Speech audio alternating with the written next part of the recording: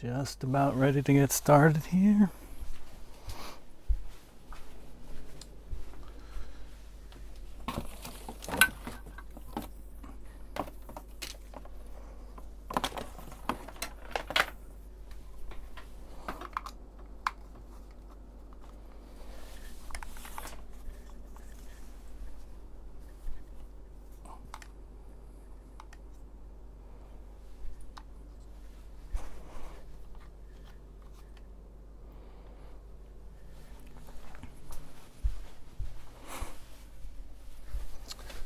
Let's get that set up. Today we're going to do something a little different. Let me pull up the schedule here. Move that over. Looking good. All right, let's see if the camera works.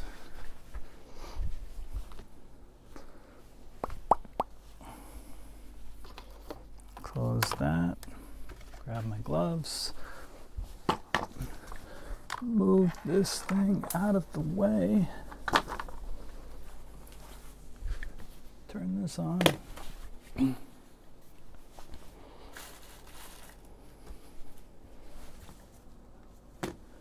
Turn it on for real. Click this button. All right.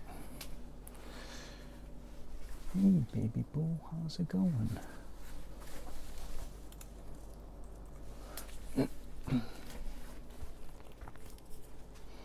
Oh, nope, it does not automatically work. Let me guess. I have to go to the camera scene, click the source, and just click properties. Close it again. Again. Ridiculous. If that's all it takes, you could do that in one line of code just to do that for people automatically. I don't understand why that has not been done yet. Such a simple thing. But that is the world we live in. That is the world we live in. It's a wild world. It's a wild one.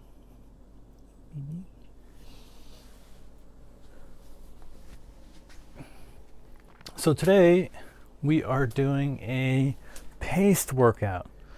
So as I mentioned before, I'm going to do them. I have 3 different variants of full body workouts, and I've done them guided for the past week and a half or so, where I've been kind of going through it slowly, showing different variants of exercises. What? I thought I had a spam filter. These guys are still getting through.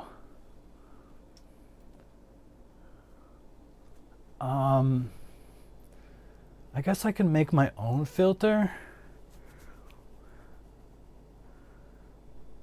You know what I'm tired of? I'm tired of you coming on my stream and spamming me, bro. I don't care if I have 0 viewers. I'm totally at peace with that. I'm at peace with that. I just love my kitty.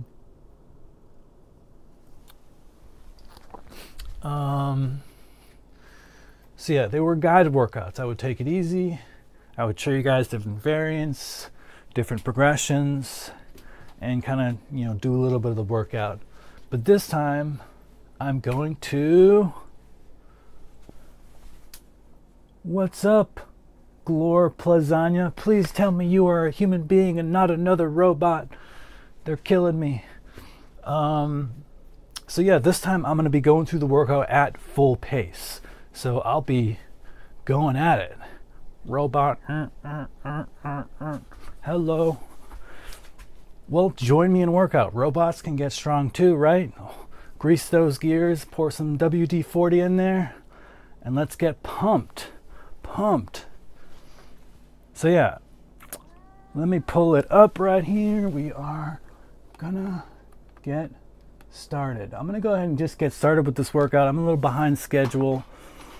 That's okay. And we'll have this cute, amazing little kitty join us. for this workout. Hey, baby. Say hi to the camera.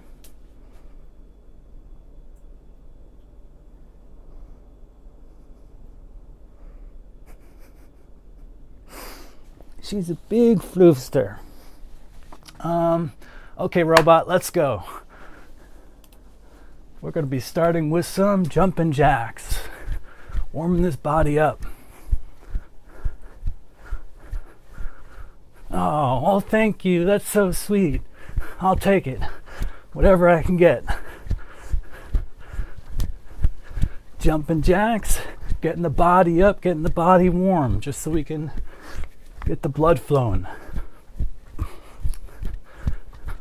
You're welcome to jump in at any time. If you need to switch into your active wear clothes, go ahead and do it. I'm going to high knees. Get those knees up.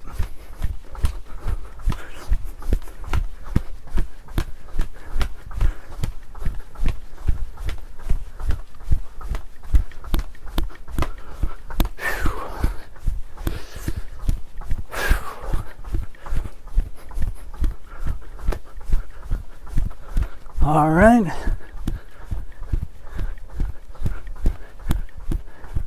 That got our heart rate up. We're going to take a moment and do some neck circles. Now, I really want you to go slow with these. It's not a race. Really stretch out that neck. If you feel bumps and stuff, crepitus, that's okay. Just avoid any pain spots. And then we'll jump into arm circles. Let's start forward. You can start small.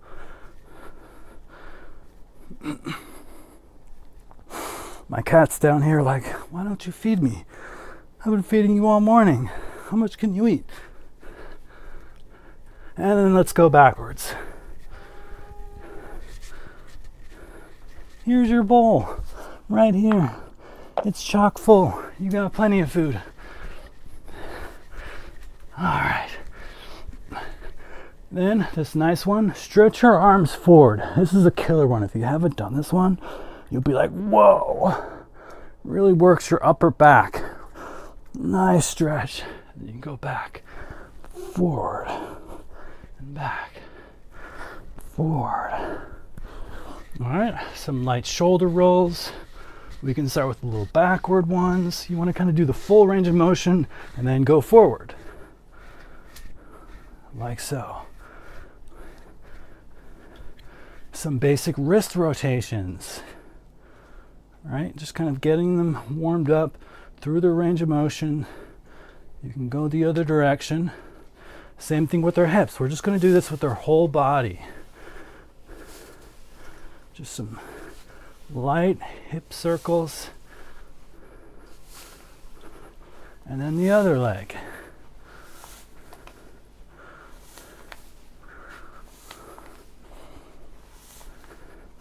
Popcorn, popcorn. I'm going to have some after. All right, ankle rotations, right? Get your ankles in their full range of motion. Really good for you. You don't want to be tripping and falling. And then we can do the other side.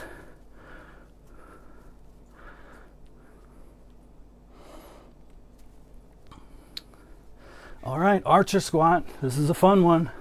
We're going to go down. Looks like my camera, I need a cameraman, so I'm gonna just have to manually adjust it myself so you can see what I'm doing.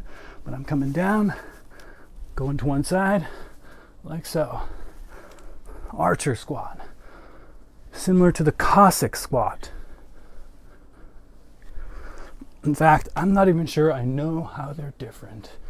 All right, straddle rotations. Go down to your ankle, look up, arm up, and then switch sides.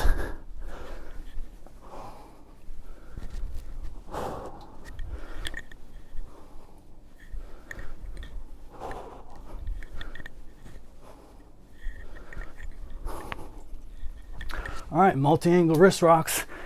Get that booty on the ground. Get on your hands and knees and very gently rock forward. Again, super gently here. If you're following along, you could easily hurt your wrist. We don't want that. We just want a light stretch in all directions.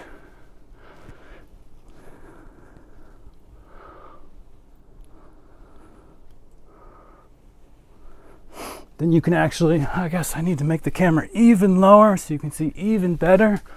Kind of like this. And then you can do a false grip to fist version. I'm gonna be super gentle here. A little bit of rocking, open and close that fist. This is a good one. We're gonna do some cat cows. If you haven't done this before, this is a killer. We're gonna do extension, which is arching your back backwards, up, and flexion, forward. Extension, flexion. Just do as far as you can in either direction. And then do some lateral flexion, just a little wiggle. You can get your neck in there. Hey, baby. All right, then we're gonna take a little bit of rest. I'm gonna set up this, put on some sound. Be cool if I could play music, but you know, copyright and all that, can't do that. But yeah, we're gonna start with the glute bridge, nice and easy. Like I said, I'm gonna be progressing to be a little bit more difficult, a bit more challenging over time. But right now, super, super easy. Any beginner can just jump right in. So glute bridge setup is gonna have us on our backs. Put your hands by your side. Don't want your feet too close to your butt or too far away, just somewhere kind of comfortable in the middle. And the motion we're going to do, super sexual, but it's a really good exercise too. I'm just going to go up with the hips, squeeze those glutes. You want a big booty? Well, this is how you get it. Start with the glute bridge.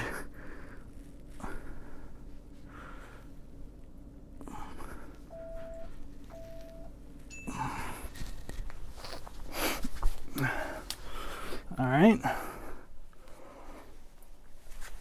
Now I'm going to do some push-ups. Now this is a quad set, so you can do I'm going to do 4 exercises back to back.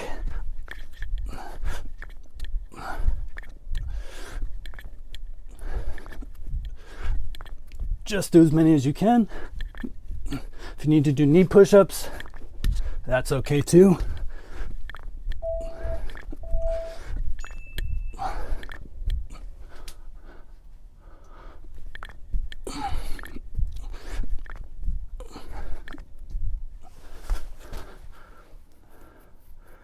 I'm a little off time. Wow, that was weird.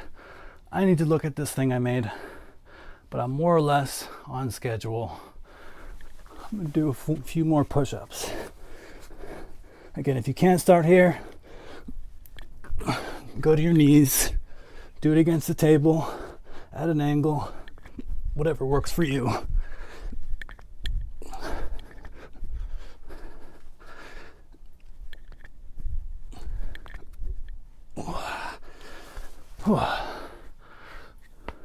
That's a good one. If you can't go the whole minute, I'm going to be doing these for a minute each. If you can't go the whole minute, that's okay. Just do as much as you can, take a break, jump back in. Oh, well, thank you. I'm going to take a 30-minute rest. Just kidding, 30-second rest. Next up, pull-ups. This is a fundamental. I'm going to move my camera up so you can see what's going on over here.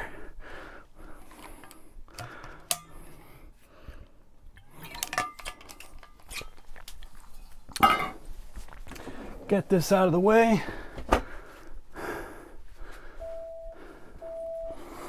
Again, if you can't do the pull-ups, many different variants, you can just start up here and go negative. That's one way to do it. Then start up here again and go negative. Get a chair, help you get up there, whatever.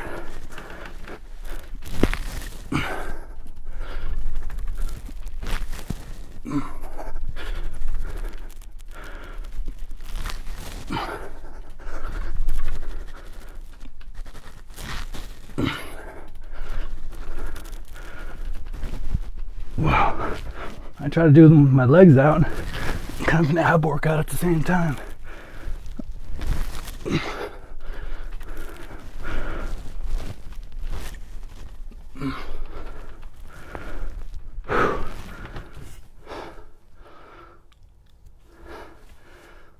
I'm gonna take a break, do a couple more before the timer's up.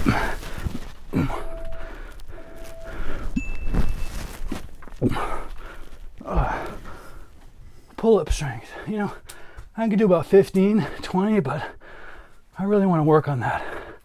I want to be able to do 50 pull-ups. And then I want to start weighting them, doing different types.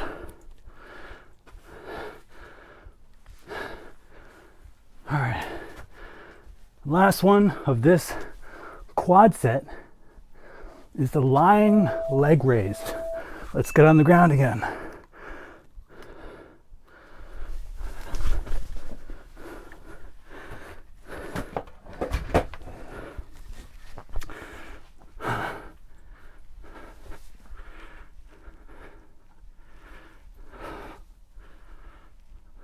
Great for the core, especially the lower core.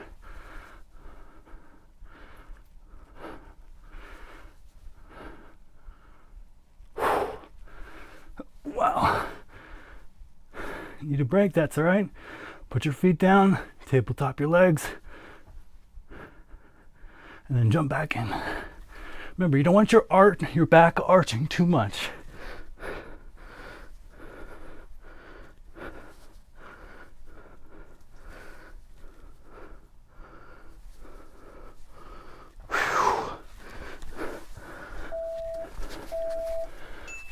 And then that, hey, Eyed Gaming, welcome.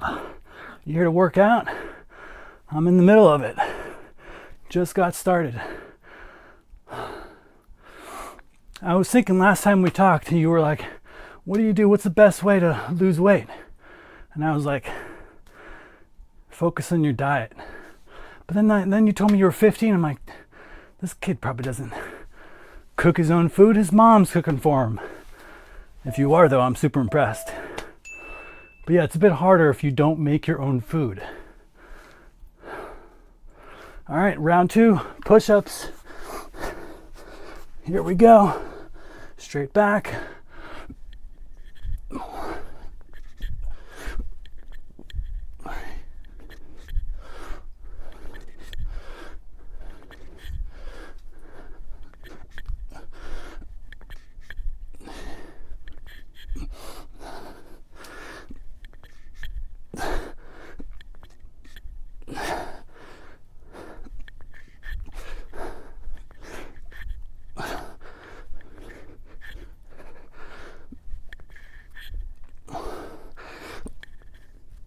Oh, wow, that's hard. I'll take a break. 10 seconds left. I can do a couple more.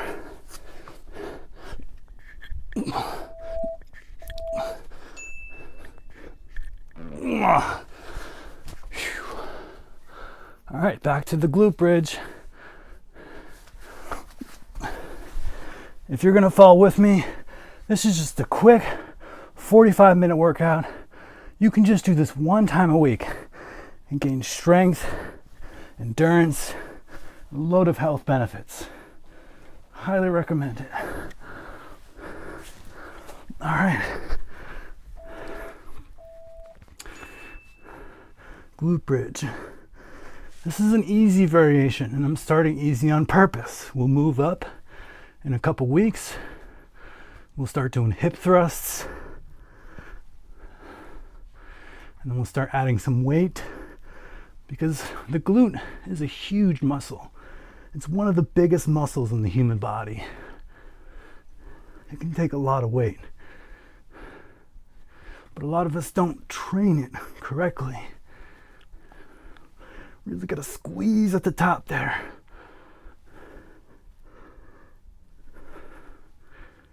And lower down with control. But we'll be doing a complete full body workout. Pretty much every major muscle group will be touched. So you have a nice, even, balanced body.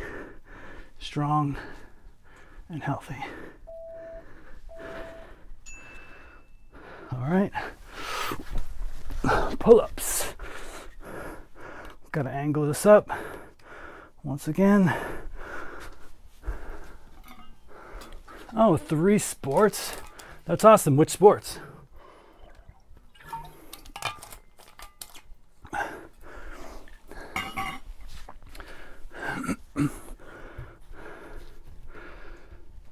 All right.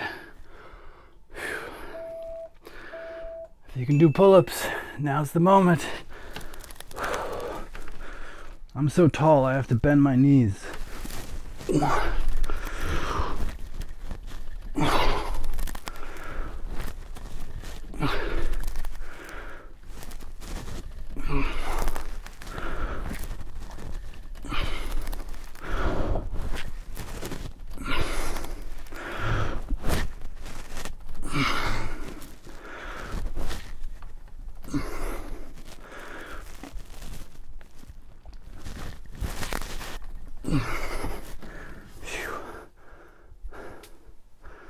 I did baseball when I was younger. I mean, I played all sorts of stuff, basketball, football, but I did baseball in leagues for 10 years. That was my sport. Although, I kind of regret it. I mean, not like I regretted doing the sport, but baseball, a lot of waiting around, you know? Waiting to get at bat, waiting in the outfield.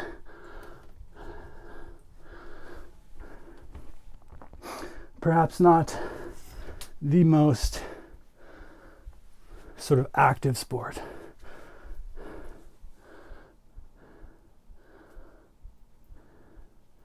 Swimming, kickboxing, judo. That is a wonderful combination. Swimming is such a great sport. It gets all the boxes checked, except for like high weight load. Like you're not really straining the muscles, you're not building bone density, but you can get cardio. Back to the lying leg lower. Look at me, I'm being lazy, I'm talking too much. But yeah, swimming, great. Cardio, pretty good overall conditioning. And then judo, kickboxing, that's badass. Very practical, self-defense.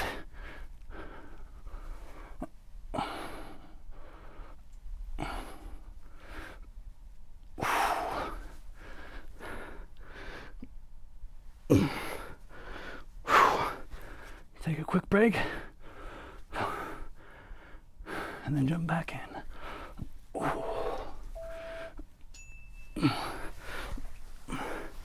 All right, that was our first quad set.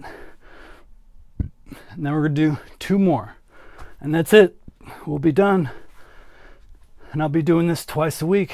You can just hop in, join me, we'll have fun. Next up is going to be the dumbbell overhead press. I'm just gonna set up my weight bench here. How the heck did that happen?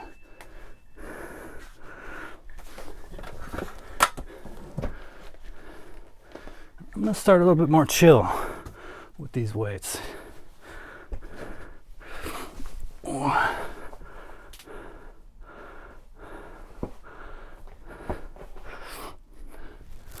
I'm sure you are, my brother or sister.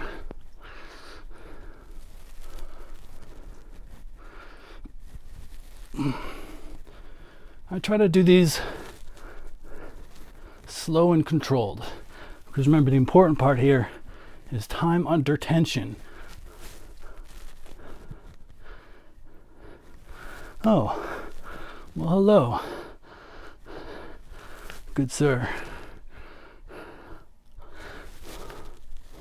I am a boy too.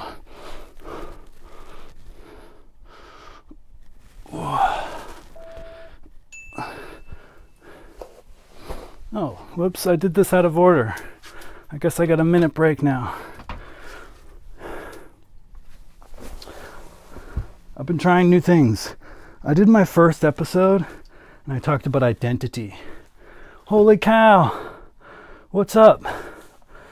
Yeah, it does need a little bit of space. But I guess if you're super if you're an engineer, you make your bed on the ceiling, you can maybe figure something out. or just of course get a gym membership. But yeah, I think you can do most of what you need at home. So if you aren't super keen on like slogging yourself to the gym all the time, you can be perfectly fit, perfectly healthy, just from a quick home workout.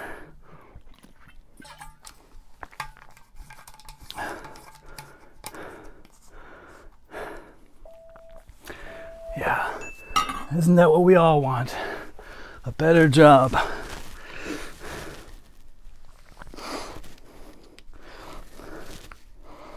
You know, I thought I had it all. I was working at NASA Ames. I was an engineer. I was making six figures. Everybody's like, wow, you work at NASA, man. You're so cool. So it gave me a level of like prestige and respect amongst my friends. But honestly, even though I'm super grateful for the experience and the opportunity, it just didn't seem like it was a priority. I mean, look at the world. Incline dumbbell curls. All right, I'm back on schedule. I'm gonna do these with 20s. Start a bit lighter. Look at the world. It's so crazy. I mean, I don't know if you live in the US or you know about US politics, but it is crazy over here. We're at each other's throats. People are dying. People are shooting people. Seems like there's a lot of issues going on. Meanwhile, I was doing work to tweak the national airspace system and improve routes by like 3%. Like, yeah, someone needs to do that eventually, but maybe we should look at the real big problems now, like our country falling apart, right? So I just got a little bit disillusioned in time. I wanted to work on something I thought would be more impactful. I can do more. I'm going to go into my rest period and do a little bit more.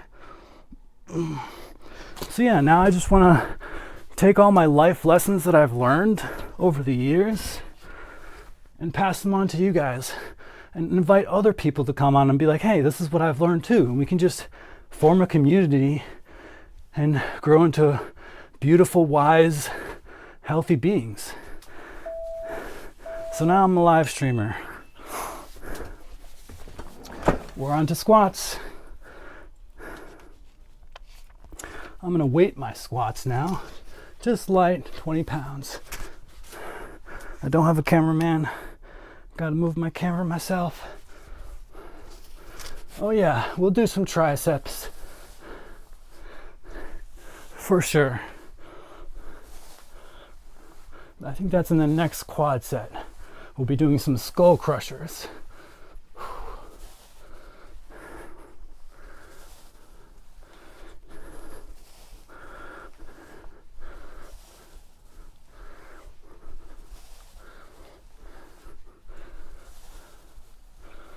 Whew.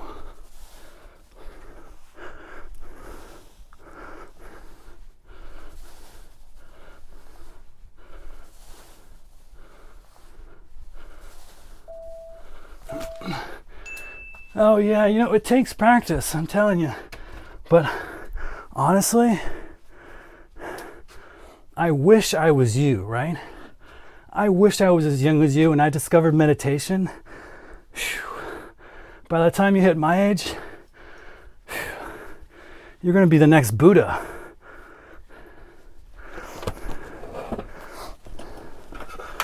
I only discovered meditation in my 30s, early 30s, and I didn't really give it that much attention. All right, round 2, dumbbell overhead press.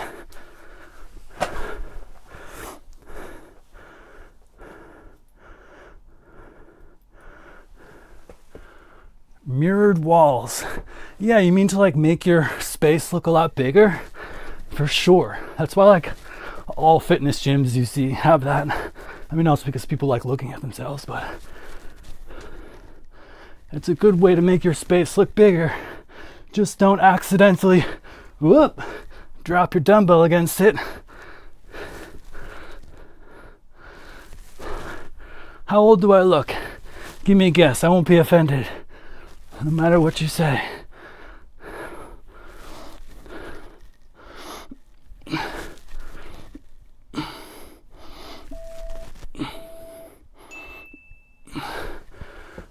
25 years old. Wow, what a dream.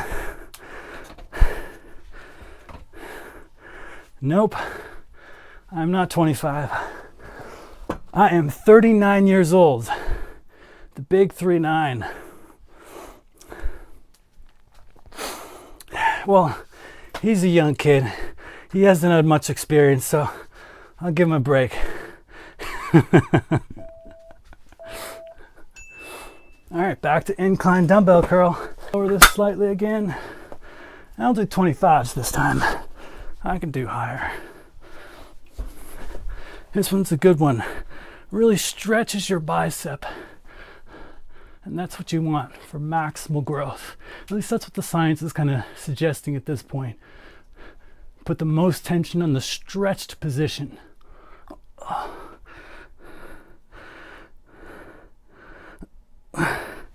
Yeah, I get that a lot. I've had that my whole life, you know? I guess I have good genetics. It was bad in the beginning, but good later on. When I was like already 25, you know, I was an adult. People were like, "You're only 18, bro. I'm gonna treat you like a kid." But now as they get older, I still look like an adult.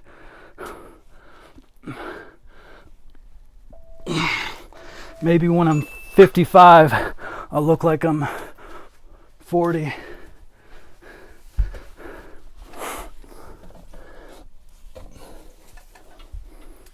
But yeah, a big part of that also is just being mindful about sun exposure.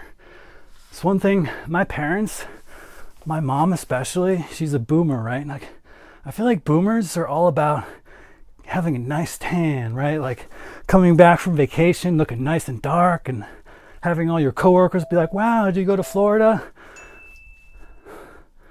But it's really not that great for your skin if you're like sunbathing for 10 hours a day for a long time. So I made sure to always apply sunscreen whenever I'm out in the sun. I even carry around an umbrella if it's really bad. You know, like a sun umbrella. Because the sun, while good for you in small doses, unfortunately does damage the skin. Look at me talking. I'm being lazy. We're on squats. I'll restart the timer. Actually, I'm not going to do that. I promised I wouldn't. I'll just do a little bit extra.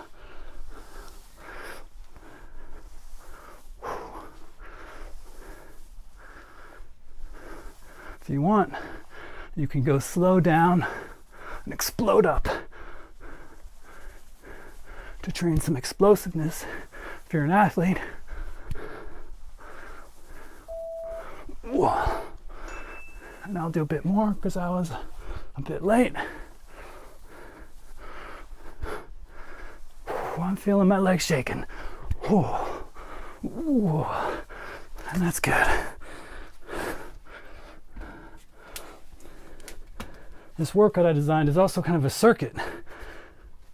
Get you sweating, get your blood flowing. It's kind of like doing cardio and strength training all in one.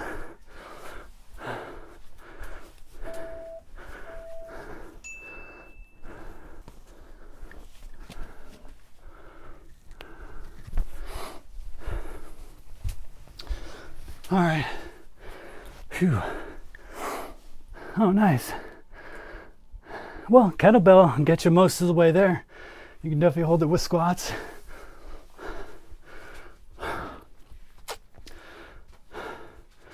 But yeah, I want to transition to some like calisthenics workout where it's not as dependent on dumbbells, because I know a lot of people don't have the space, or maybe they can't afford it or whatever. So if they're good workouts that I can do, that anybody can do with just their body weight, that's what I would like. But I'm not quite there myself. Calisthenics is still new to me, but I think there's a lot of potential. So I'll be getting into that over time. Oh. Next up, RDLs, the quintessential hip hinge movement. I'll start a bit lighter. Someone told me once, think about it like you're trying to close a drawer with your butt. like keeping your back straight.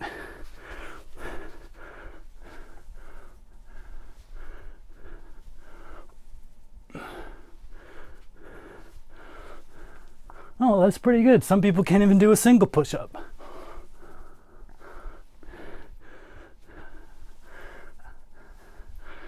I think what's important, especially as someone who's young, you know, you got people all around you who are like, you need to do this, you need to do that, you need to go to school, you need to study hard, you need to go to after school, study even harder. So then you can get into college, then you can do more studying, right? Everybody around you is telling you, do this, do that. So you tend to be pretty busy. If you got all those sports you said earlier, probably pretty busy. So it's key to come up with a routine that you can do that's like pretty quick. I used to have one where I would just do like as many push-ups as I could do, as many pull-ups as I could do, as many squats as I could do. And like that was basically it. I did some bicep curls too, but you can get pretty good results from not too much work. But if you want overall balance, something like the program that I'm doing now is going to give you overall balance. So we just did RDLs, now we're on skull crushers. So this one you can do on the ground, like so. This is that tricep exercise. Slow and controlled. Elbows pointing as straight up as possible.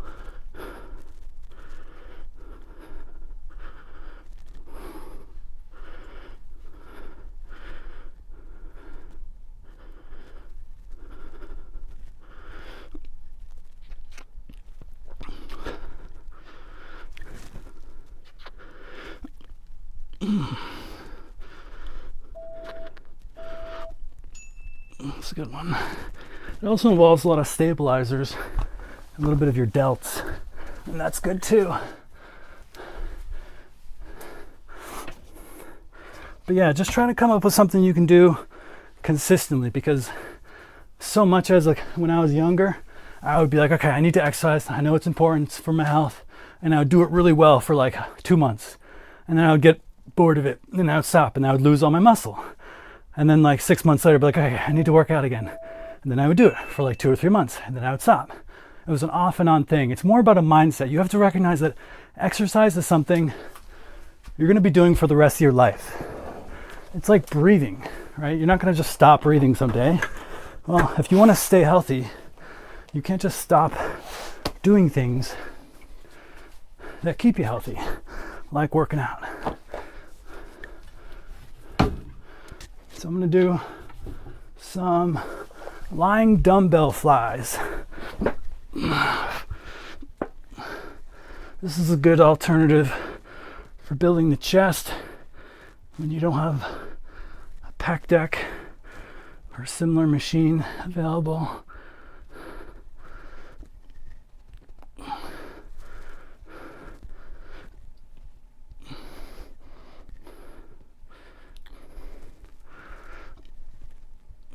I only do lengthened partials.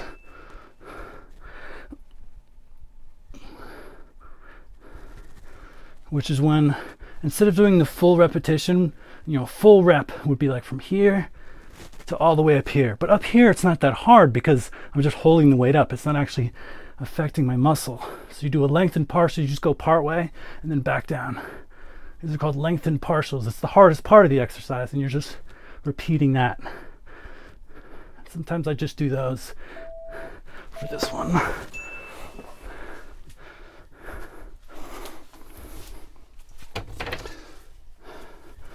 All right. This is the last exercise in this, and then just the same thing once more, and we're done. Actually, I think there's a little extra burn at the end. These are known as bent over rows. Really good exercise for your lats. Put one leg up, one arm here. Feel that stretch in your lats and pull towards your belly button. If you want, you can explode up, slow down. But I find these respond better to slow and controlled movements the whole time.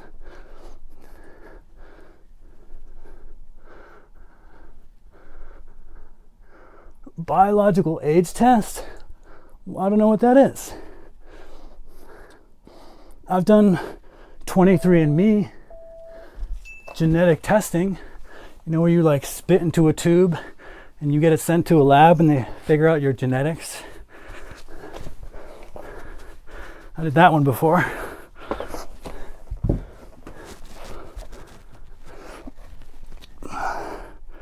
Gonna do the other side.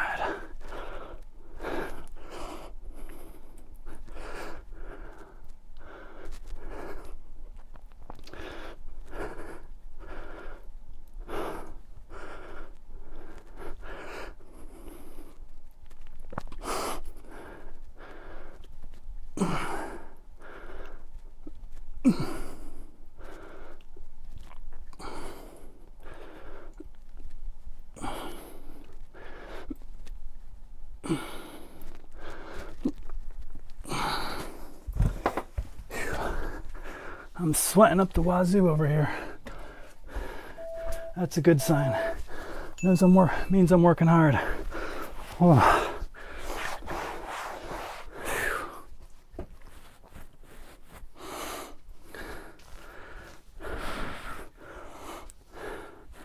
When you say biological age testing thing, Nicole, what's up? I'm too tall. I have to bend down to say hi.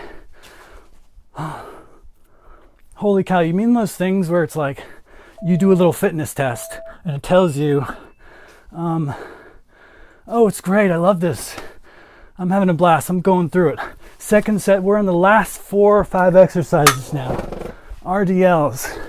Let's get the big boy weights. All right. Hip hinge. Remember, it's like pushing a drawer shut with your butt.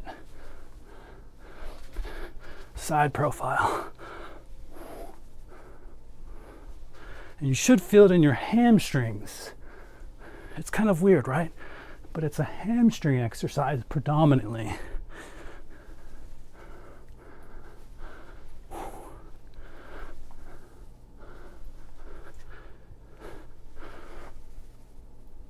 You'll feel it in your spinal erectors as well.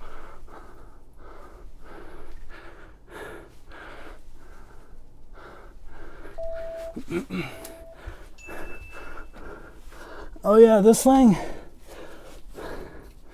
Yeah, it has some uses. You can like lie on it and stuff. I'm honestly afraid to pop that one though. I want like an actual thick medicine ball. All right.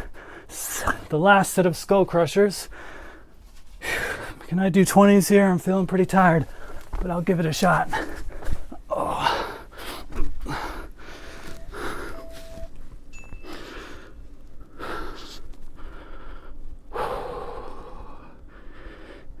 And up.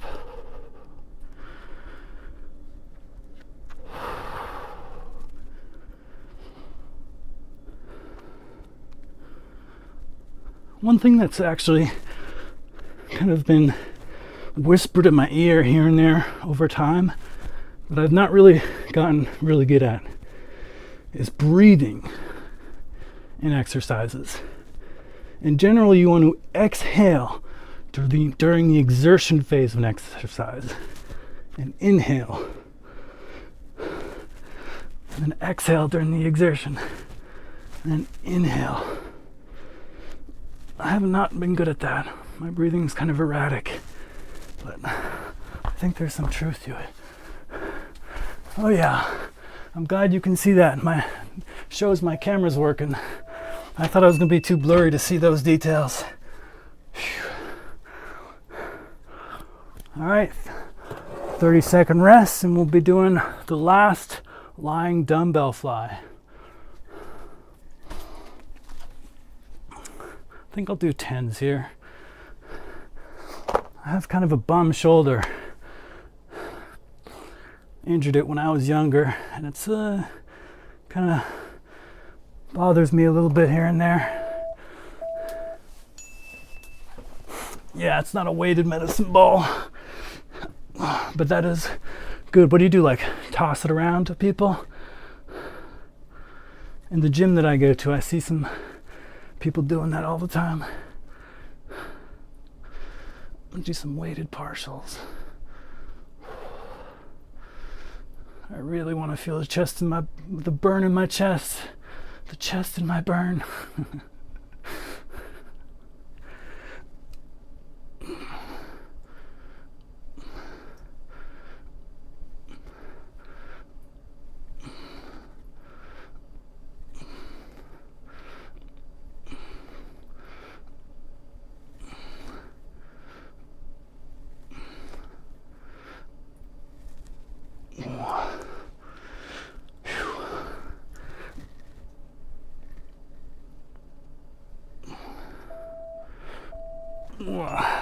That felt good.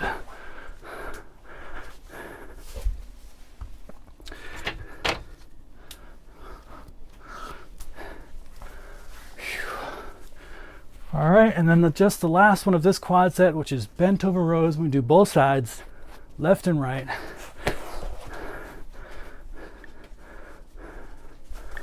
I'm gonna get a quick drink, make sure to hydrate.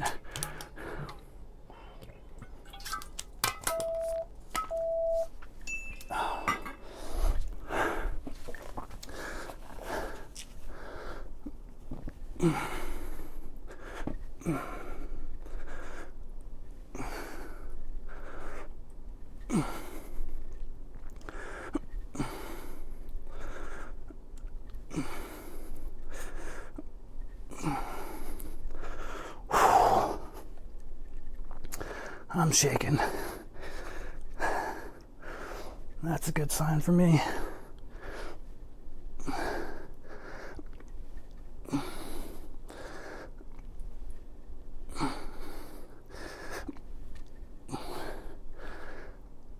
Oh, I'm shaking all over my body.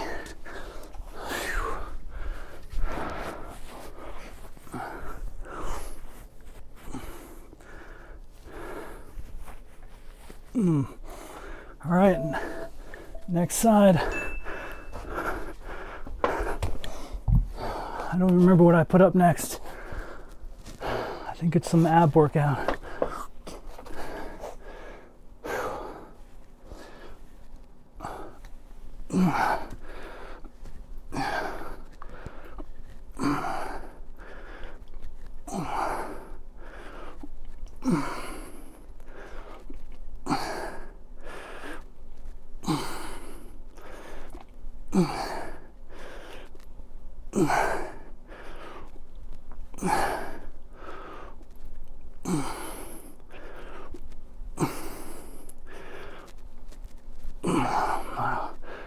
I'm dripping sweat like it's a fountain.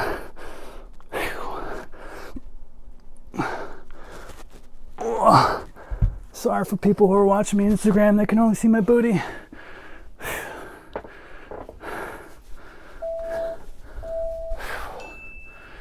All right, got a little bit of a rest, and then after this, just wrap up on that core because everybody wants a six-pack. So we'll get you a six-pack for sure if you do this workout with me. Oh.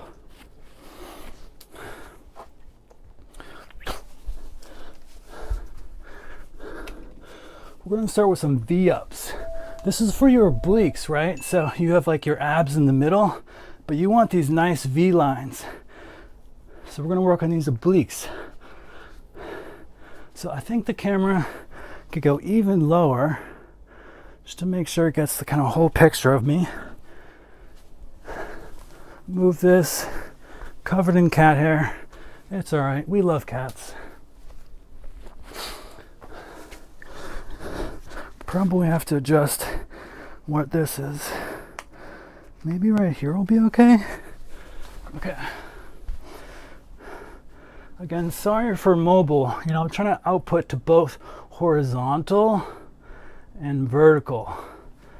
And so I have this thing where it's like sending both, but the vertical one, you can't see my head. So recommended if you want to do this workout, go on one of the horizontal platforms. NASA, I don't know if there's official agency-wide standard, but in my line of work we did imperial. Not confidential. If it was, oops. Oblique V-ups. So this is kind of the general motion. You're on your side and you're crunching up like this. It's kind of a tricky one to do. It took me a while to kind of get used to this position, and some people might not even want to put that much support here. So just tweak it until you feel what's right. You should start feeling a burn on both sides, and then switch to do the other side. Yeah, I think it depends what unit you use, depends on what department you're in. So my department worked with the National Airspace System. So we did a lot of work with the FAA, and the whole National Airspace System is based on imperial system. It was like before we smartened up and realized, okay, you know, maybe we should be doing the metric system for most things. So I think maybe if you do, like, if you're working on the space shuttle or something, probably doing metric is my guess. If you're doing physics, astrophysics, probably doing metric. But if you're using a legacy system like the National Airspace System, it's all based on feet. So we use imperial. All right, and the last part is a plank burnout. I want you to just hold this plank as long as you can until everything is just burning and you can't hold it anymore. And that'll be it.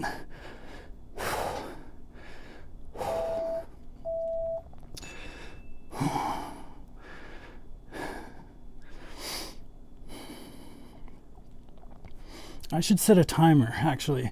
The first time you do this in a while, set a timer for yourself. And you'll see, okay, I can do 30 seconds, a minute, or whatever. And then as you go week to week practicing, it's really nice to see that number go up, and it's a lot easier. You can do 2 minutes, you can do 3 minutes. Catch yourself as well over time, sagging down. Try to keep that spine neutral. Keep that core tight.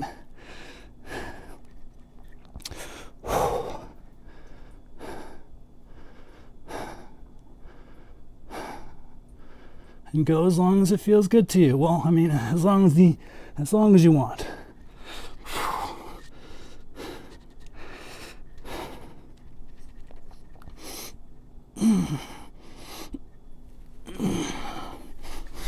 That feels pretty good to me.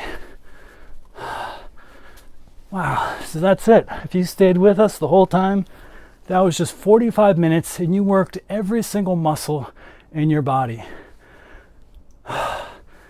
And I talked about this past Monday exactly how I built this, but in a nutshell, I looked over tons of different exercises. I wrote down meticulously what body parts each exercise affected, what muscles they affected, and then I built a list to make sure every single muscle was touched at least once, sometimes twice, in each exercise. And I created 3 different full body exercises.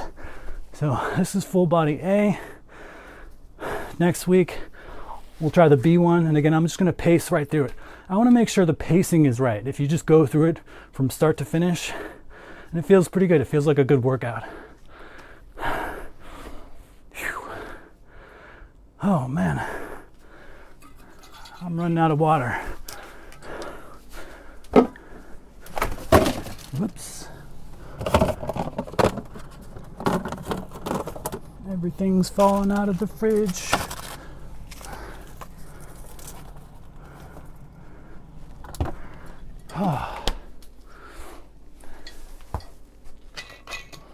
Yeah, I totally can show you. Let's see if I can find where they are.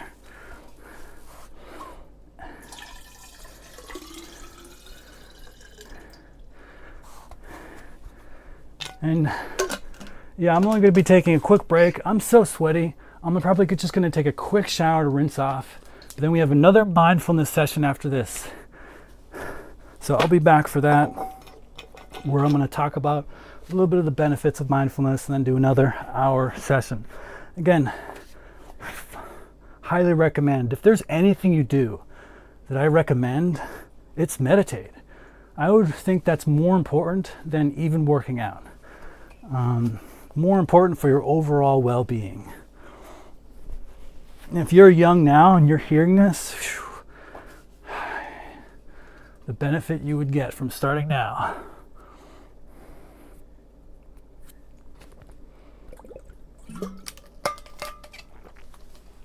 I know, right?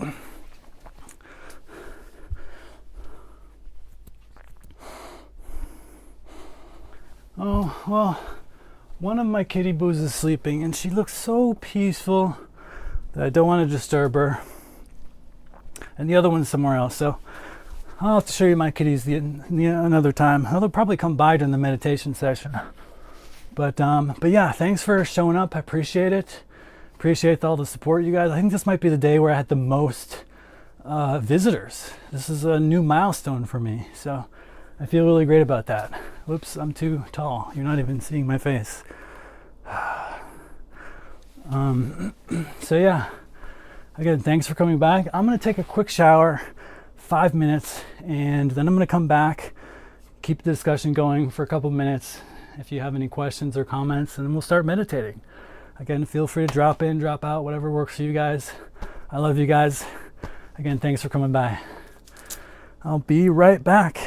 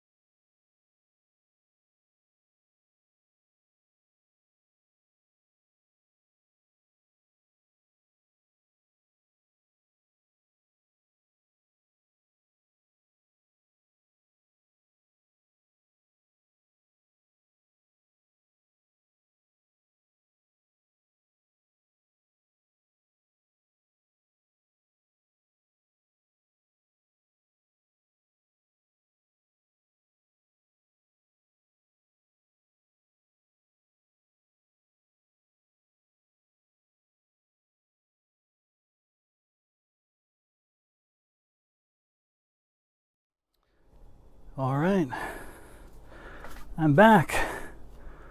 I told you it'd be fast. It was a quick shower. What's the button I press? Number 5.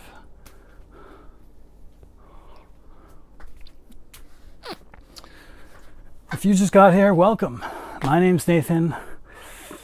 I don't know why you wouldn't know that, because that's my channel name. But in case you didn't know my name was Nathan, I'm Nathan. And welcome. Slowest shower in the... That's funny, because everybody else I know says the exact opposite. In fact, I don't know, I was raised to be too conscientious. Maybe not too. Maybe there's no such thing as too, but I just don't like taking really long showers. I feel like it's a huge waste of water if you're in there for like an hour lathering yourself. So I just take quick and dirty showers. Well, quick and clean, I should say. But yeah. Yeah, so welcome. This is the mindfulness section, and this is where we talk about mindfulness. This whole channel, if you're new here, is just about how to live well. How to be happy, how to be healthy, how to make good connections, how to maintain those connections, and yeah, just like find and maintain an implacable inner peace and happiness through diet, exercise, and your connection with others. And this particular session is on mindfulness. Very, very powerful practice. Okay, let me figure out where I have to be. Okay, if I'm exactly here, I'll be in the middle of the vertical and on the side of the horizontal. So powerful. So usually what I've been doing is, I open up for discussion, people have questions. It's been a little bit quieter. Mostly the bots have been talking until today, the #1 chatting day, which is great. I love feeling like I'm actually talking to people. But otherwise I'll go into a quote. Whoops, don't cover that. Go into a quote that resonates with me and kind of explain how mindfulness, how it relates to mindfulness. So let me grab my chair, which is over here.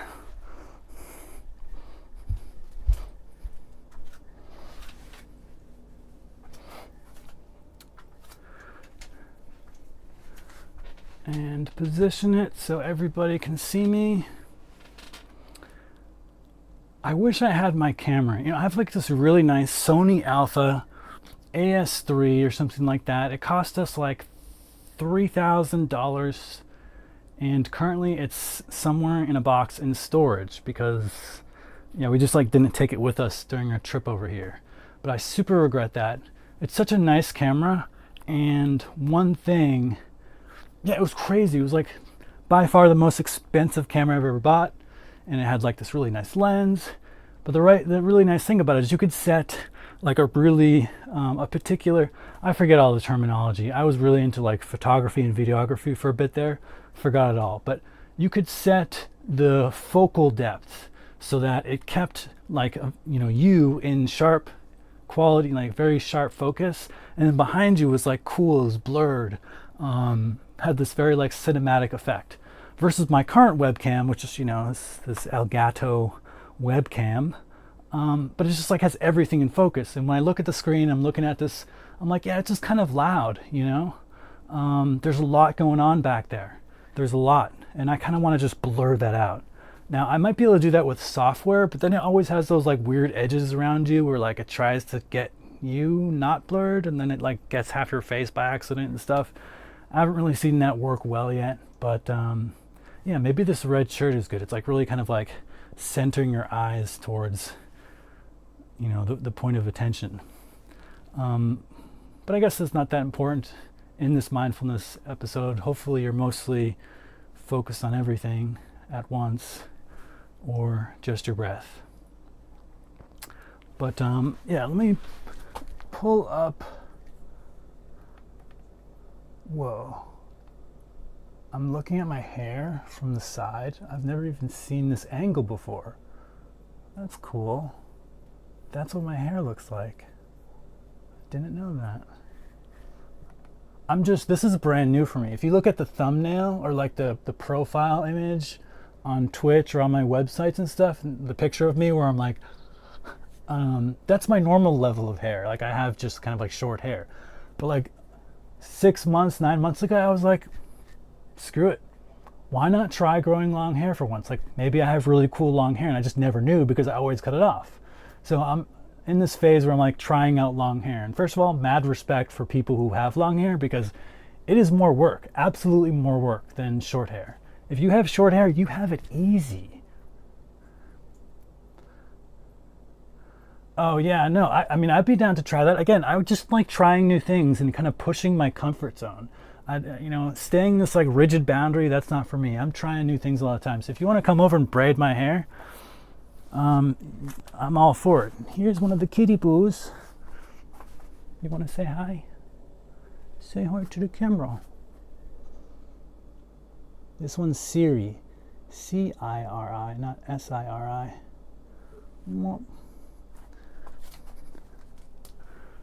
Oh, well, thank you. I've been finding it mostly annoying. I mean, first of all, I don't know if you guys have long hair, but it takes longer to dry. So if you ever take a shower and you want to go straight to bed or something, your whole pillow is getting wet. Surfer vibes. Yeah, I love surfing. I'm down for that. It gets in your face. So if you don't tie it up, you'll be doing stuff and it's just like flicks in your eyes and you're like, get out of my face.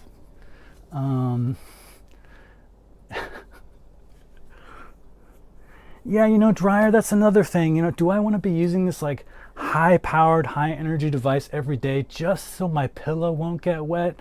For me, that just feels like, that's like a use of electricity that I don't really feel that good about. So I try to minimize my use of energy where possible. I recognize my privilege as an American, especially as a white American. And I kind of want to be a little bit more mindful personally, so I don't use a lot of high energy things like that where I can. Not perfect.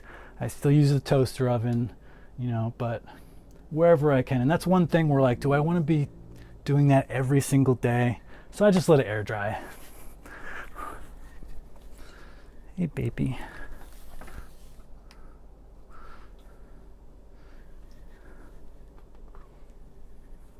You are absolutely correct. I am mixed race. I am absolutely mixed race. Do you want to guess what race is? I'll give you a prize. I don't know what prize, but a picture of my cat. I don't know.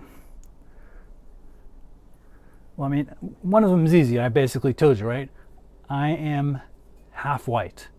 My mom is of English, Irish ancestry. Now that's a bit too low. You're looking up at me. That's weird. How about just look at me?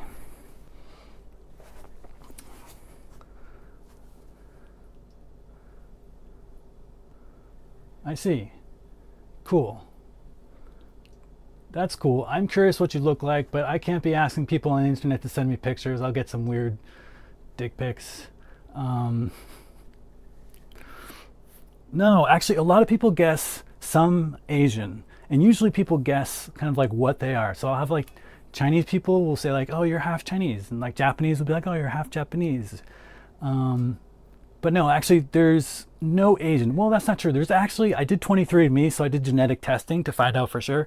And it turns out there's like a very small amount, like less than 2%, like 1.7% Asian. But it's like so small. I have more Neanderthal or Neanderthal, depending on how you pronounce it, than Asian. So I don't think that really meaningfully contributes to my... I absolutely do have Discord. If you just go to... So yeah, my mom is European, English, Irish. My dad, not in Europe. Something else entirely. Keep guessing. Yeah, my Discord is on my website. So if you go to... where's the camera? This website. njb.fyi. At the bottom, there's a link to the Discord. You can hop on my Discord. I'm in there. Say hi. Actually, I left Discord so I don't get a lot of beeps while I'm doing this live stream, but yeah, absolutely. Any Homo sapiens? Yes, I think my dad is Homo sapiens, right? That means he's a human? What do you mean, Homo sapiens?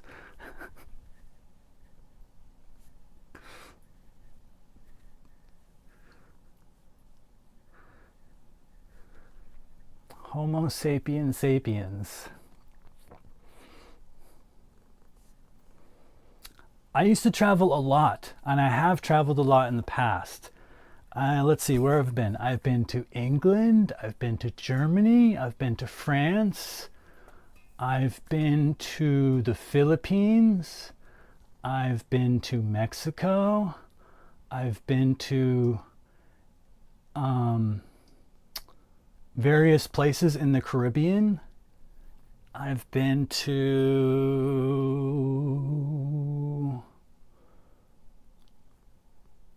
I've stepped out of the airport into Taiwan. No, off the plane into the airport, but never went into the city.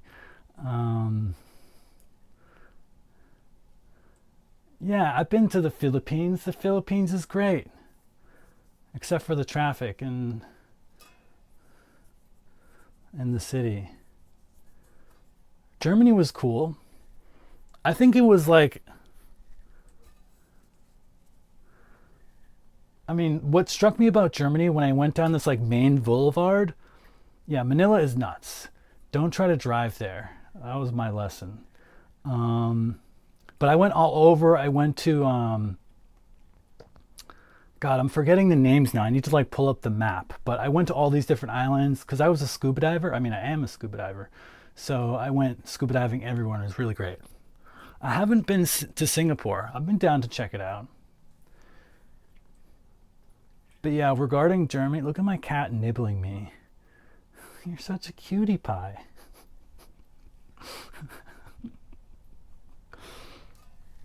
Yes, Palawan, Boracay. I mean, Boracay I thought was kind of like touristy. You know, it's got the powdery sand. You know, everybody loves that. And I saw a really cool, dangerous snake, the most poisonous snake on the planet in the water there.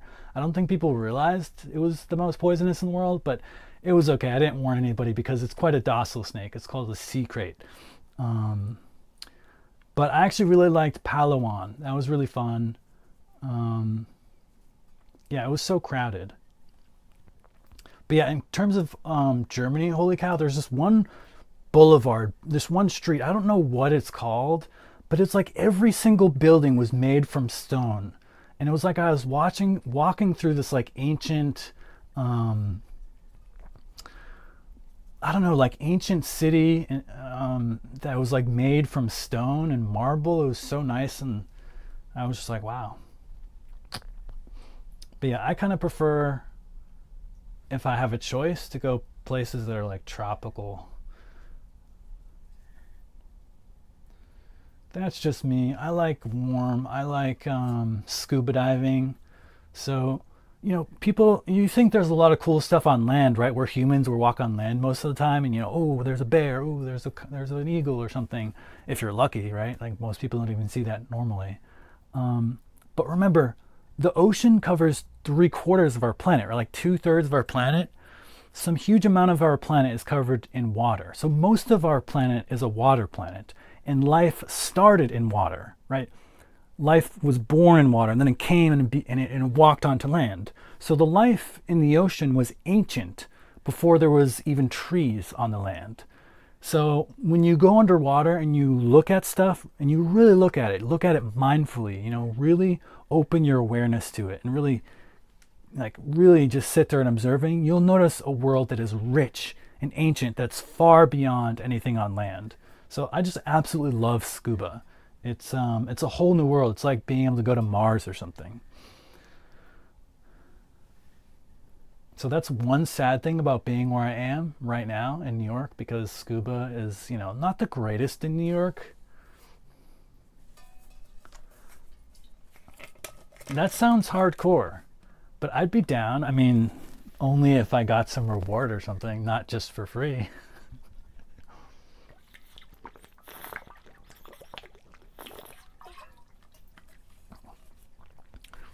I love surfing. I was in Hawaii, and regrettably, I didn't do too much surfing. But it's a big thing there for sure. And if you go to the right spots, there's some killer waves. But when I traveled, I did mostly with other people. My Europe trip was solo, but it was to meet friends. So back at that time, I had a company where I was making video games. And so and a lot of the people worked in Europe. And so I was like, hey, I'm going to go travel. I want to say hi to you guys, like meet you in real life. And so that's what I did. I flew over there and we hung out. It was really great. But I wasn't super mindful back then. So I feel like I could have spent more time with them and given them more attention. It's interesting. When you meditate more, you get to a level of awareness about yourself and how you are that, is really powerful, really helpful. But then you look back at your old self, how you were before you were mindful, and you're like, whoa, like maybe, I didn't really give them the full amount of attention they deserved, or, this friend or that friend. And it's really helpful. It helps you live without regret.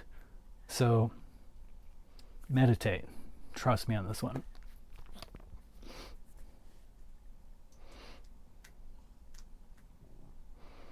Yeah, and starting with a retreat is good. I've heard that that's very powerful, as opposed to just like doing, you can just start 5 minutes a day. I think that's fine. But I have heard a lot of firsthand feedback from people, not feedback, but advice or tips in terms of getting started. And they said, kind of like just diving in and doing like a meditation like retreat, where you go to a place and they feed you, right? They like show you how to do everything, and you can just meditate for like 8 hours a day for like 10 days or whatever the length of the program is. You don't have to worry about food, laundry, all that stuff. And yeah, it's just like a nice way to kind of like get over the initial hump and learning curve. 3 hours. So that was 3 hours daily. Was it like a multi-day program?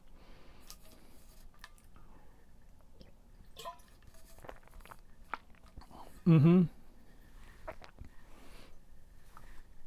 Hey, baby. Come here.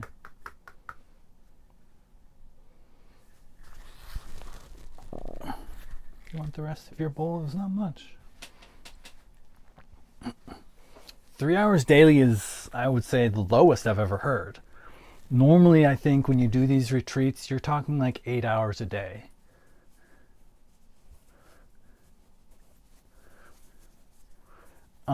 And that's why you very quickly learn to meditate with your eyes open, and also while moving, because sitting in the same spot for 8 hours is going to be hard on your spine. So they teach you how to do it with your eyes open. You walk, but it's a really slow walk, right? You're not walking like, you're walking like like a snail's pace, like practically this slow.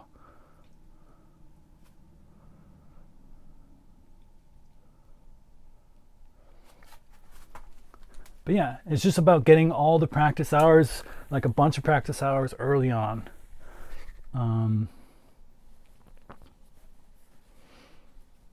Muay Thai is great too. Wow, it sounds like a really unique retreat. Meditation in Muay Thai. That's awesome. I actually trained that as well.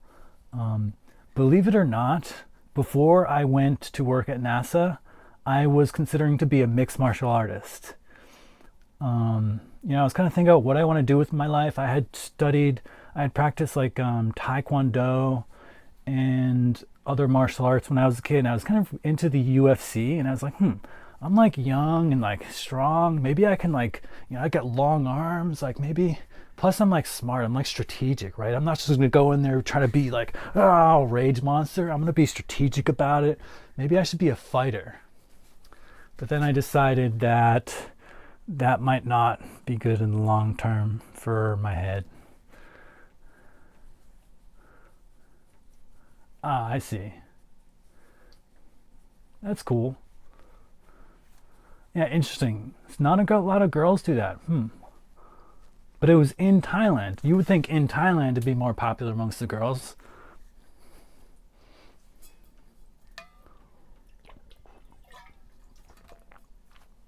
but who would know? I want to go there someday. I guess I'm a little bit nervous about going to countries that are under the rule of authoritarian regimes. Yeah, I don't know. I don't want to get arrested and kidnapped. I feel nervous about that. Can you protect me? Make me feel safe?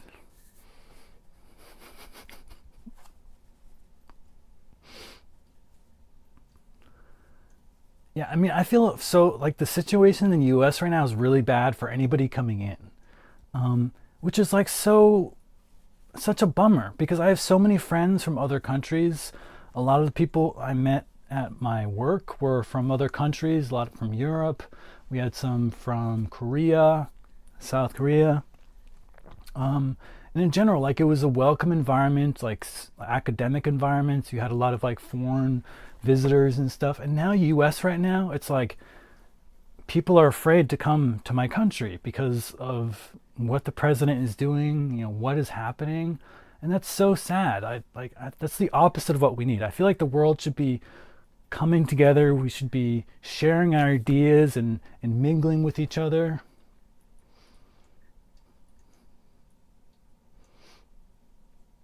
Too lazy? I doubt that. I'm not a judgmental person. Um, I think everybody should do what feels good to them. And I think we also just have to accept in life that some people are like, they're on it and they're like, I want to work hard and work like 70 hours a week. And some people are just more chill. And honestly, I'm a bit more of a chill end of the spectrum. I really don't want to be, I did that, I worked 9 to 5, I put in the time. I don't think we have to do that. I think that's kind of a myth of the modern world. That sounds like the perfect life. Yes. Do you have an extra room? That would be awesome. Can I move in with you? Um, yeah, that sounds like a dream life. That's what I would like to do. Um, I'm kind of a homebody too. I don't need to go out. I'm currently right now in New York City, right? Like the biggest city in the world has everything. You could eat any food and do any events. But am I doing those? No, not really. I don't know. It's just not for me. Hey, maybe we'll see. Um, but yeah, I don't know. I'm not really into the big city vibes. I'm more into, I want to have a nice, peaceful life in nature. I want to be surrounded by trees. I want to breathe fresh air. I want to be able to plant my own crops and see them grow and pick my own fresh tomatoes. Yeah, it's so fast paced and everybody is so unfriendly. What I described was the Netherlands. That's awesome. Actually, one of my good friends is from the Netherlands, and I just need the slightest excuse to go there and go visit him and his family. Um,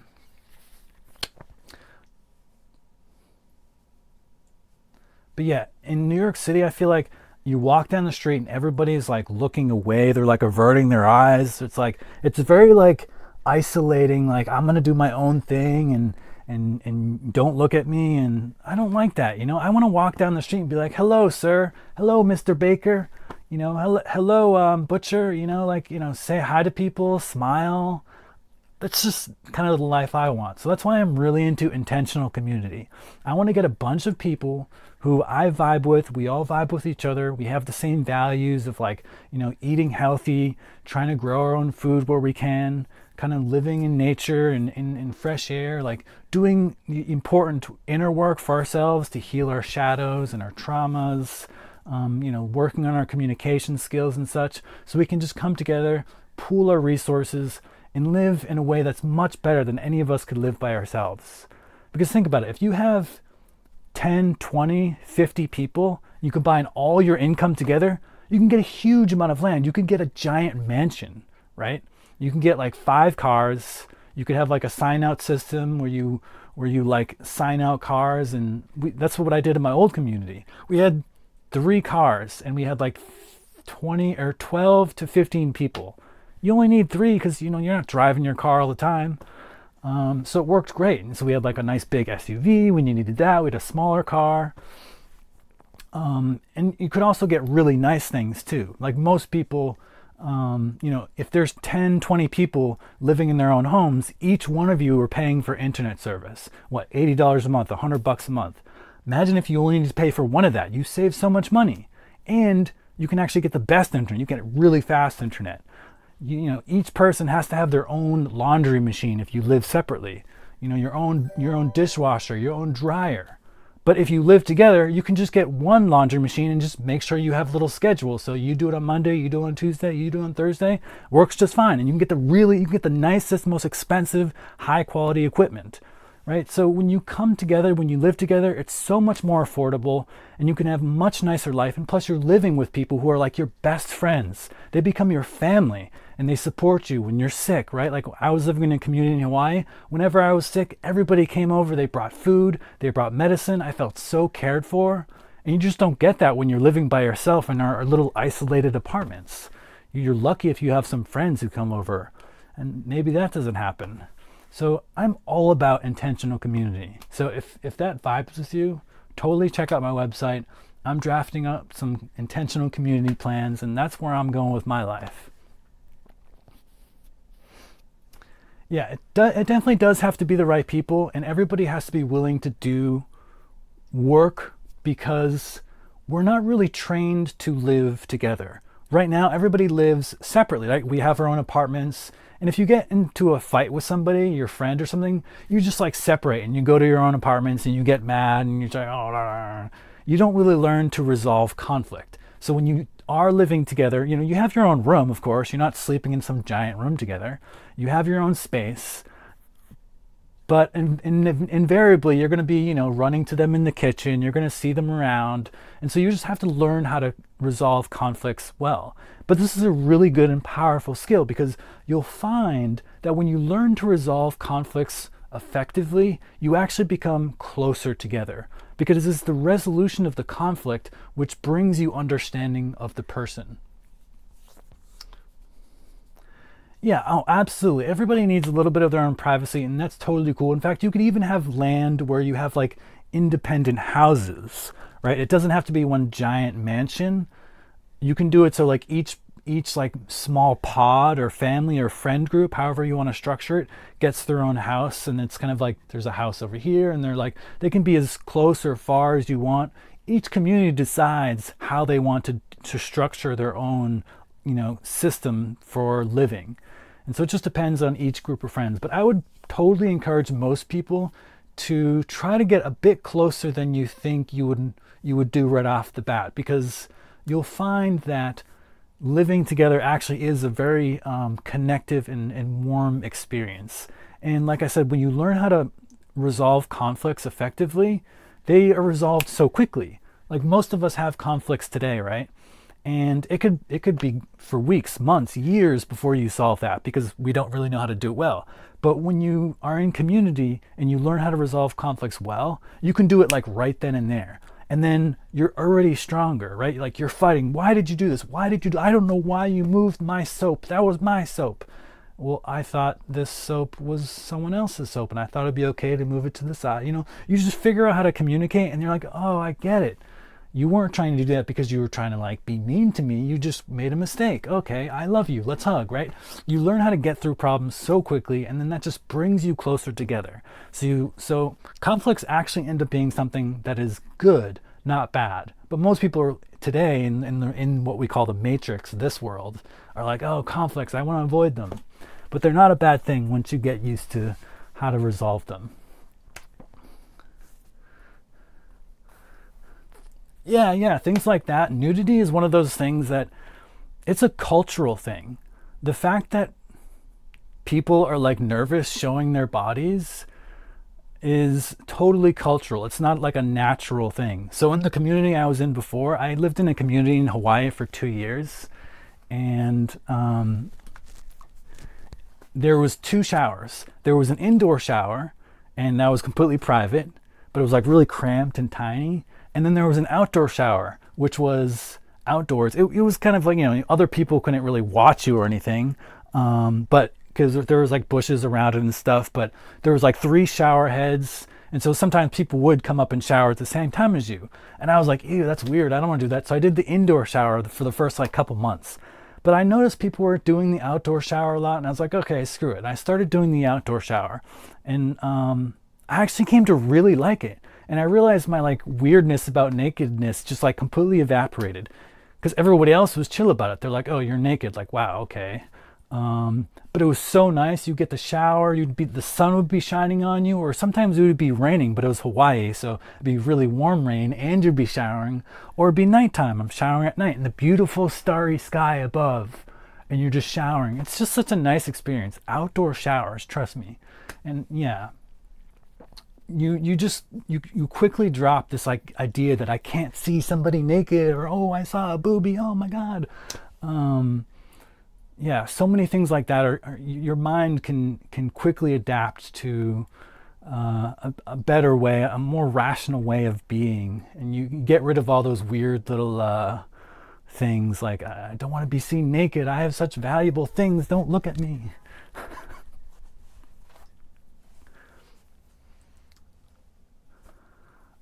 Yeah, so in the community, it was totally normal for girls to be topless. Now, I think most of the time people did have a shirt on anyways, just because, there's sun, right? You want to kind of like protect yourself a little bit from the sun. You might get mosquito bites or something, but there were definitely women who were totally cool with being topless from time to time. Not a big deal at all. It's just really up to each individual person. Swimming, we didn't actually have a pool, so we just went to the beach. And yeah, there are beaches that were totally allowed to be topless, but some beaches were like, you can't be topless, you must have a shirt on. So it just depended on the particular rules.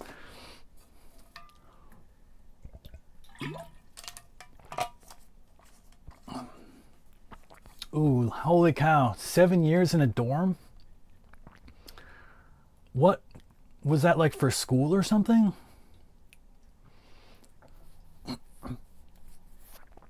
Oh yeah, so many people are judgmental.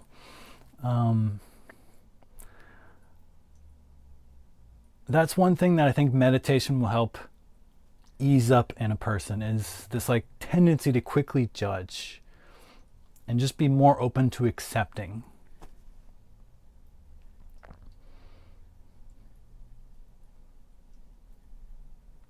Yeah.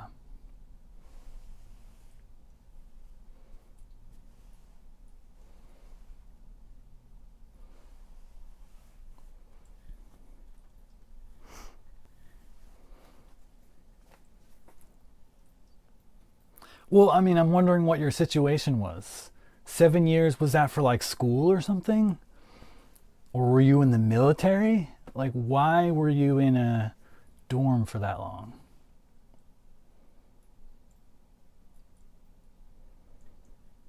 Yeah, I'm jealous. I totally want a pool.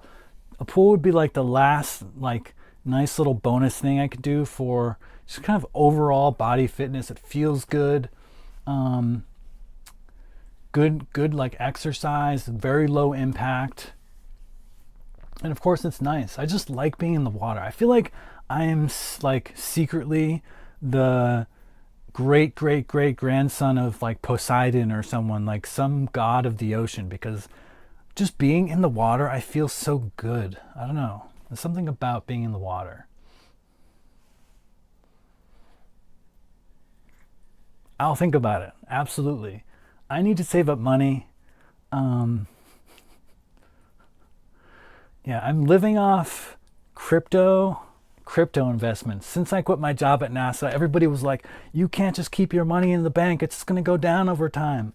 You got to invest it. So I invested all this money into crypto, and I'm like, some is up, some is down. I'm like, oh God, I hate this. Why did I do this?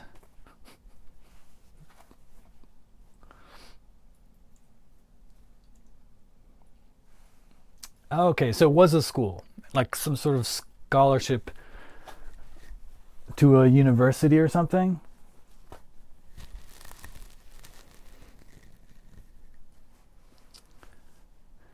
I mean, do crypto? I don't know about do crypto. I put it in some crypto and stopped looking at it and hoped it just grew, you know? But it's really hard. The thing about crypto and really stock trading now that it's so unfair is that, first of all, if you have a ton of money, it's so much easier to make money. But also, people are using these like bots and algorithms to do automatic trading, and you just can't compete against those. I can't compete against some bot that's running on a server 24/7. So then you have to get your own bots so you can be competitive. And then I'm like, oh, do I want to do this? Like all this work to set up these bots and then monitor the bots. That's just not my lifestyle. I don't want to be doing that. I would like to be spending my time in the sun as much as possible, hanging out with friends, having a good time, staying present. Right? Crypto is like the exact opposite. It's like planning and thinking constantly about the future. So I've gone some of my crypto has gone up and some of it has gone down to nothing. So I think overall I'm at a loss, sadly. But I have just enough, I have enough to like sustain me for now. But that's why I'm kind of thinking like, okay, maybe I should think about some finances in the future. I'm not really sure where this world is going, honestly. So I'm still playing it by ear. But my long-term goal is to kind of get into live streaming, just spread good vibes, joy, love, fitness, health, well-being, and see where that takes me. And then see if I can find a bunch of people who want to join a community and just like build something together. And then you don't really need that much money. You have 20 people, each have a couple $1,000s. Some of them have maybe $100,000, and maybe you're lucky and get a millionaire. Pool all that money together, you can get something really nice. And yeah, I just want to like have a life where I can just live with my friends and just live according to my values. Well, I'll be around. You know where I'm at. I appreciate the follow. And yeah, I'm just getting started. I literally just started this live stream like 2 weeks ago. And so yeah, it's a little bit a lot, I'm still working on it. But yeah. I wish, the last thing I want to say about crypto is every time I think about it, I think how I made the biggest mistake. I have a little bit of regret in that, I try to be a good person. I try to be low impact on the environment. Like I don't want to be greedy and like use up all this electricity and burn all this oil and like put a lot of pollutants in the sky. And so when I read about crypto, I knew that Bitcoin was the bellwether, right? Like everything is based on Bitcoin. If Bitcoin goes well, then other things go well. If Bitcoin does bad, everything goes bad. So I was like, okay, why don't I just put everything into Bitcoin? And at the time, Bitcoin was at like 24,000. But then I read into Bitcoin, I read that it's really computationally expensive. It takes like, people have to use like graphics cards that are like churning through like really complex mathematical calculations to basically like make new Bitcoins and do the transactions. And so it's really not environmentally friendly. Bitcoin is like the exact opposite of environmentally friendly. So I decided not to do Bitcoin. I put my money into Ethereum and other coins. And of course now Bitcoin is huge, right? It's like, it blowed up, what is it, like 160,000? I would have made 4 times the amount of money. I would almost be a millionaire right now if I had just dropped my morals and said, screw it, I'm going to use Bitcoin because I don't care about the environment. So I'm like, oh God, maybe I should have just done it temporarily, like sorry environment for like a few years. Then I'll get out of Bitcoin, take my money out. But yeah, I've like every time I think about crypto, I'm thinking about this like decision that I made to not invest in Bitcoin when it was at 24,000, and now it's at like 160. But yeah, how about meditation and surf lessons, both at once? That would be the stretch goal.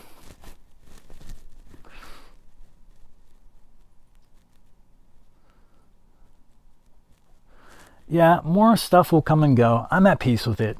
But it's one of those things that like slightly nags me every time I think about it. And then I'm like, okay, go back to the lessons of mindfulness and meditation and feel that in my body, feel that like where that is. Like it's a little bit of like, oh, cringe at myself.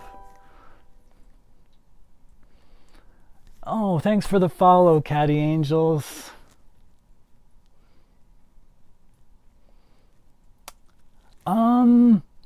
It depends on the water temperature. So if it's in California, you don't want to be in a bikini. You want to be in a wetsuit. But I'm sure Thailand is super nice, super warm waters. So yeah, probably bikini. It just depends. If it's the type that falls off, you know, some of them have like the strings that just like come undone. If you hit the water too hard, maybe get one that's a bit more secure. But, oh, thank you, Catty Angel. I'm trying. It is actually quite unique. I'm wondering if my content is too unique. It's too niche. Like, think about it. I broadcast, oh, hey, Ed Gaming, what's up? Welcome back.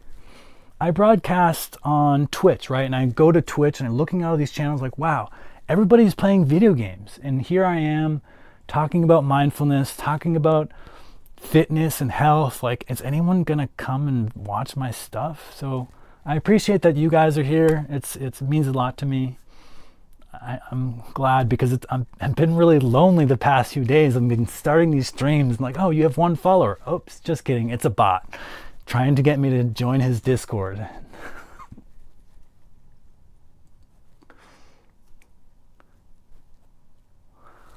Well, if you're by yourself, do what you want. Whatever feels good to you.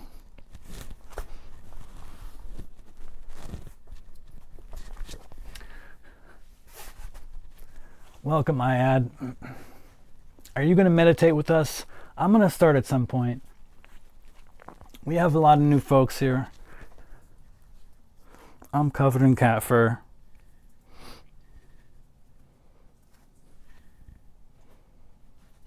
Catty, what brings you to the channel?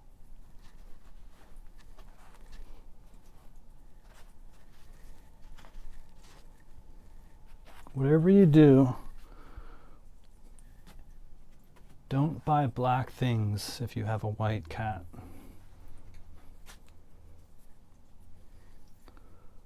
Or you will see cat hair everywhere.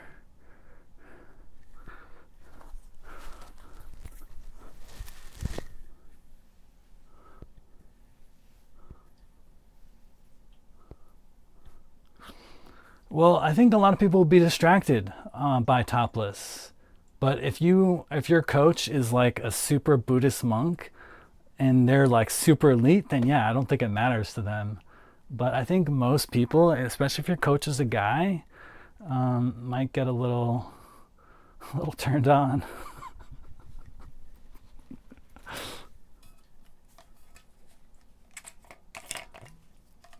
A Discord server. I have a Discord server. Actually, I had a Discord server. I've had one for years. And the link is on my website. You can go check it out. I invite you all to come in. I put a lot of cool stuff in there. I'm not a Discord master. If one of you guys is really good at Discord and like figuring all that stuff out, I'll make you a moderator. You know, you can like edit and whatever. And Discord, they got all these things now where you can like, you know, have these like guides and readmes and, you know, you must answer these questions and read these rules, and then you get this like automatic role granted to you and all this stuff.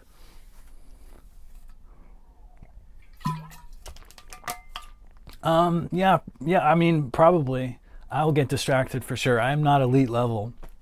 Oh, thank you, Iad Gaming. I really appreciate that. Come to my Discord. I think you can actually go to njb.fyi/Discord. I think I made a short link directly to it.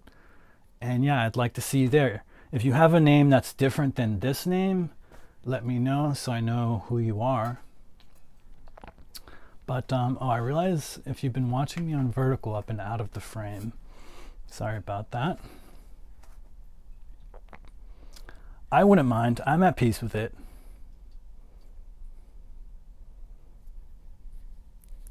But probably my girlfriend would mind. I'd have to ask her. I think she would be in peace with it in principle. But cool. I'll start it up.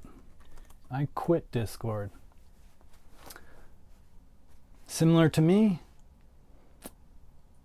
we're very different in a lot of ways. Similar in that I think we have a lot of the same values, but different in other ways. I am checking out my server. Oh, I see you. You're Spider-Man. Yeah, check out my server and let me know what you think I should do, if it's bad, if it's good. She doesn't tan. She's very protective of her skin.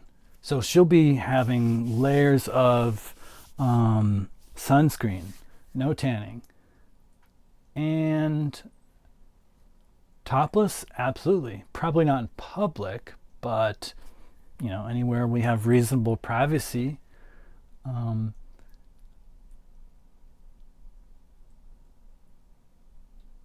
Is mindfulness the meditating part of the stream? Yes. Mindfulness is the quality that you nourish when you meditate. It's the quality of awareness.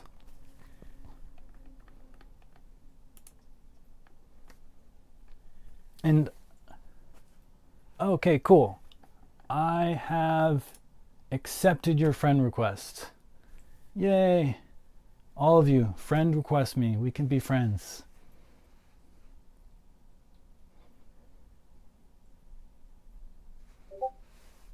Yeah, I can't wait to get an outdoor shower again. That was such a nice experience. There's nothing quite like showering under the stars on a nice, beautiful starry night, or just in like, you know, kind of like the fading sun, you know, really beautiful golden hour. So nice.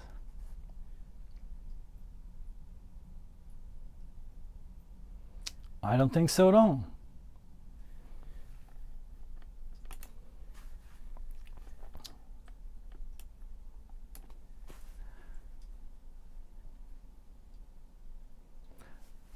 But yeah, I've been debating myself with myself recently.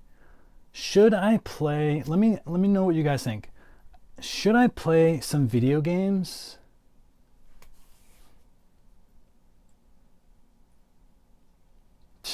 You're not going to get any of that here.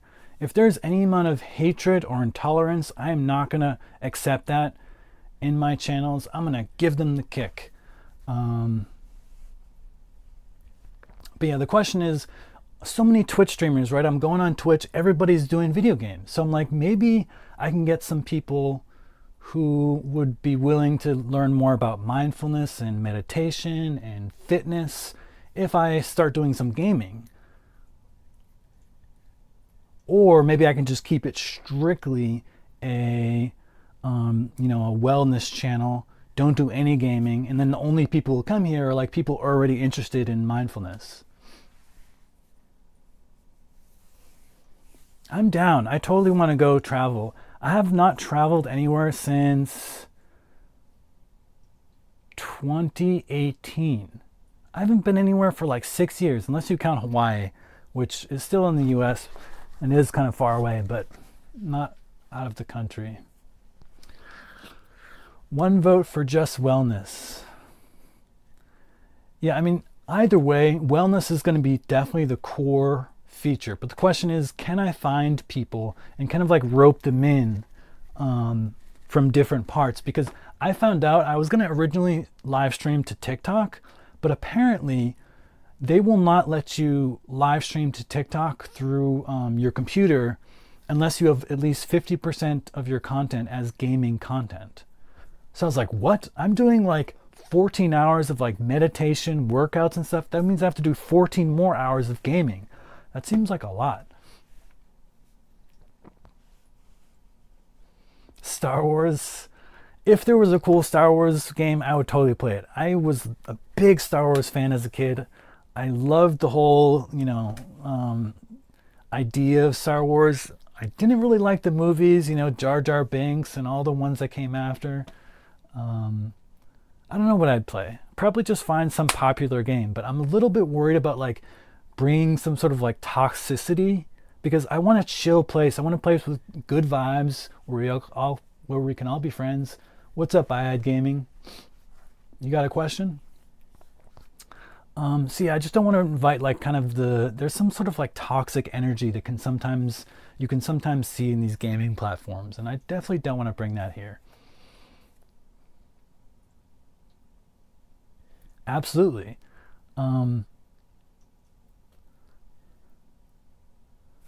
Welcome back. Welcome back, Nicole. We're just hanging out. I kind of delayed on the yeah, come on in. Come on in. I kind of delayed on the meditation. Hope no one minds. We're just having a good time. But yeah, to answer your question, holy cow, what games would I play? We know a game is big that I just heard came out, Borderlands 4. Everybody's playing that game. So I was like, maybe I should try. But what else? What other what did others think? Louise Fitness said no, just stick to my current niche. What do you guys think? Should I branch out a little bit into gaming, like play some popular games and try to find people and be like, hey, you like gaming, I like gaming, but I also like meditation, I like working out. You want to check out my channel?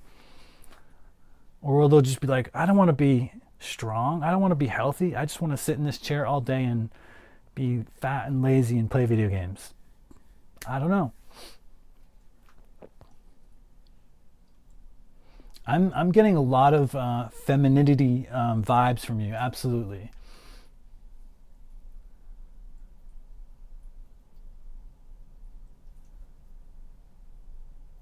Special event, non-mindfulness event. Yeah, I don't know. So like just a one-off thing? Because, oh, thank you. Appreciate it. Yeah, I was thinking like I would just commit. So I've been like looking at like what makes a channel popular, right? I do my homework because I don't want to just go into things blind, right? I'm a scientist mind. I'm like, how do I optimize and do this well? So in my research that I found that there's a couple different ways to make your live stream really, really popular. I mean, one, be a really, really hot girl. That helps a lot. Unfortunately, I'm not a hot girl, so that's not going to work for me. Two, be really, really good at the game you're playing. If you're like one of the best players of your game, people will flock to your channel. So you can play a game and get really, really good at it, but you're going to have to invest a lot of time. Oh, thank you. Well, I hope I can grow this channel to be a vibrant, flourishing channel with all sorts of people coming by. That would be my dream with just this niche. And I guess the third way is have like a really cool personality. Now, whether I have that, I don't know. But I think one thing I do have that a lot of channels don't have is just kind of like more life experience. I see a lot of people getting into live streaming, they're pretty young. They haven't really been out in the world yet. They haven't had a career. They haven't like dated a lot. They haven't, suffered. And I feel like the most beautiful people we have known are people who have known loss, known defeat, and have crawled their way out of those depths. I'm paraphrasing a famous quote by the Peace Pilgrim, but you get character, you get personality through life experience. So it helps if you've had some life experience as opposed to getting into it when you're super young. So I have some life experience, I've done different things, and I hope to bring everything I've learned and create this awesome community where we can just share our tips for living well and just have good lives. Oh, well, thank you, because I was really nervous when I first started that it wouldn't be good. In fact, normally in my mind is like, it's going so fast that I feel like I trip up. And part of the reason why I did live streaming specifically, as opposed to making like YouTube videos where you film yourself and then you can edit it, and if you make a mistake, you can just cut that out. part of the reason why I did live streaming specifically was because then I could practice speaking live. So then that skill translates to talking to other people. It translates to public speaking. So if I'm just having a conversation with somebody, I can't edit out what I'm saying. So I just have to get good at speaking, you know, on the tips of my toes. So I appreciate your feedback, and I hope I messed up there. I hope you all give me honest feedback, because I'm not going to take it personally. You know, a lot of people are really nice. They don't want to say mean things. If I make mistakes, if I do something you don't like, please tell me. I'll totally hear you. Because this is, for me, it's like a two-way street, you know? This is a relationship. It's not just like me to you. I want this to be two ways.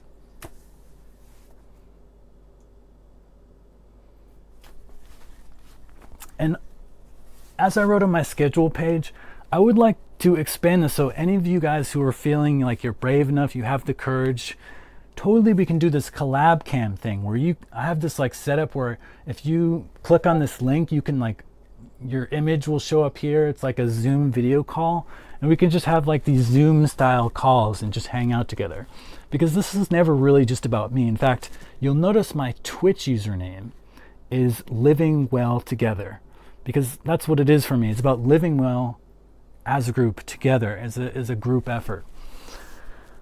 But yeah, I just wasn't sure, you know, is that going to resonate with people? Hopefully it resonates with the right people. That's the main thing. But I was like, maybe people won't think it's cool and it'll just fail.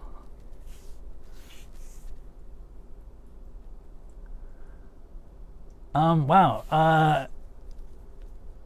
I would say do whatever feels good to you, Louise. Yeah, absolutely, Nicole. I'm all in. You know, I get that some people are, you know, want to stay in the shadows, maybe feel a little bit afraid, but I want to create a warm, loving, and safe space that's non-judgmental, where people can just be themselves.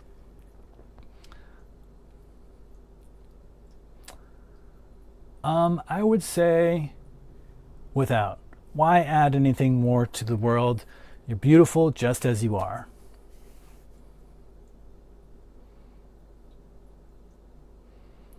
Yes, Dr. Belk. Absolutely, I totally agree. And that's one thing I'm working on. Well, actually, my next step is to make thumbnails, because I just did a huge deep dive into thumbnails, and they're really important. So if someone's gonna like want to watch any of my older YouTube videos, you know, if it's a bad thumbnail, they're not going to click. If you don't get the click, you're not going to get the view. So I'm working on thumbnails, and I'm going to start posting a little bit to TikTok and a little bit to Instagram, and kind of like funneling people to my live stream this way and to my Discord.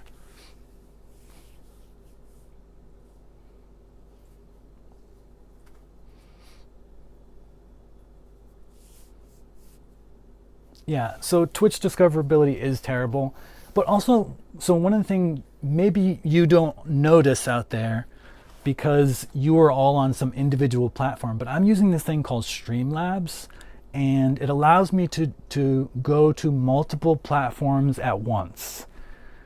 And I'm like, okay, I thought that would be better, but now I'm like, maybe this is like kind of dividing my community, because some of you are on Twitch, some of you are on Kick, some of you are on YouTube.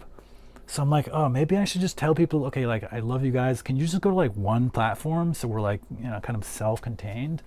But maybe that's what Discord can be for. I don't know. So I'm still sort of figuring this out. But the other thing too is, when I'm using this Streamlabs thing, I don't have the same control over everything.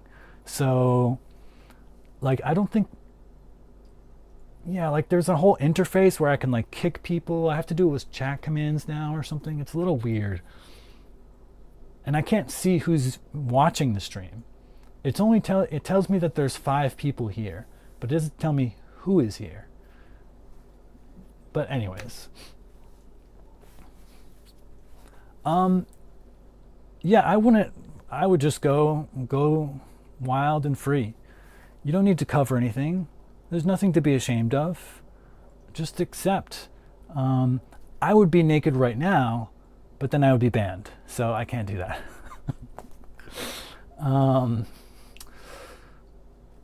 yeah, so I'm still sort of figuring things out. I appreciate all your answers and your support. And yeah, actually, so where's my mouse?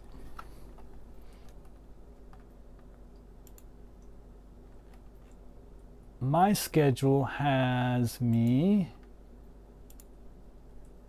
doing Sunday. That's tomorrow, right? Yeah.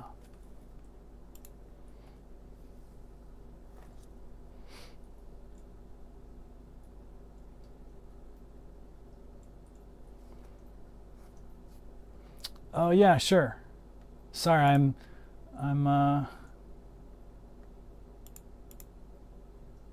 what's up? I made a 3 game from O. What? I don't know what that means, but in general, as like a general policy, while I want to trust you, as a general policy, I can't just accept software that people send me, like an executable, and run it on my computer.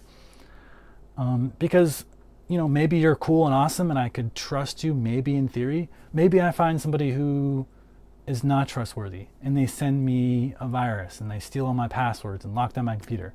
So generally speaking, I can't really just download software and good dough. That's cool. Well, can you export it to an online template so you can play it in the browser? Louise Fitness, you have a lot of sexuality on your mind. I've been feeling these vibes. Now, I don't mind. I just wonder if you would sit with that and think about why. No, I trust this. I think iHead Gaming is a trustworthy person. I have a deep sense in my heart that he is a trustworthy person. But it's just in general policy. I try not to just run software. Some people say, hey, download this. Like, in fact, it's the same with mail. I don't know. It was an observation that I made. But yeah, newly single, that'll do it. Yes, he does. I did pull up his message. Yeah, I'm wondering if he can export them to browser. So I actually use Godot. I'm a game developer. There's a way you can export it so you can play it in the browser. And then in fact, all of us can play the game. That would be cool. In fact, that's what I want to do with you guys, is hang out and play games. I want to work out. I want to meditate.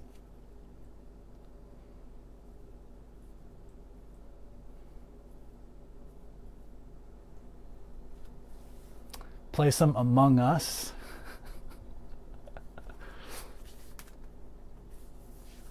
I'm sure we'd have a good time. But yeah, so I was going to bring up that tomorrow is the connection episode, which is basically exactly what we're doing now. We're just hanging out, we're connecting.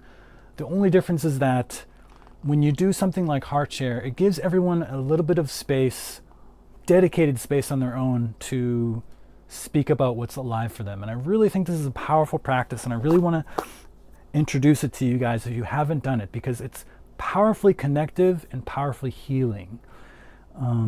So if you want to come tomorrow, it'll be at 1 p.m., 1 to 2 p.m. And we'll just take a time, we'll divide it by the number of people who are here and give everybody 5 to 10 minutes.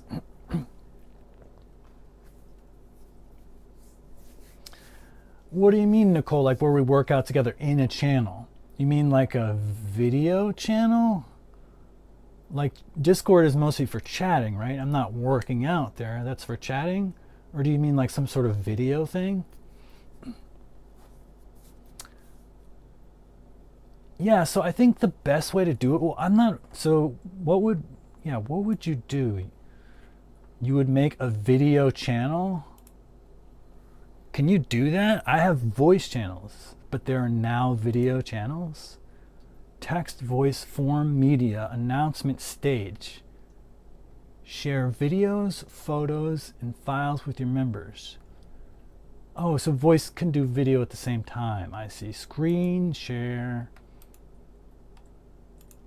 I see. Yeah, that's one way to do it. I also have collab cam. So I have this set up. I'll go to it right now. Let's see what it looks like.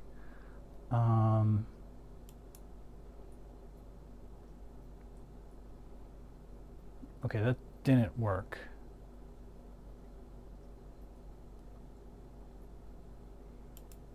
That's weird. I'm sideways. All right, I have to figure that out. But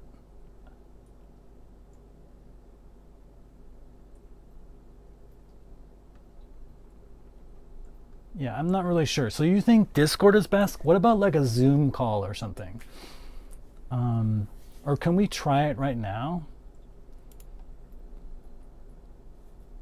Are you in my, yeah, you are there. Do I have to give you like a special rank or something? I'll accept your friend request.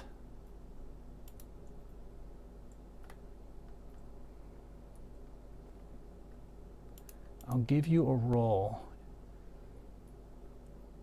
You are a member. You too, Ayat. I'll make you a member. I think that opens up like access. Yes, I have 2 cats, 2 wonderful cats. I can show you one because she's in a box. Hey, baby.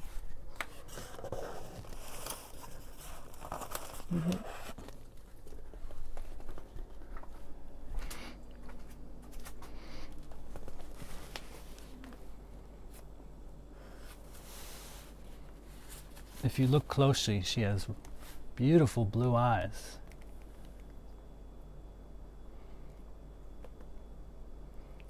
She's like, what's going on?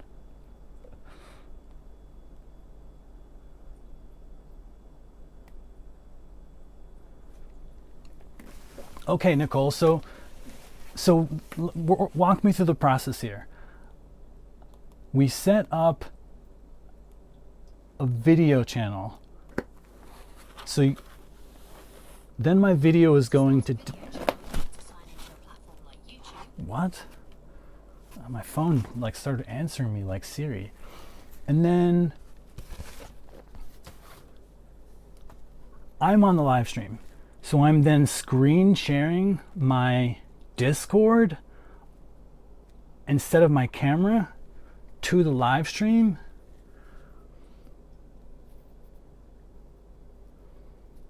Oh, sorry, Louise.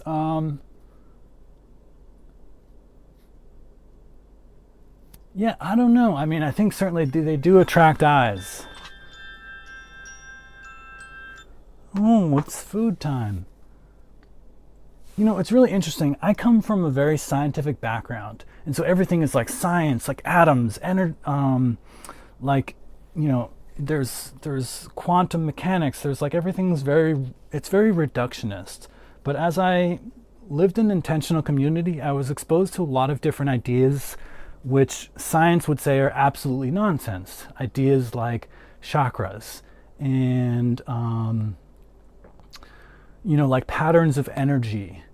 And so my initial reaction was like, that's weird. This doesn't fit within my worldview. But, you know, as I meditate more and I read more into like ancient wisdom, I think there's something there. It may not be exactly, you know, chakras and that such. I don't know about like healing crystals and all that stuff.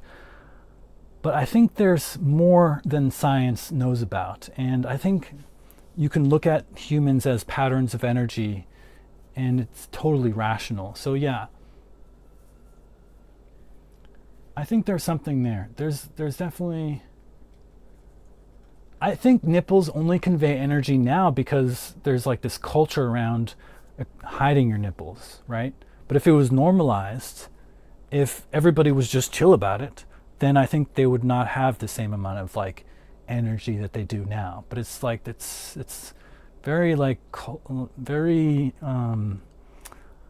how we feel about them is dependent on what culture you were raised in. My cat is a ragdoll cat. And ragdolls, I think, have a little bit of Siamese in them.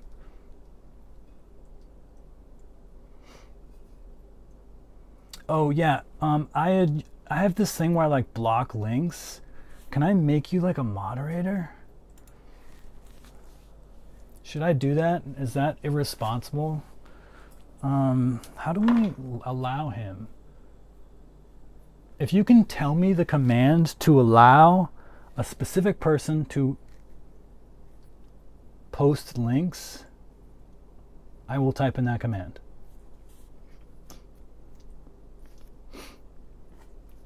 Oh, don't allow links, okay? Well, I trust IAD. What if we trust somebody, right? I trust Holy Cow. I trust Nicole. I want them to be able to post links. I think there's a way I can do that.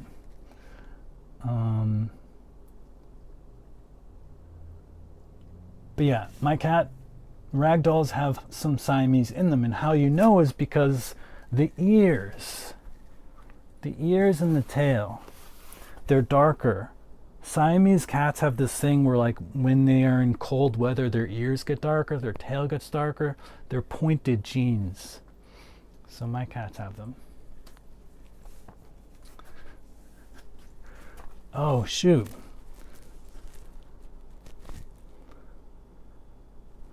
Well, how about this? iGaming, post the link in my Discord. Oh, she is such a cutie. I mean, maybe I'm biased because I'm her dad, but yeah, she's very beautiful. Yeah, just post it in Discord. I think there's even a gaming section at the bottom. Hey, baby. Oh yeah, it was your dinner bell. It rang and I forgot to feed you food. Here you go.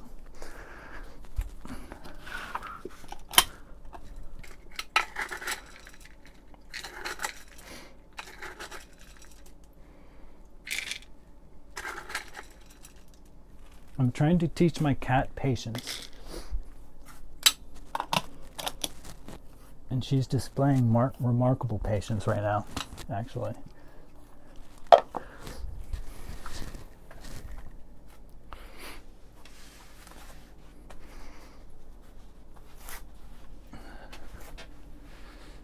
Oh, I need to adjust my camera here. That's what I'm talking about, hair getting in your way. Respect for all people who have long hair. It's more work.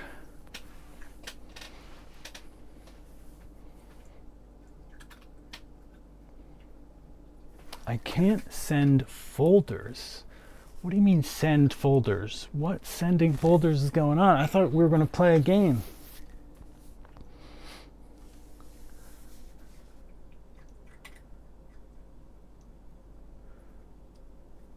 So zip it up. But I think ideally, yeah, I don't know if I feel comfortable with just playing this. Can you take a screenshot of it? Show me that it's a real game first, and then maybe I'll believe you. No, I'm seeing, oh yeah, there's a lot. That's one thing I'm actually like thinking about, because I've been going to some of these popular channels, Louise, and noticing that there's like 5,000 viewers, 5,000 people, and the chat is like, it just goes so fast. What do you do then? You just like pick a random message to respond to like every 5 minutes or something? Like, it seems like you start having to break. Like, how do you deal with that? I mean, I guess some people then say, okay, you can only chat if you're a subscriber. And so that's one way to get like only your most dedicated followers.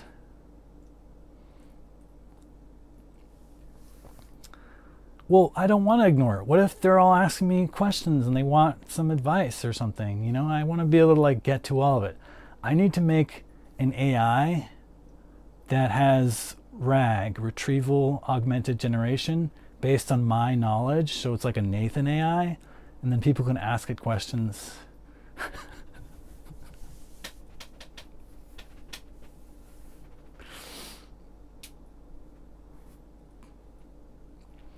Yeah, can you put a video on YouTube or whatever?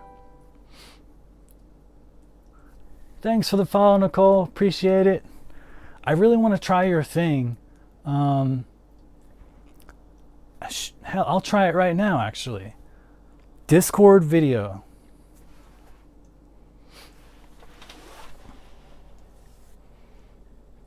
The only thing I think the problem I can see right now actually is that, like, cameras typically, as a source, they send their source to one destination. So currently my camera is sending its source to the live stream.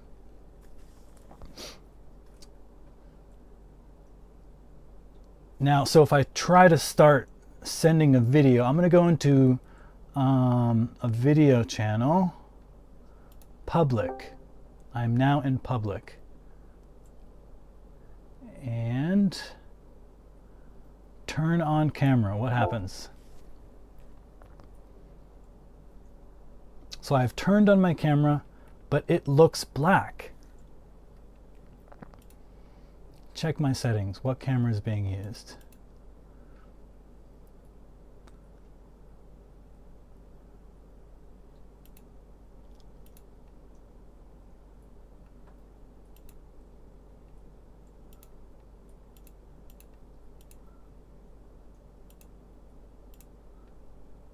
Yeah. So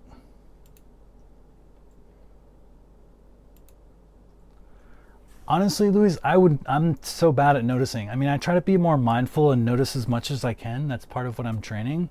But that's a very subtle change you're talking about. I'm not sure a lot of people will notice that.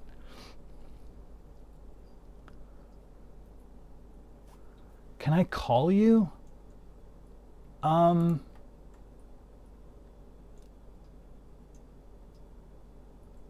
I don't know. Maybe. Yes, call me. Sure. Come into the public channel. We're here now.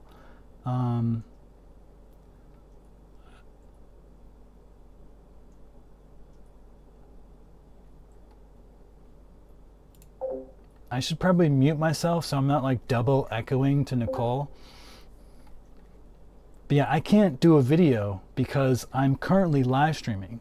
So I'm just thinking, like, how would this practically work if I'm running a live stream and people are in the live stream and a lot of people are just going to be in chat, not everyone's going to be in Discord. How do I get both to work?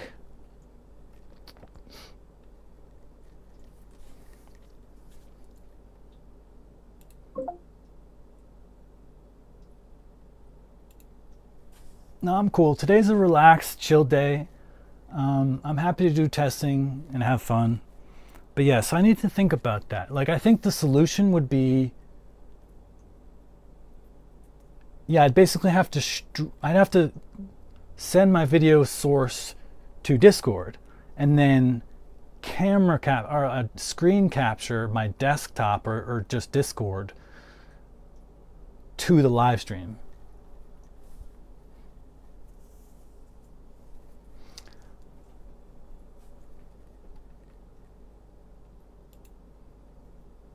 It looks like your microphone is muted. Okay. Yes, I'm the type of guy who would, well, what do you mean say anything?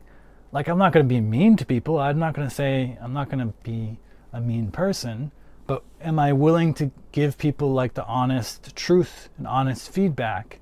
Absolutely. I'm not going to, like, say white lies. If you want honest feedback, I'm going to give you the honest truth. Yeah, I mean, if it feels like it's worth saying, sure. So Nicole, tell me your vision though. So it'd be like your webcam's up, you're working out, my camera's up, I'm working out, and like we're kind of like collaborating. Like, how does that work? Like, you're doing a workout and I noticed your form maybe could be like improved, or you noticed that I'm doing something a little off and you're like, hey, why don't you try this? Like, is it kind of like a collaborative workout, or what are you imagining here? It's only bold, Louise. I guess if it's you're not comfortable with the person, you don't really know them, but I guess if you're close friends, I feel like I want to get to a point with all my friends and all of you where we can just talk about anything. We can just be honest with each other. Complete vulnerability with each other and feel safe in doing that.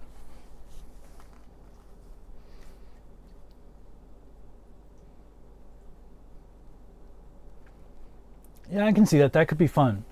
I want to try this out. So, let me think. Is there anything in Discord that I have to like hide?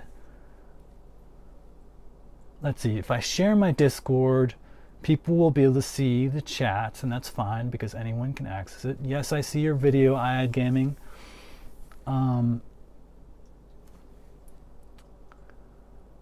They'll see all the servers I'm in. Do I need to care about that? You guys will know that I'm in Streamlabs. A lot of like intentional community, some video game stuff. No, nothing really to hide there. My old video game company that is now defunct. I think that's fine. Yeah. Yeah, let's do it right here. That's what this is for. Surrounding ourselves with people that lift us up. Published hero versus alien.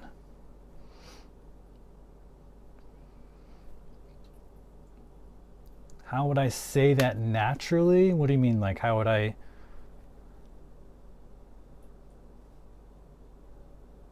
I can see your game. Hero versus alien. Now play it. Oh, it's a... Oh, okay. It's already online. I see.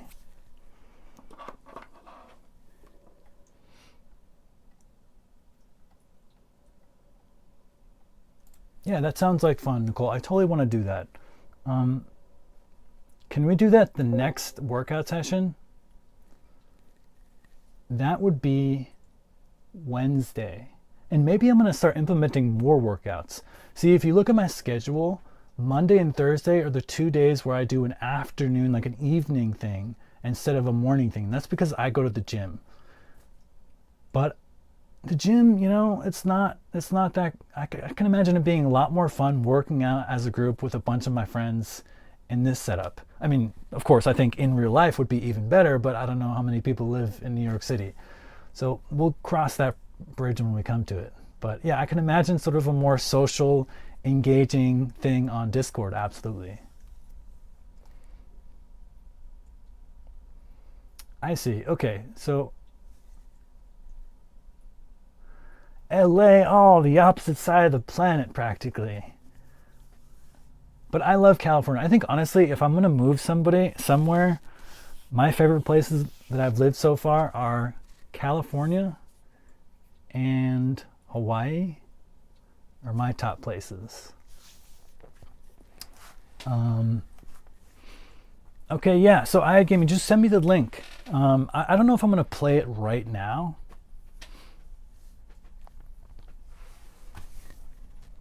Hoboken, that is up around here, right? I'm not super familiar with this area. Where is Google Maps when you need it?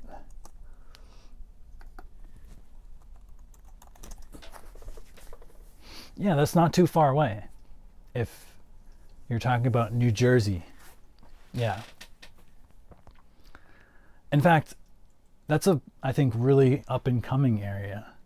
I notice a lot of people live really close to Manhattan by being just in New Jersey, and they take the new what is it, the PATH train or something?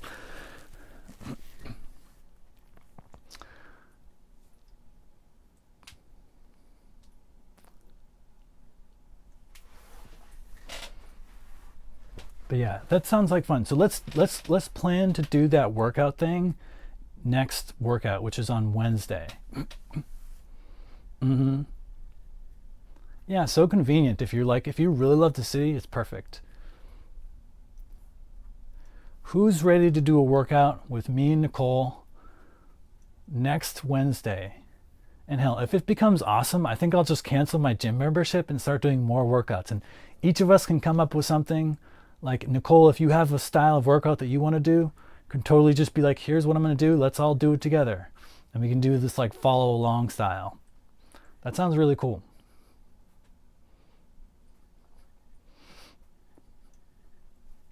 Rock on.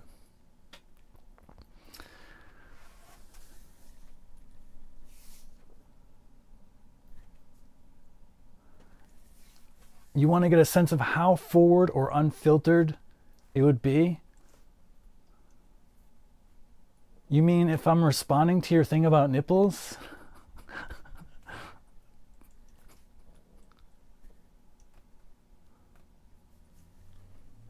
Yeah, I'm down. That's cool too. Holy cow. Just watch whatever, whatever works. And like I said, for people who don't have weights, I'm totally going to start moving towards calisthenics and doing body weight only exercises so everybody can get involved. Because right now I feel a little bit bad. Not everyone has a rack of dumbbells.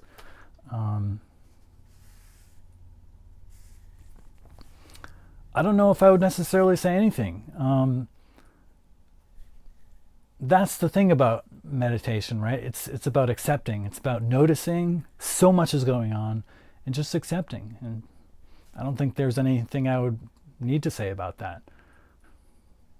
I mean, I would say something if I noticed something was, maybe bad for your health. Watch out, that rock's going to fall on you. But just like your body changing, no big deal. So yeah, that's the plan. I'm going to make sure to note that down. Maybe I'll even put it on the schedule page. So we're going to have a big workout session next Wednesday, which is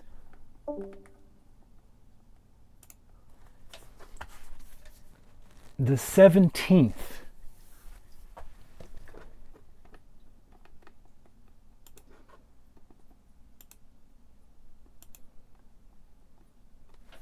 The 17th. Let me check my calendar though. I want to make sure that I don't have any appointments or anything on that day. What am I doing this month?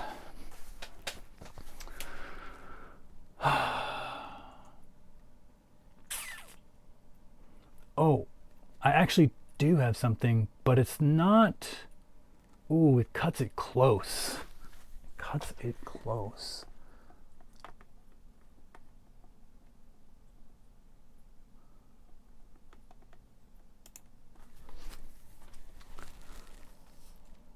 I think I'll still have time.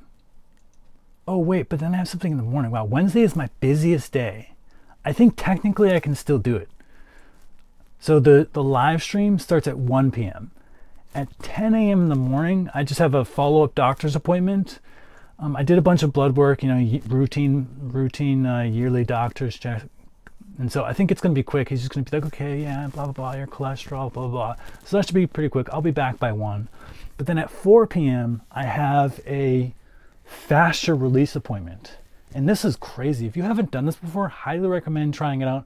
Although it's quite expensive and I'm like, ugh, it's a lot of money, but it's powerful. It's called fascia release. So it's like, it's not like a massage. They're not really like going into your muscles so much. It's more about the connective tissue throughout your body. Okay, thanks. I'll check it out, but I'm not going to play the game just right now. We're just we're hanging out here, but I'll check it out later. Absolutely.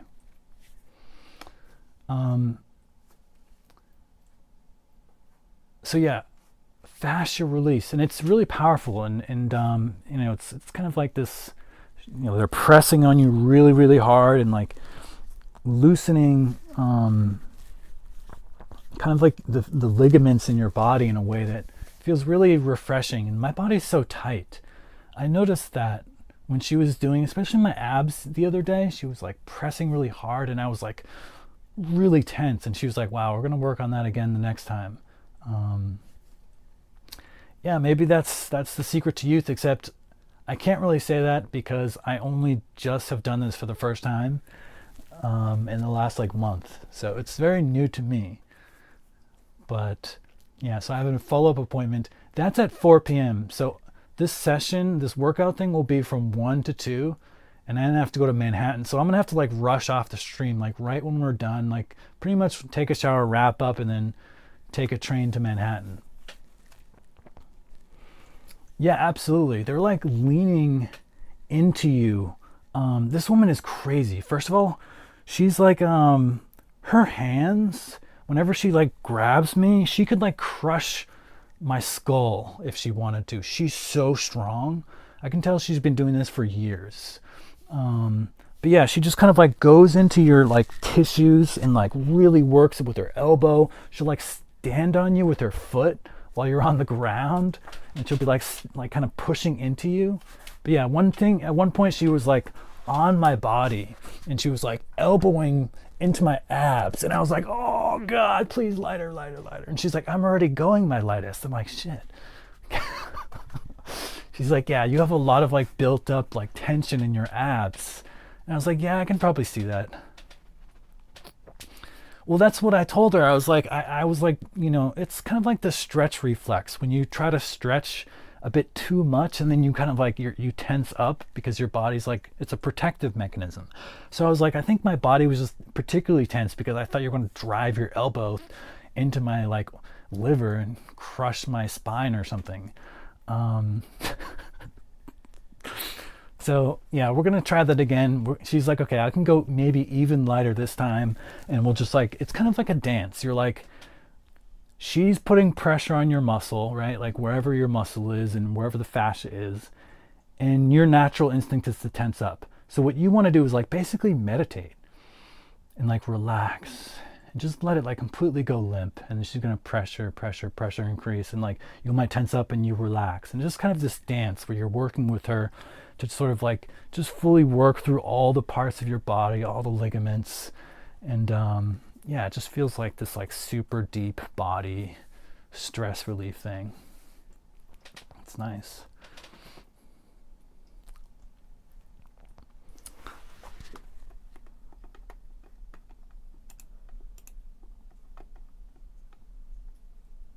Okay, I got your link. Wait, I thought you showed me that it was on twitch.io. I thought you were going to send me that link. But yeah, I'll figure it out. I trust you approximately 62.8%. I think there's a 62.8% chance that that zip file that you just sent me is not a virus that's going to take over my computer, steal my credit cards, and make me sad.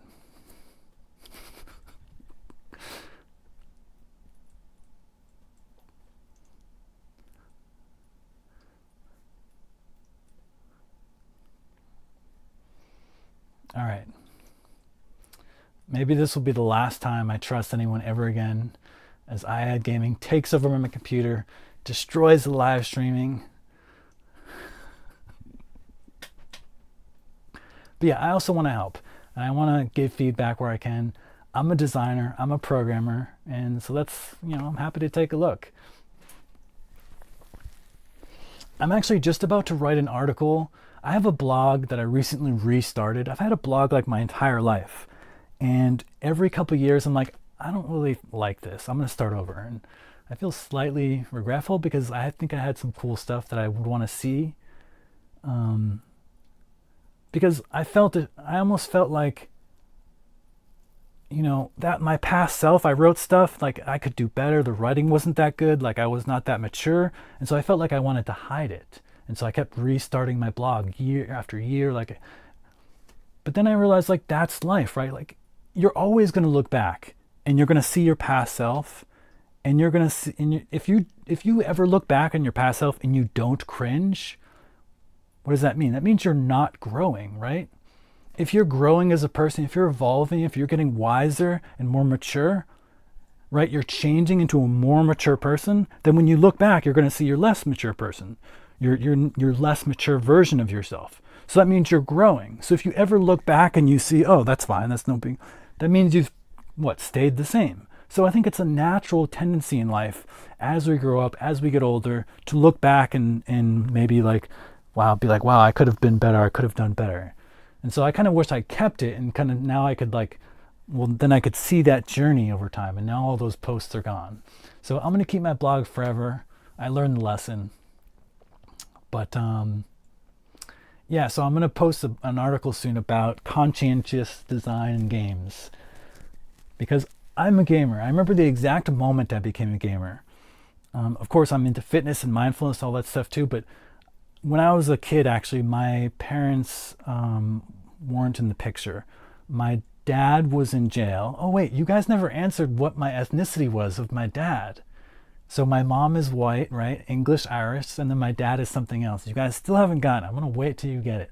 But yeah, so my dad was in jail, and my mom was really into drugs, and she just had a lot of like mental issues, things she was working through. I just posted into the gaming section of Discord. I think everybody here is in the Discord, or most people are, and they can easily get to it. Again, that's njb.fyi/Discord, and people can see your game. But yeah, so my dad was out of the picture. My mom was really like having issues with like her mental health, and she was into some like hard drugs, like doing some heroin. And so she was taken to the hospital, and she couldn't take care of us, my brother and I. My brother is a year older than me. And so she, unfortunately, at some point just didn't want to take care of us, and she just left. Turns out she went to Hawaii, I found out years later. And so I was put into foster home. And I actually thought that was great. You know, I was a little sad that my mom left, but there's a lot of kids everywhere. And, you know, my foster parents had a daycare. So there was a bunch of kids, and they had their own kids. So it was like, I felt like a cool, like lively place. But because there were so many kids, they couldn't give us all a lot of individual attention. And so I think their strategy was to, hey, here's a Game Boy, play games and have fun. And so I just spent so many hours playing this Game Boy. I remember playing Tetris so much. And then they gave me eventually a Sega Genesis, like a console system. And I played a lot of games on that. And that was the moment I became a gamer. And eventually, actually, I was adopted. I was adopted by a nice Harvard couple. They both went to Harvard University. My adoptive mom's parents also went to Harvard and taught at Harvard. So it was like this big thing, like go to school, do all this hard work, get into Harvard. And I kind of let them down in that regard. I didn't go to Harvard myself. But there were some toxic issues. The relationship wasn't so good between me and my parents. So gaming for me was a way to escape. It was my way of like getting into a world.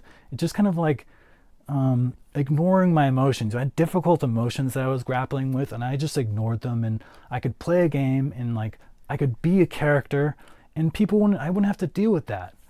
My dad is not British. No, he is not. Something else. Good guess. I'll make it easy. There's no European in my dad at all.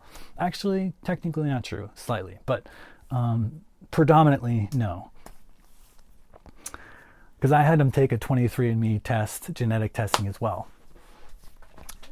But so yeah, I don't know. Just gaming for me is something I've done a lot, but it's really been about emotional avoidance in a lot of cases, where like I have difficult emotions that I didn't know how to process, and I just turned to a game to kind of not have to think about them.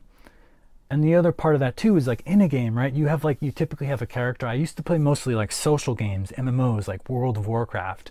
And in the game, you know, you can earn respect. Like other people will be like, wow, you have like really nice gear. Like you must be really like important, like successful person. And so that like gave me like a sense of accomplishment and achievement that I didn't have in real life, because my relationship with my parents was so toxic that, you know, I didn't have that kind of support. So I'm a gamer, but I also think that games can be a distraction, and they can be used in unhealthy ways. And I think it's important to be mindful of how and why people play games. Why are you sitting down to play this game? Are you trying to avoid something, or you just like genuinely want to have fun and like, you know, hang out with your friends or something? Nope, not Turkish. Turkish, that's a new one. I haven't heard that one before. I wonder if my hair throws it off. Well, I guess the icon I was saying before of you know, the channel is, I think, my face, and that's like my old hairstyle. This is like a new experiment that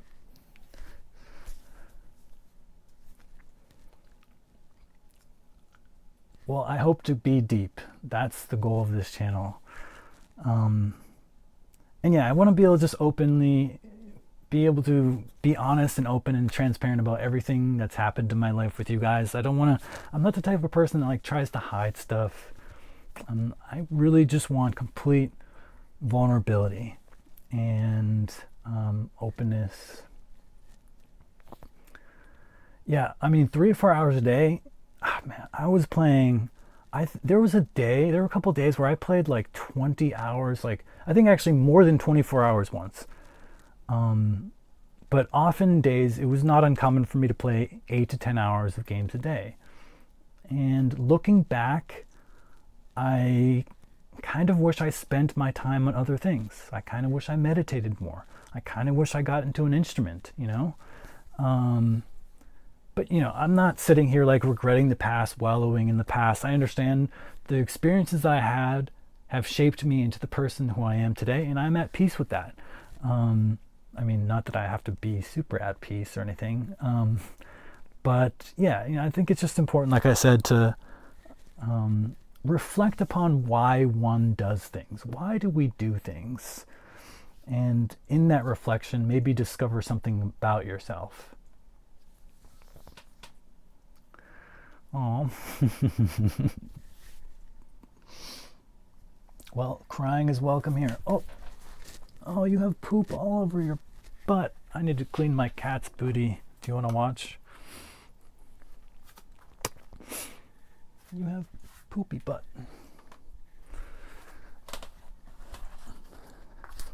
She has such long fur.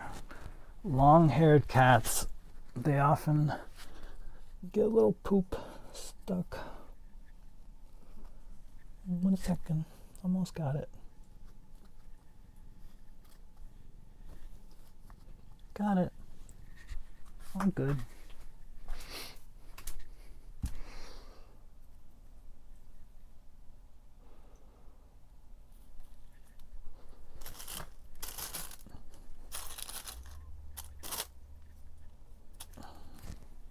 Let me just wash my hands. That's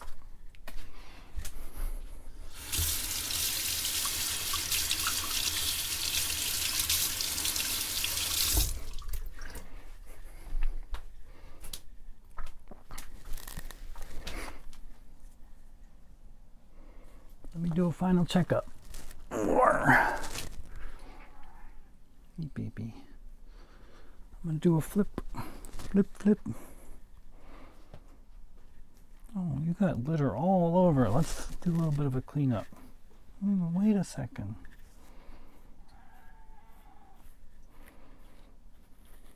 There we go. That's better. I'll have to lick the rest up. All right, sorry about that.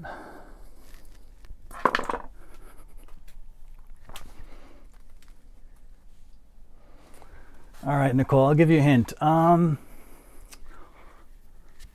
What's a good hint that won't give it away instantly?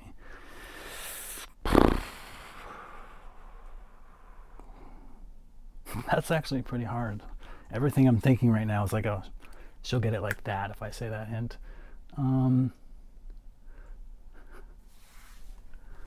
Nope, not China. As I mentioned before, there's actually like, I have like 1.2% Southeast Asian genes. But yeah, that's like really small. That's like a great grandfather, like most distant possible relationship to me. In fact, as I said before, it's so small that I have more Neanderthal than I have Southeast Asian. So good guess though. That's a common guess. No, it's nowhere in Asia. You can just delete all the countries of Asia.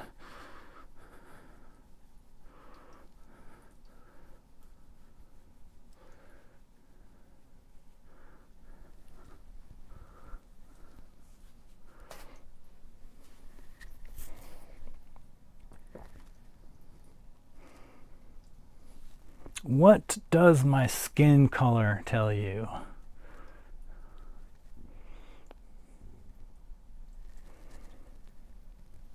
Oh, cool. Yeah, have fun.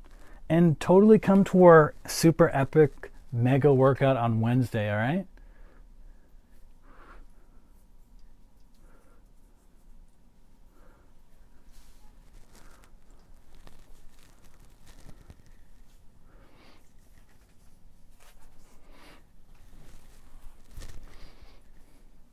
I'm pasty?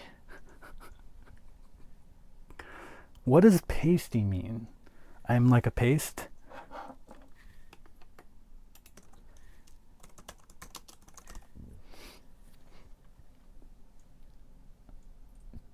Like a paste, as in color, softness, stickness. Pale, lacking color, having a pallor. Brazilian, that would be cool. But not Brazilian. Nope. In fact, I'll make it even easier and say you can just delete every country in South America. It's none of those.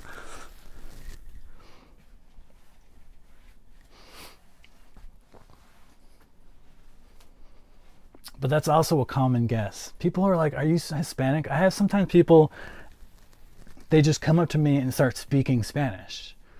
And I'm like, sorry, I took French. I kind of regret that. I mean, French? Yes, I had gamings onto it. Somewhere in Africa. Now, to be fair, I guess I can just like tell you now because you got more or less, I think, what you'll get. So my dad is African American, but I had him take an ancestry test as I took one myself. Oops, you're still looking down at me. I had him take an ancestry test as I took one myself, and it traced the genes to like Central Africa. So, I mean, basically, I think my dad's ancestors were slaves who were brought over from like the Ivory Coast or something, and then brought to America. But my dad is not like super dark. So when he took the test, he actually found that he had like 30% English genes in his, and he's the one who had the little bit of Asian. That would be awesome. I would love that. But so yeah, I'm basically like 30% black and like 65% white, and a bunch of little things like Neanderthal and I can't remember what else is in there. Yeah, no one ever guesses it. They're like, what? Although weirdly, it's come up like a few times in my life. No one really ever guesses it. In fact, I have people guess Antarctica before they go to Africa. But I've had a few cases in my life where people have called me the N-word. Can you believe that? That's so weird. I'm like, but I think so my adoptive parents are like very, very white. They are like I guess they're very like English, mostly English ancestry. So my brother and I, we're not like super white. Like I guess this is partially a tan. Maybe I should show you my like, you can see it's a bit whiter up here, but it's still like darker than my parents. And I think one time when I was walking into a restaurant in Maine with my parents, some guy was like, what are you doing with those N children? Oh, I totally have a farmer's tan. It actually used to be a lot worse. Because, well, first of all, I always wear these shirts. These are like just my favorite shirts. And then I'm out in the sun a lot. In Hawaii, it was like really harsh sun. But yeah, so some people notice, I guess. I don't know. But I'm grateful that I get, I think, that's where I think I get the youthful look is I think from my dad. Like why I look younger than I am, I think is because of that, right? Like black don't crack. And I think I get I've seen pictures of my mom. I haven't met my mom because remember I said I'm adopted. So I haven't seen my mom since I was 6 years old. So the only memories that I have of her are from pictures and pictures that have been shared to me from various other people. Like I have a half sister, same mother, different father. And wow, she's like, my mom is super skinny. So that's where I got my skinniness from. Absolutely. My dad is really tall. Yeah, I was really interested in taking those 23andMe tests and like kind of figuring out where I'm from, and like it'll even pop up if you've taken them before. They pop up like, oh, this person's like actually kind of related to you in our database. And so I see a bunch of people. Yeah, my mom is super white. Like if she goes into the sun without sunscreen, she's gonna get burnt in a minute. I'll see if I can pull up some pictures of my family sometime. Show you guys. I don't even know where they are at this point. Again, I only have a handful. I probably have less than 5 pictures of my mom in total. So I just don't really have much to go on. But I think I have some of her facial features.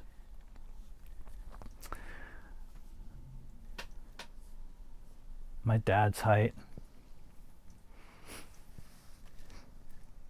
Hey, baby. You want your dinner or your lunch? It's over here.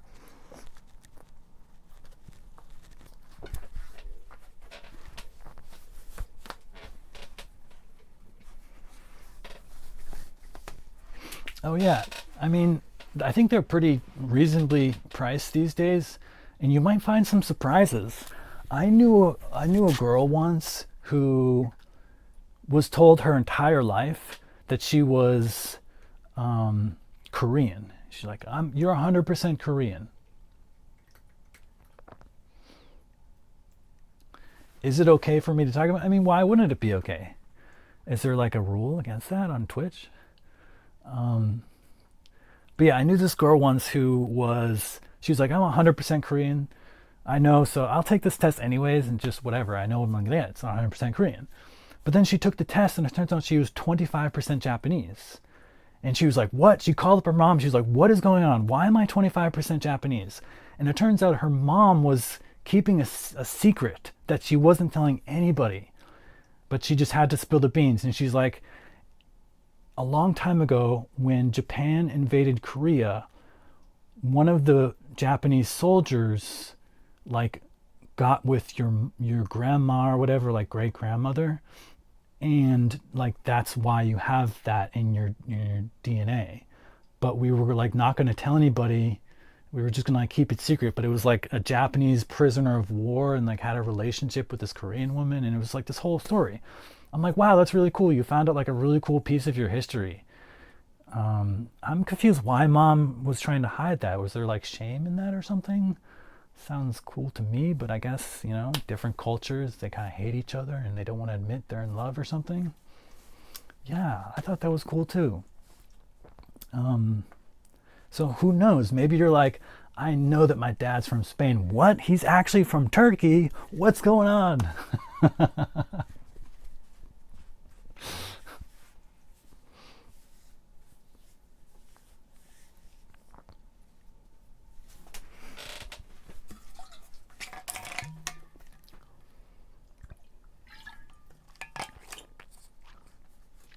Yeah, holy cow, I don't get it. You mean like in terms of like ethics, I shouldn't talk about? Yeah, Spain is cool. And actually, that's one place I really want to go to. Speaking of traveling, Spain. Barcelona, I heard is so nice. I hear so much praise about that city. Oh yeah, I'm absolutely okay. I'm an open book. I'm absolutely an open book. I'm not afraid or unwilling to share anything about my life or my past. You can ask any question. I'm super open. That's the kind of relationship I want with people. You know, I don't like, I've been through too many relationships where like it was very guarded and we were like, you know, not telling the complete truth and be like, oh, like, do I look sexy in this dress? And you know, do I lie? Like, I don't think it looks that great, but should I say it looks great? You know, like, and then you do say it looks great, even though it doesn't look great. And then she's like, oh, and she finds out later that it doesn't, you didn't actually think that. Like, what else have you lied about? I don't like all that. I get rid of all deception, all lies. I'm just completely honest and open about everything. And that makes life so much easier. I mean, I think there's a general rule in terms of talking about other people. I mean, especially if they're still alive, in a negative way, that, you know, some people you might want to be careful about, especially if, yeah, I think the important thing is to talk about your feelings about people rather than trying to say this person is mean, right? Think about the difference between saying this person is a jerk, this person is an asshole, versus I feel hurt when they talk to me, right? That's completely different. You're just talking about your own experience.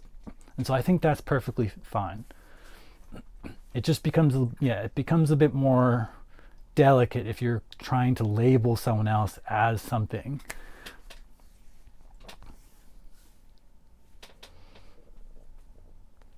Oh yeah, Madrid. I heard that's a cool city, but yeah, Barcelona. So I'll definitely go to Spain at some point. I'm not sure when. And I also want to go to South America.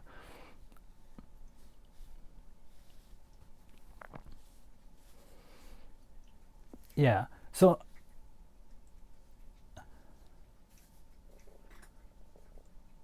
oh, nice. Yeah, I mean, thank you. I did my best, and you know, I don't really post a lot of stuff there very often. Social media and all that stuff and like Discord is one of those things where, you know, like I have a Facebook, but I don't really post there that often. It's more just kind of like an address book for me at this point.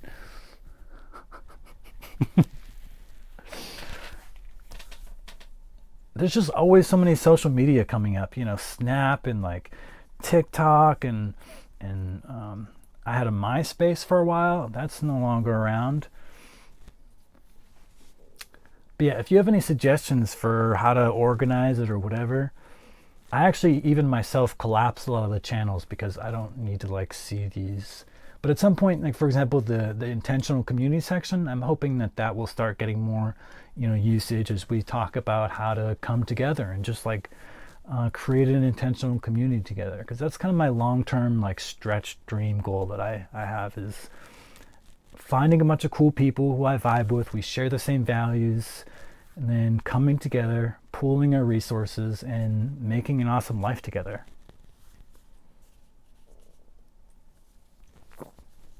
Oh, thank you. Yeah, and there's a document. I wrote a white paper.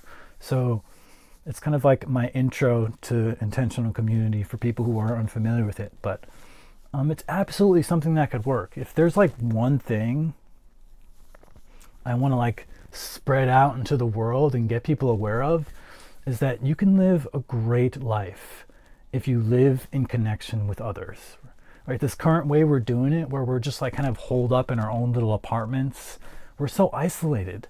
We have such profound connective technology, like instant chat and communication, video calls around the world. We've never been more connected, but we've also never been more lonely. Isn't that weird? So I think it's really just about how we structure our lives. And really the solution to me is intentional community. It's living together. It's enjoying life together with friends and family and a support network.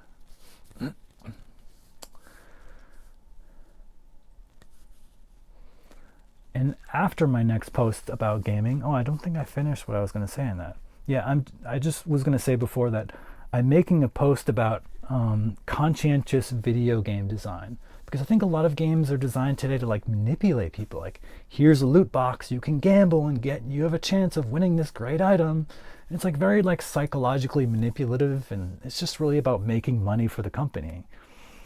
So I'm going to write a post about how to make a game that considers the well-being of people first, right? Like when I make a game, I want people to walk away from that game a better person. I want them to be either inspired, or they learn some new skill, or they were shown a profound moral lesson that makes them a better person. So I'm going to write about that. But after that, I have a post coming up about intentional community. Club Penguin, I've heard of that. I'm going to Google that right now because that sounds familiar, but I don't exactly know what that is.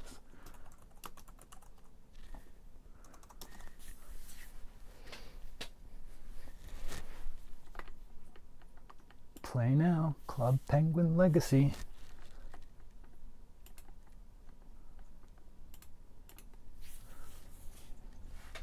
Do any of you guys like to cook?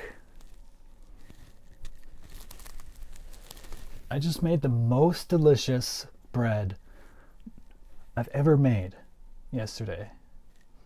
It was a banana pumpkin bread with walnuts. So delicious. Sure, yeah, I'll get it. I just thought about it. I'm like, I'm kind of hungry.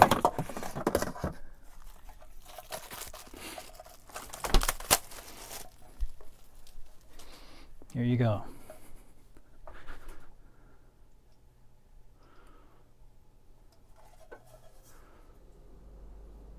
I don't know if the lighting is that great, but it was so good. It's the best bread I've ever made in my entire life. It had like the perfect texture. It's cold because it came from the fridge now. I'll probably warm it up a little bit. But you know, you can easily, around here where I am, it's very easy to get pumpkin bread and it's easy to get banana bread. But I've never really seen the mixed banana pumpkin. But the way it worked out, I just had 2 extra bananas that were getting really brown. I'm like, okay, I need to use these for something. And then I opened up a can of pumpkin puree and I was like, I'll just throw this in there too. And it was so good. But yeah, I was thinking about maybe doing another section of my channel because about cooking and eating healthy, because that's kind of like the 3rd piece that I'm not currently, or 4th or 5th piece. I don't know how many pieces I'm touching now, but there's a whole other aspect of living well, which is of course eating well, because you know, like what goes in is kind of like what sets the baseline for how you live. If you eat poorly, you know, that's kind of going to throw everything else off. So, you know, I have kind of accumulated various recipes in my life, but I also don't mind to enjoy myself every once in a while. And this banana nut bread is definitely one of those, like, you know, occasional treats because there's a lot of sugar in there. I'm gonna let that warm up. Actually, I'm gonna put some in the oven.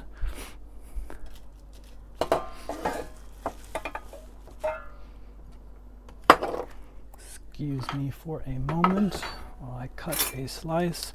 I wish I could mail this to you guys, but I don't know if it'll get there and not be moldy.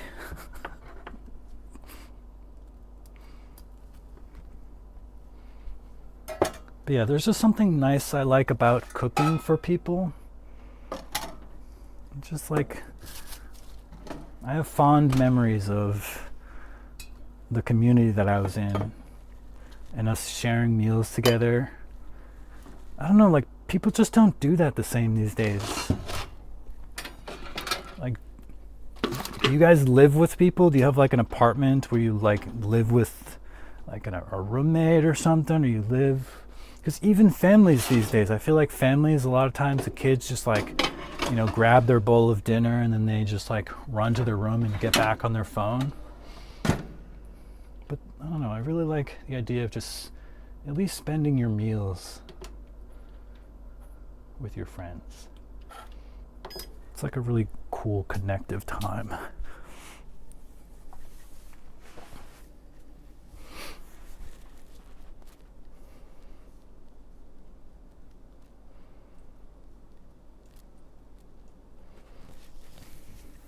So, yeah, I wanted to get that way. I mean, currently right now, when I offer my Discord link, anybody can join it. There's no like restriction. So it's possible we can get some people who are maybe not very nice or something.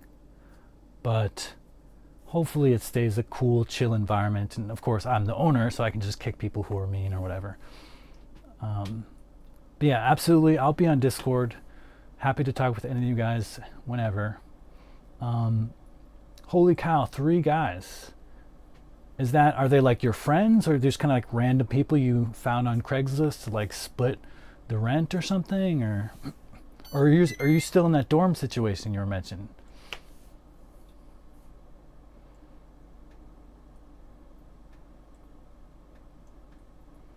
What do you mean IA gaming? And if you don't have friends like me, what can I do?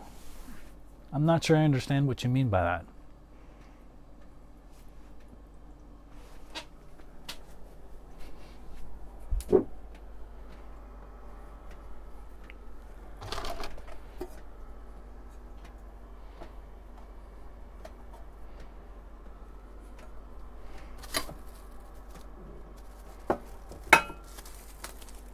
Just wrapping the bread back up, putting it back in the fridge here.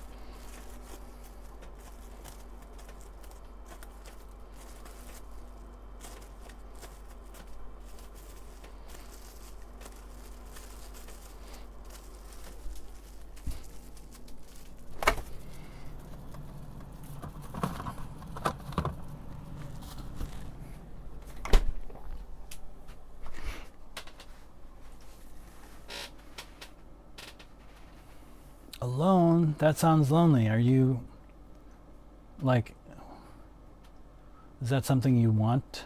You need your space? I mean, I get it. Some people totally need their privacy. They're like, I cannot stand living with anybody else. I need my hair tie. Where's my hair tie? Oh, it's up here. It's getting in my face.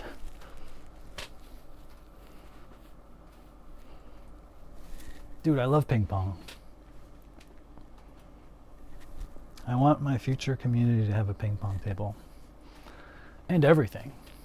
I mean, that's the great thing about community. When you have like 20, 30, 50 people together, and they all pour their money in, you can make a gym. You can make a really nice gym. You could make tennis courts, pickleball courts, whatever. But yeah, ping pong is dope. I don't know, there's something about it. I like the speed, the explosiveness. Oh, yeah, that's what I was talking about.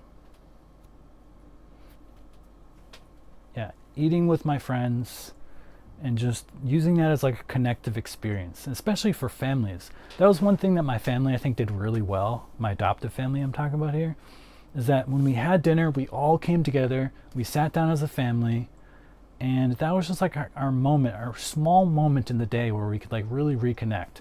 Whereas like otherwise, what, like mom's going off to work, dad's going off to work, kids are going off to school, sports afterwards, like you're just, everyone's separate and they're not really spending time together. So dinner was that like one moment where we could really kind of like catch up, what's going on, how's life. And so I don't know, maybe it has a special place in my heart because of that.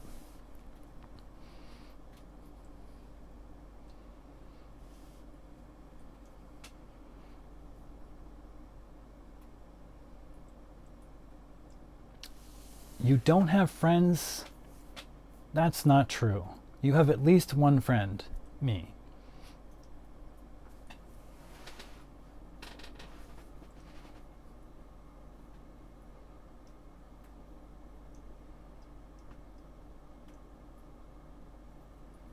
Yeah, it's such a nice experience. I mean, it can be. I know some people, I mean, can have very toxic family environments. I was one of those people where, man, my family life when I was growing up, I mean, so it was like birth parents, biological parents.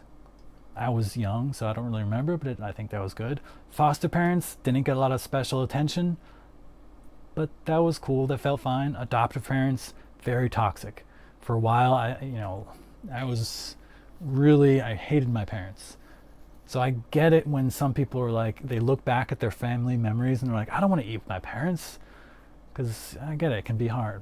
But I think in the ideal situation, when you just like learn to connect and communicate in an effective way, I think dinner can be like a very good opportunity to just like spend some time together when we all generally have busy lives doing other things. But I would say in community, you generally have less of a busy life. And that's the other thing.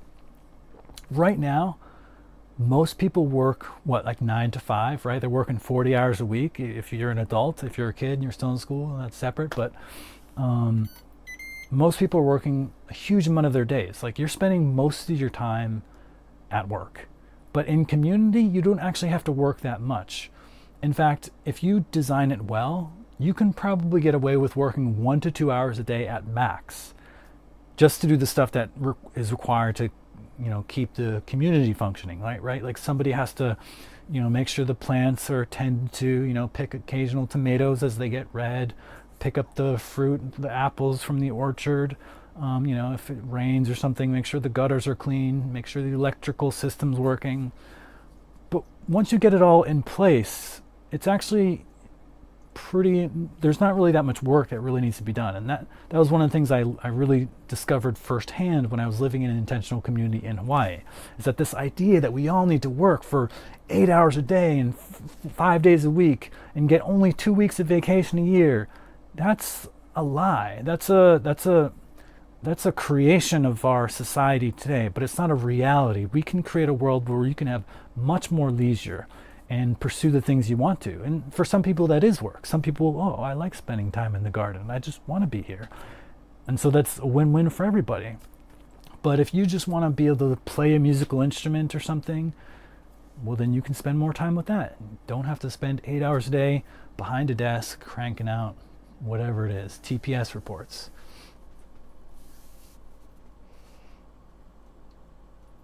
Family is everything. Yeah, I think family is important. And I think especially if you kind of expand the notion of family to people who you're really close with, who aren't necessarily your biological family. And that's how I do it, because as somebody who's adopted, right, like my family, my adoptive family, I have 2 adoptive sisters as well. Like, they're not my biological family, but they're just as much family to me. And I see my friends the same way. Like, if I have a really close friend, like, they're family to me. Let me check on my bread.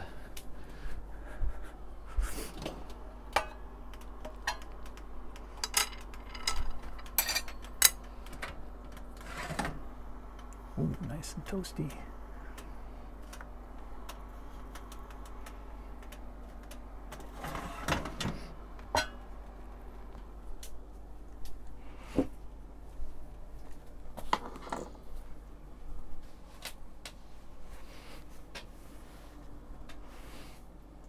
Cat sleeping on the rug. Oh yeah, she loves that spot. It's the bath mat. Those bath mats that are like nice and soft, she's all about that. It's one of her favorite spots. Yeah, of course she's done no hard work, and she hasn't worked a day in her life, but she likes to relax anyways.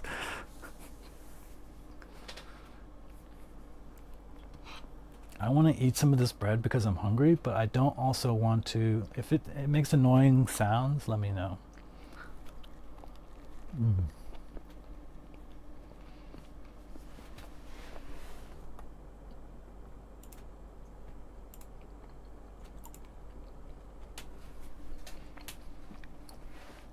Bread ASMR, yeah, that was a phase. Is that still a thing? Or is that kind of like, on kind of dying down? But I remember 5 years ago, like, everybody was doing ASMR videos.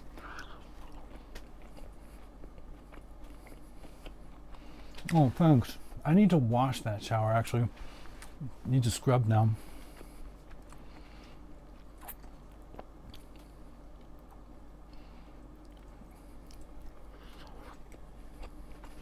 So I know I had gaming. He's in school, right? But what are you guys willing to share what you guys do? I'm curious.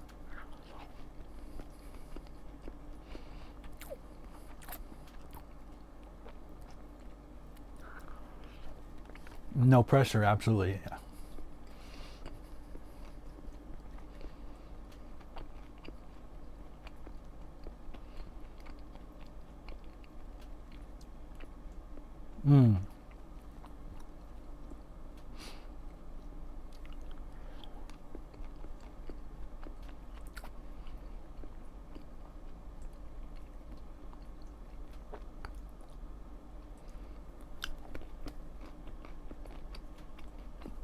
I had, why don't you have friends? You seem like a very cool person. Like, I can imagine being friends with you. Oh, nice.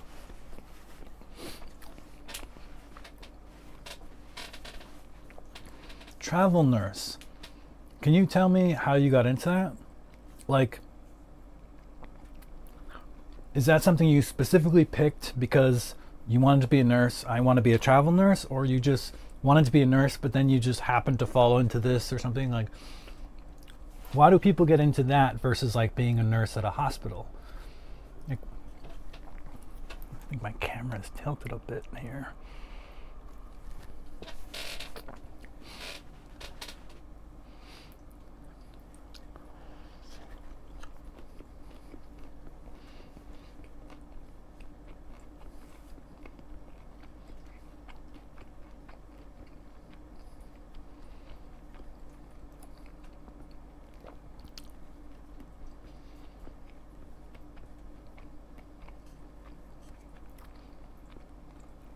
Oh my God, this bread is so delicious. I wish I could send you a duplicate copy of this bread.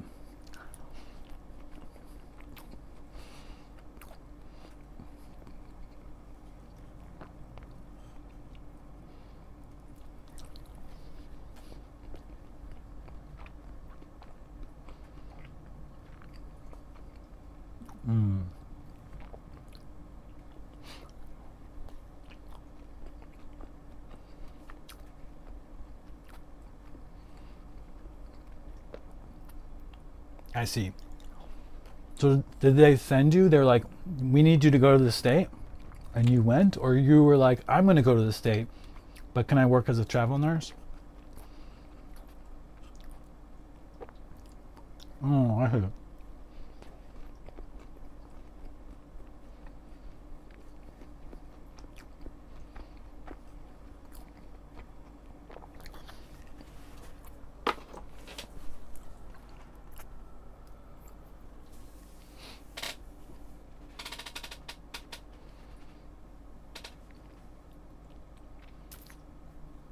I see. That's cool. Yeah, I don't think you can really go wrong with California. I mean, there are some aspects of California I don't like, but in general, the weather is amazing.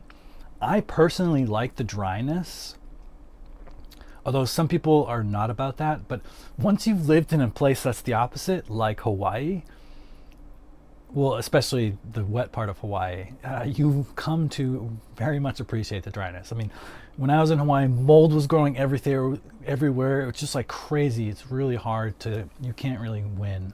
The jungle wins. But yeah, and it would just rain every day. And where I was, it was one of the wettest spots in Hawaii. So it would rain every day. It was, I didn't mind that so much because it was often also sunny, and rain in Hawaii is very passing. But yeah, so California, great spot, I think overall. I kind of like the more liberal leaning aspects to it, personally. Florida is kind of leaning a bit more the other way, and I'm not so sure where that's going. Making me nervous a little bit. But I have family in Florida. I have uncle, super nice, and cousins down there.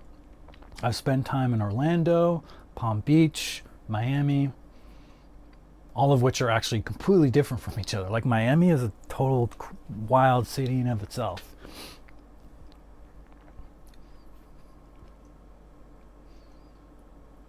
Hey, baby. You still have litter on you.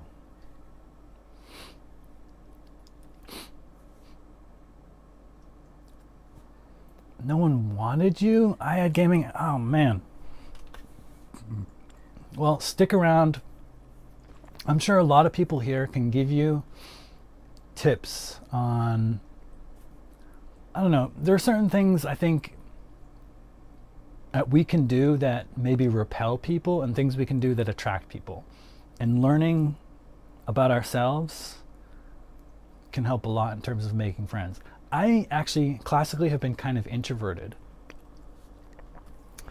And so Yeah, I wasn't like the bubbly person in school who made like a billion friends. No, no, no. I was like definitely more on the nerdier side. Um, but are you wanting something? You want a treat?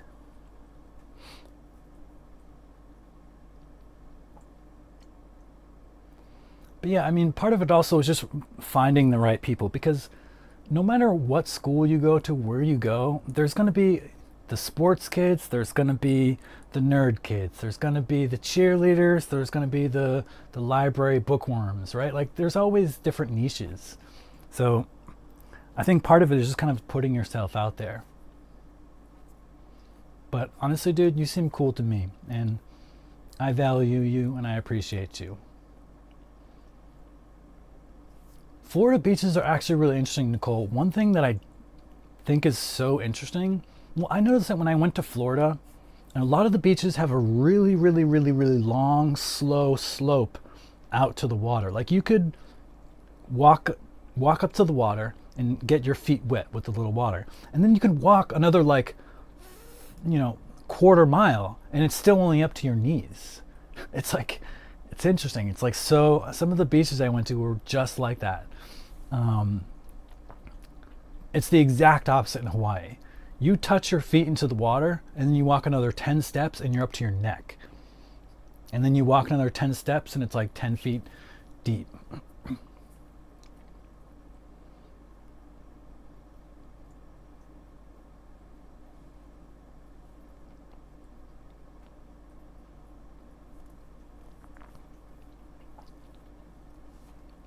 Yeah, it's so random. And unfortunately, in school, think about how crazy this is. I mean, I think no one really thinks about this in general, and we just accept it as normal. But we don't have classes in how to be a good friend, right? Wouldn't you think that's really important? Like you're going through this phase of your life where you're meeting tons of new people, going to elementary school, middle school, high school, college, right? You're going to be meeting a lot of people, having a lot of different classes.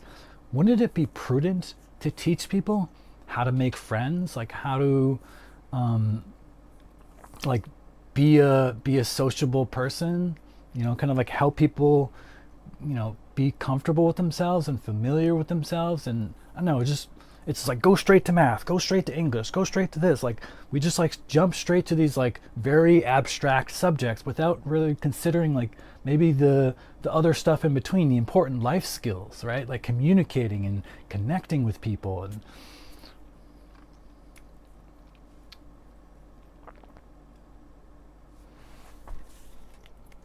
facts, facts. What do you mean?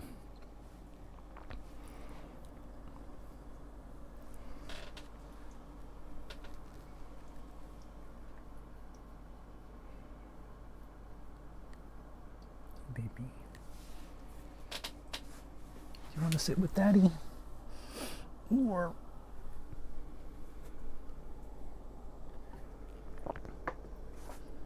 look at this floofster.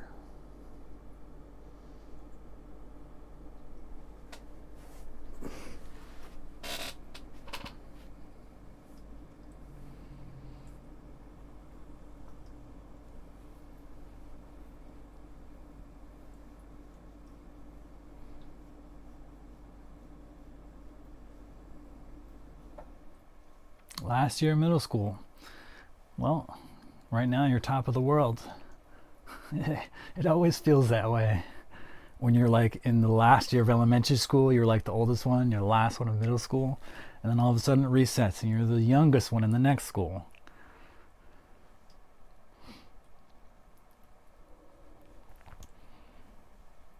Yeah, that's a good way to do it.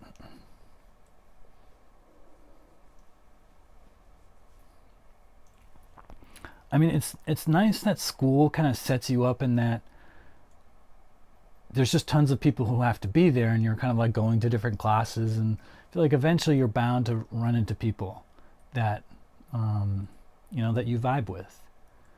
But once you become an adult, that doesn't happen unless you put the energy in yourself, which is kind of unfortunate.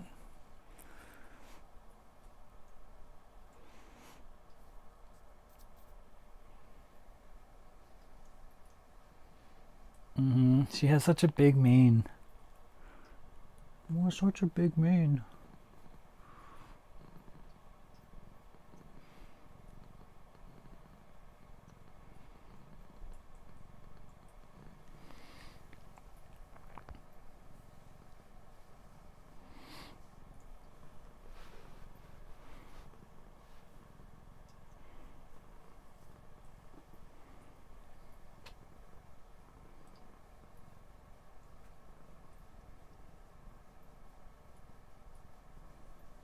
Yeah, that's kind of a common, yeah, I did that for years as well. Kind of an opener. Although I've been more and more conscientious that drinking is not good for you. There used to be some like, kind of like wisdom or whatever, like some idea that drinking like maybe one or two drinks is like actually good for you. But actually, as it turns out, pretty much any amount of alcohol is bad for you. I learned that, of course, after drinking for years. I mean, socially, anyways. But so now I'm like, do you want to get some coffee? But watch them come on in a couple years and say, don't drink coffee too.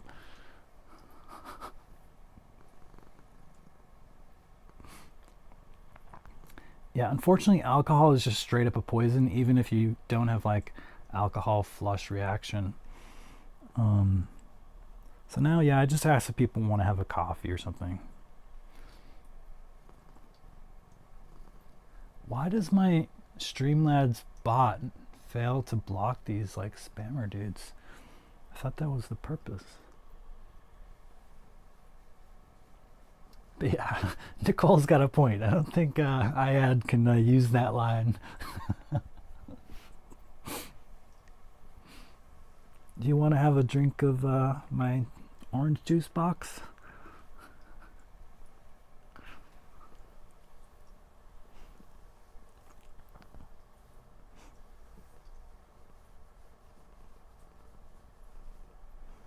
You have a lot of mats. We're going to have to do a deeper brushing.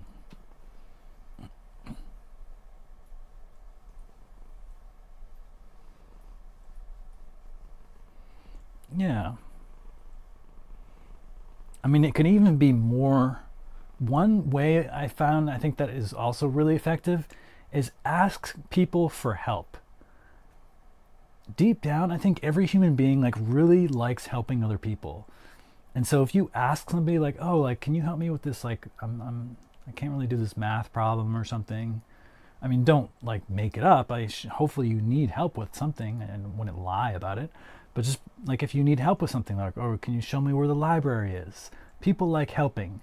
And so that will be one way to get them like talking and comfortable with you. And it like kind of like breaks down the kind of breaks the ice. And before you know it, you could be friends. Asking for help, asking for advice.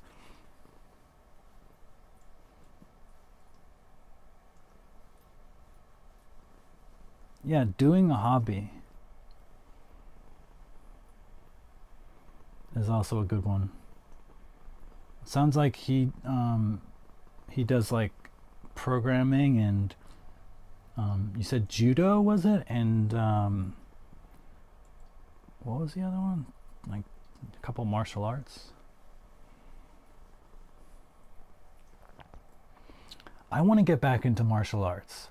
It would be my stretch goal beyond my other goals I've mentioned to get back into that, because I think fitness is valuable. Of course, I want to be healthy, I want to be strong, but I feel like martial arts is the application of fitness. I mean, it's one application of fitness,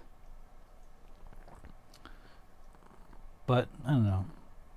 I feel like I like the idea of having the skill to protect the people I care about. And I think you can get that if you study martial arts.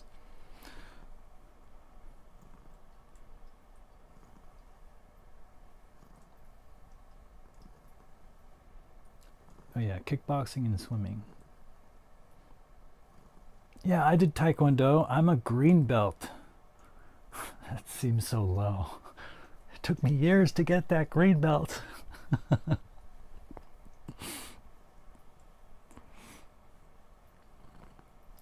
But I would have continued, but we like kept struggling to find teachers because I would be part of some class at like the local rec center, and then the teacher would like stop teaching after a year or two. Then we went to another place and I continued there, but he stopped teaching. And then it was like, okay, everyone's quitting. I don't think enough people, the classes weren't filling up, so people weren't finding it profitable. But I would have liked to go all the way to my black belt. Nice. You probably kick my butt. But knowing that, man, I would take you straight down to the mat. We'd be going on the ground. So if you can't sprawl, you're mine. Because I also studied Brazilian Jiu-Jitsu, which is like amazing. It's crazy. That like, if you're really good at BJJ, you can get someone to submit in like a fraction of a second. Actually, I think that's probably true, Nicole. Ballet, I've heard great things about. One thing that I've been getting into as well that I also want to, I can't do it here. I don't have enough space. And the ceiling is really short. I'm touching the ceiling right now. So I can't really like jump, but I want to get into dancing because dancing is another way to express yourself with your body. And I totally looked down on dancing. I didn't care about dancing for so long. It's like, why would anyone dance? That makes no sense to me. I'm going to be a programmer. That's practical. How fool I was. Dancing is like an awesome expression of the body. And ballet is a great foundation. A lot of dancers have ballet background, and that just like gives them kind of an edge. So yeah, absolutely. Ballet. I got into, there's a video on YouTube. I forget what it's called. It's like 13 dance styles. And I remember I was like, oh, that's cool. So there was a couple that I was into. What was it? The shuffle. The shuffle seems like a really good, fun dance, and it's a workout. Melbourne Shuffle. What's another one I liked? What's the one that they do in India? Why is it escaping my brain? That one is cool. It's all cheery, smiles, and joy. I love it. I picked that one as like my main one after the shuffle. So cheerful. But yeah, dancing.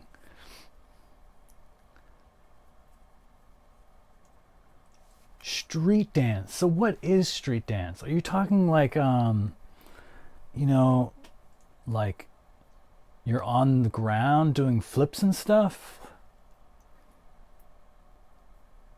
Are you Magic Mike? Yeah, breakdance. That was what I was thinking of. Holy cow is actually Magic Mike. He's just hiding his identity this whole time.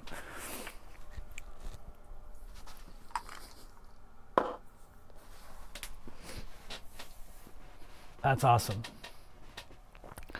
I would love to have a dancing workout session. If you want to host something like that, I'm totally game. Oh God, I have to like kick this dude.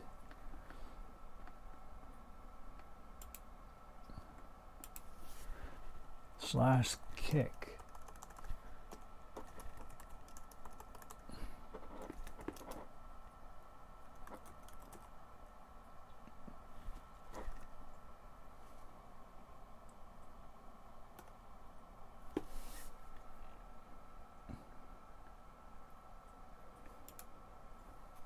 I don't know. I need to learn all these little chat commands. I'll figure it out later.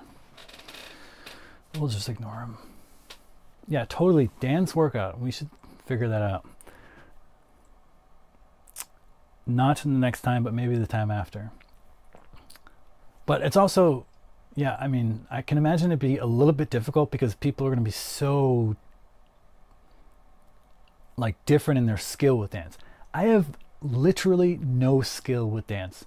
I am so not a fluid, sexy dancer because, well, I mean, I spent most of my life doing like taekwondo and like very rigid movements. I wasn't about like trying to make it look good. So I'm going to be really bad. And then Nicole's going to be popping off over there. And then, holy cow, even more amazing. So I can imagine making a class where you're like showing people dance stuff can be a little bit tricky with such a different range, but I'm totally down. I'm totally down to try it.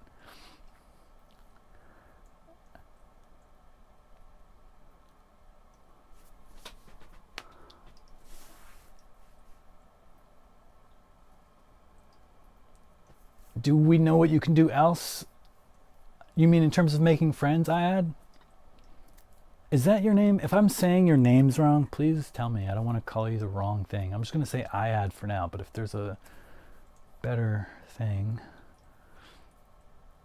Yeah, I think it would be great. Dancing sounds fun. That could be a new thing, like on Twitch.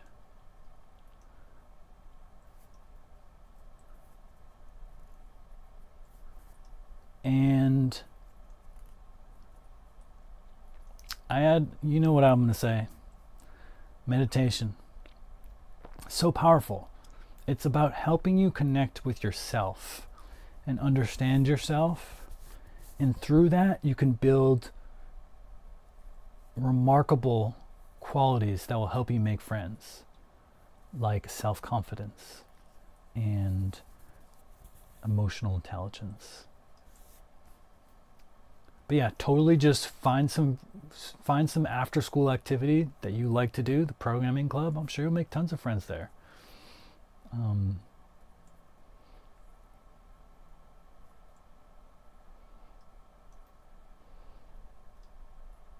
And don't sleep on music as well. Man, I wish I was your age. This kid, he's 15 years old. If I had someone like me with all the things that I've learned and I'm able to pass on to this kid, don't sleep on music. I mean, there's just something really special about being able to play music, and everybody loves it. If you can like whip out a guitar or go to a piano and make some beautiful melodies that like just catch the ear of everyone around, like that's such a powerful thing to be able to do. It's like magic. And that's happened to me, I mean, especially in community in Hawaii, where there are people who are just so good and it was just like so enchanting, and I wish I could do that for people. You know, it's not too late. I'm not like, I have a long way to go before I'm going to die, so I can pick up an instrument. But, you know, if you start young, you know, the possibilities are endless. You could be the next Taylor Swift.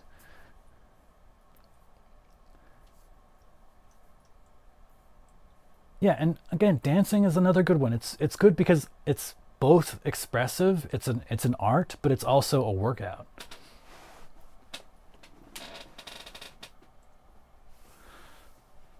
Sensei Buckley.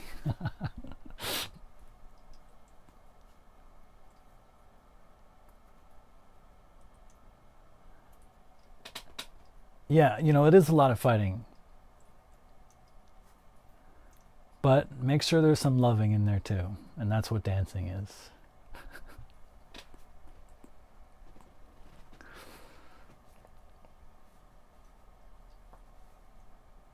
Dance workouts? Yeah, I haven't done it. I know there's a YouTuber who does that stuff. What is their name? Like Pamela? She does like a lot of these dance workouts. I've seen those around. I think they're rising in popularity. And that's definitely one good way to get some people into working out who otherwise wouldn't dedicate the time to work out. Because, yeah, you know, I get it. Not everyone just wants to like go home and like pump some iron. It's not exactly a turn on for a lot of people.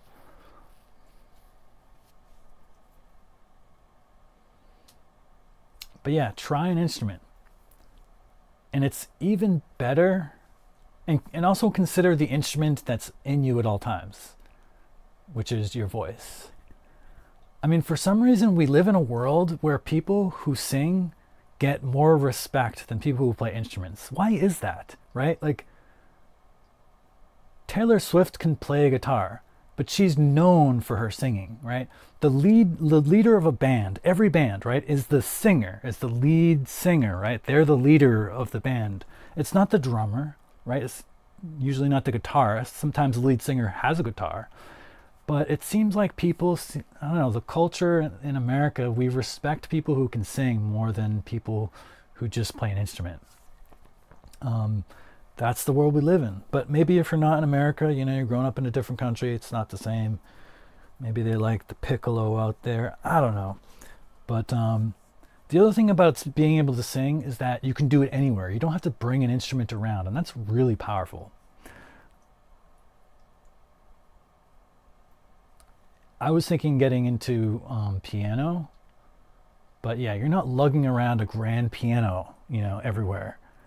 But maybe you can get like one of those mini kind of keyboards, but it's not quite the same feel, right? The feel of the weighted keys, it's not quite the same. That's one argument for like something a bit lighter like a guitar. Maybe not so much for like a huge cello or something, but and also if you play an instrument that allows your mouth to be free, that's also, you could sing at the same time. That's, I think, the appeal of guitar or piano. But if you're playing the saxophone, you can't really sing at the same time. Now, of course, the saxophone is amazing. I love the saxophone. I'm not saying never learn the saxophone, but just things to note. And also note which instruments might cause posture problems.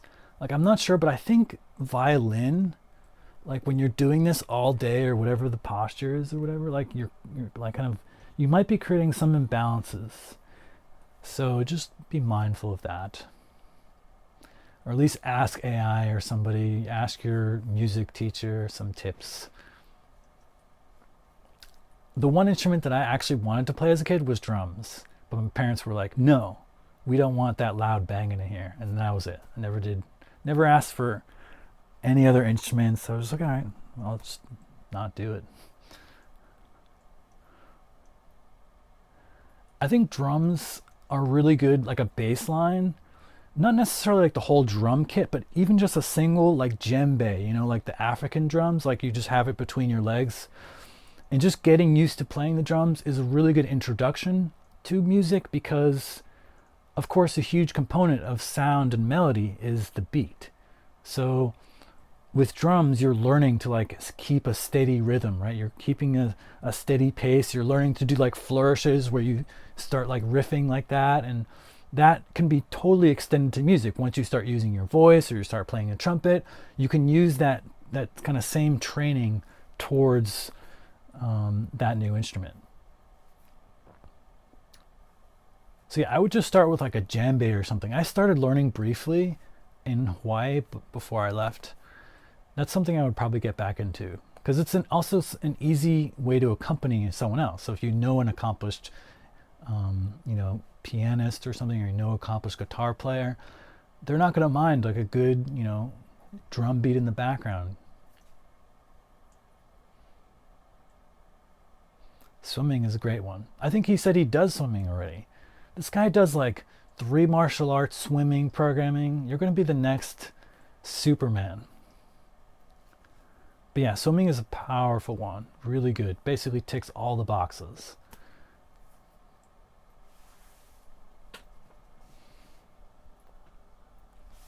Yeah, or just like use a bucket. There's a lot of people in New York City who like come onto the subway and all they have is like one of those like beach sand buckets. And it actually sounds pretty decent. Like I don't think you need like a very fancy thing. I'm like looking out over like I have some like pots over there. It would probably be pretty good.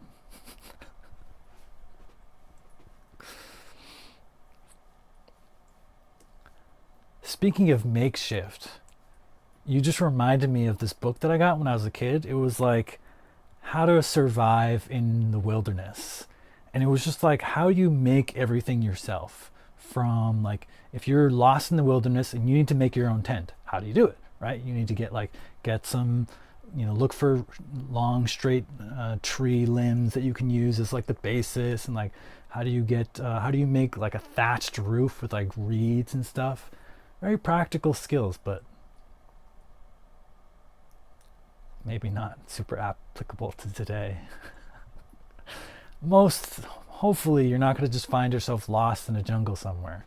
But I did have a good time learning some random stuff. Well, that's the thing. I didn't grow up in New York City. I grew up in Massachusetts, and I grew up actually next to a 6-acre woods. So I mean, it's not huge. 6 acres is not like you'll get lost really, but it was a sizable little forest, and so I had this like life in the forest, um, and that was fun. And I definitely tried to. I think I tried to make the boomerang so I could hunt with it. That did not. Let me tell you, the boomerang did not come back, but I tried. Um, but yeah, I think learning some practical skills is useful. Maybe not the particular book I got, but there are skills like construction that are pretty valuable. I'm not saying you need to learn how to build a skyscraper, but being able to frame a house, right? So like put up a roof, pretty basic skills, and you can learn pretty quickly and can be pretty handy. When I came back from Hawaii, I had learned all these skills in Hawaii about how to do construction, like post and pier. I know how to build a deck now. If you need me to build a deck, right? If we're going to community together, we want a deck for our house, I can build that deck. Um, and so yeah, I've already applied these skills. As soon as I got back, one of my friends was like, "Oh, can you like? I have my porch here. I want a wall here. Can you help me with this?" And I was like, "Yeah, sure." And I like framed it out and I set it up, and it was really nice. So they're just like some practical skills that I think can be really useful in community. Now, if you're going to live in the matrix for the rest of your life, well, maybe not. You know, you can pretty much just hire somebody. Um, you know, that's fine. But one thing I didn't do that's probably also handy is learning a little bit about your car. Like I learned a little bit, but I could change my oil, I could change my tire. But I mean, I had a BMW M3 and that was really expensive to repair. So if I had a little bit more handiness with in my vehicle, I could have saved a lot of money. Have I always been into it? I would say I was been into it. Well, I did a lot of sports as a kid. So I mean, I have a baseline of being kind of running around and being athletic. I didn't really get into fitness until college.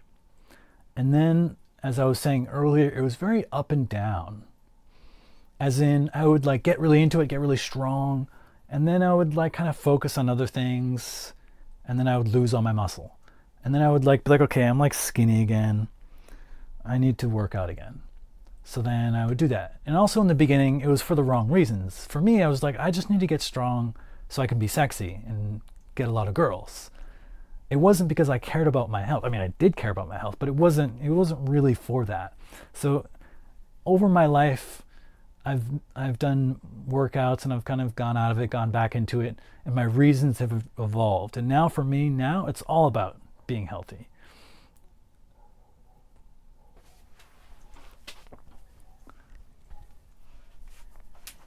And just being functional, I think, too. You notice the difference, right? Like if you've worked out before and you've gotten fairly strong and then you stop working out and you're like, wow, this jug of milk is really heavy. I used to be able to lift this thing like it was a baseball, and now I'm like struggling here.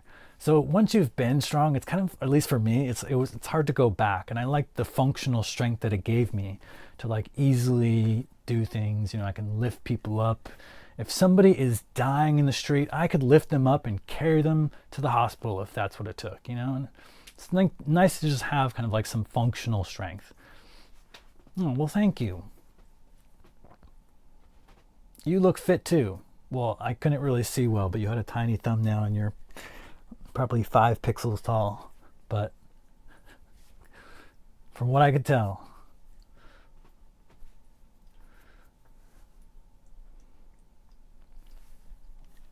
hey, baby. You want your food? It's right here.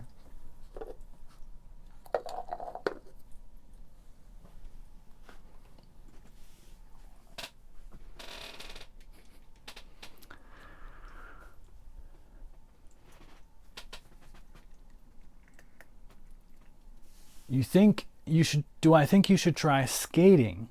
You mean like ice skating or rollerblading or what's the other one?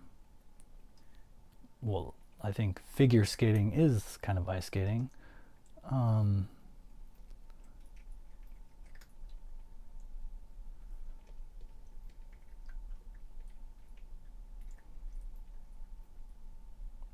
Oh yeah,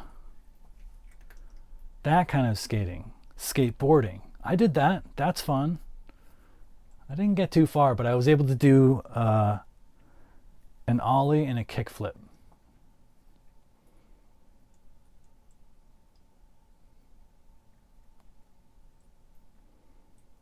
Roller skate. Yeah, I mean, if I were you, you're young, I would try everything. Try everything at least once, except for drugs. I mean, maybe some drugs, but we won't go there. But yeah, try everything once. I think that's the best way to discover what you really like.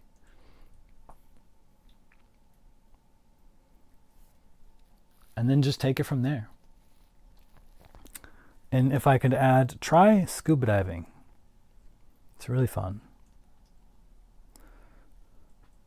I just wish that we had those James Bond breathers, underwater breathers. It's like a little mouthpiece that he takes out of his jacket and like and goes underwater. What a world we would be in if that was the case. Because normally scuba diving gear is quite heavy. Power slide roller skate. I have no idea what that is, but it sounds cool enough that I'm going to Google it. Power slide roller skate. Oh. Yeah, she has a little shelf up there that she like found, and I made a nice little cozy spot for her, and now it's her little secret den. Oh yeah, you have some rollerblades.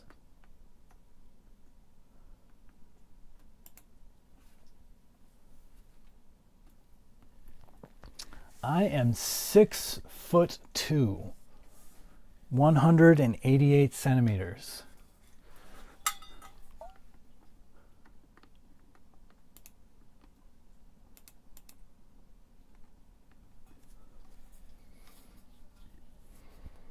Wow, those look fancy. Power slide roller Nordic skates. Wow. I mean, the room is pretty big, but it's low ceilings. Here. Look how close I am to the ceiling. Ooh. But there's another little like ledge right here that's a bit higher. Small amount. But yeah, because it's not really a room, it's kind of like a basement.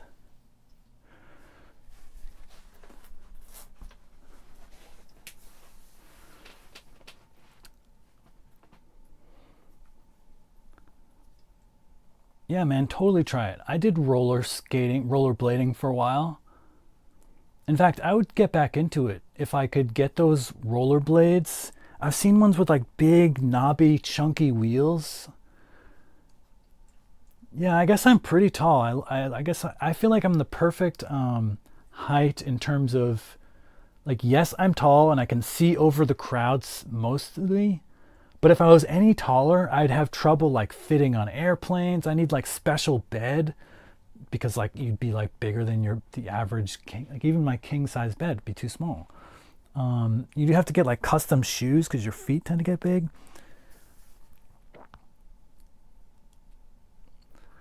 But yeah, I want those knobby tires so I can go rollerblading in like on a trail, like in nature. That's to me like really cool. If it works, that is. I'm not sure, like depends on how rough the trail is. Like maybe it has to be super smooth. But I used to bike a lot. And so I would say beyond baseball, my second big thing was like mountain biking. going into that woods next to my house when I was growing up and just like going on the trails. 5'5". That's about average, right? That's a good height. A girl once said, I don't want to add a 15-year-old kid on Instagram to me, dude. What do you mean? A girl once said, I don't want to add a 15-year-old kid on Instagram to me. You mean like follow a 15-year-old? I'm confused. But yeah, totally use those power slides I had. Take a picture, send it to us. Well, I want to see. Give us updates.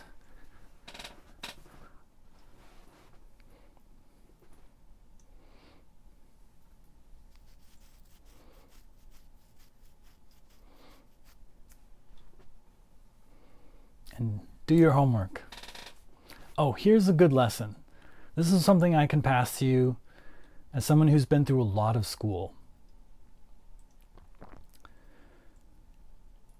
Don't procrastinate. And here's why. When I was younger and I got a new homework assignment, I got a new like, here, you have to write this little essay and it's due Friday and you have 4 days to do it. And so I would just put it off, wait to the last minute. And the whole time Tuesday comes, I would say, I don't need to do it. I still have Friday. But it's in the back of my mind like, God dang, like I got to do this thing. Like it's like psychological pressure I know I have to get to in the future. Wednesday comes, I still got some time, I'll just do it tomorrow. And then you still have this like psychological pressure in the back of your mind, like I have homework to do.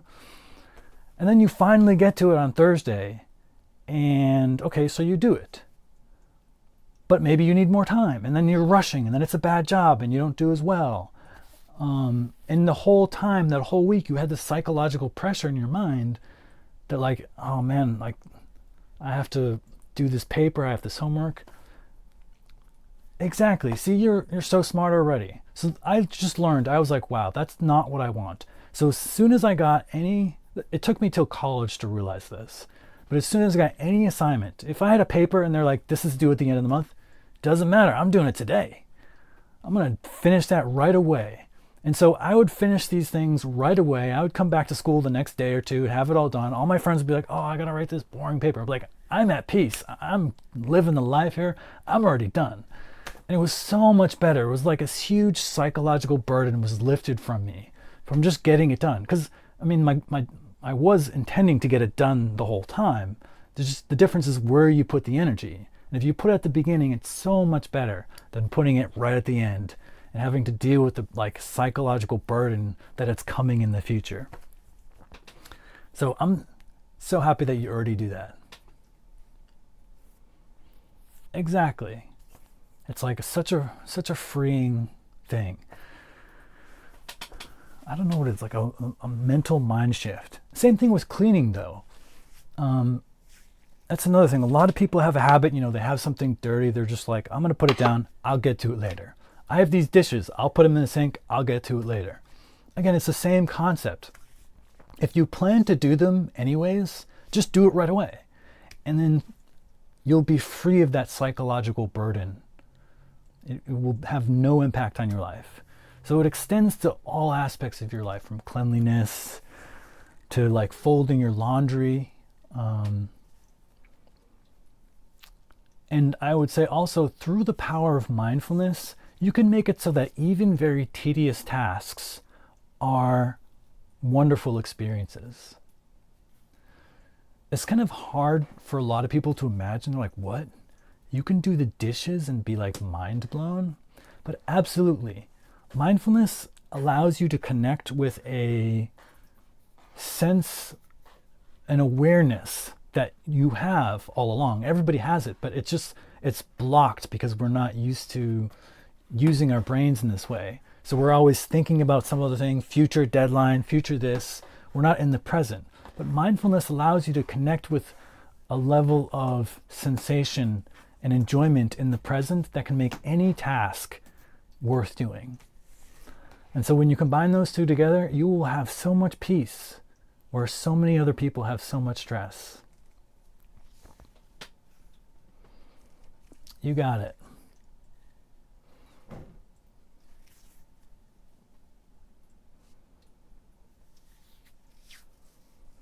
Yeah, yeah. And then some people have actually found that, like Holy Cow says, kind of like independently on their own. They're like basically meditating without even being taught meditation.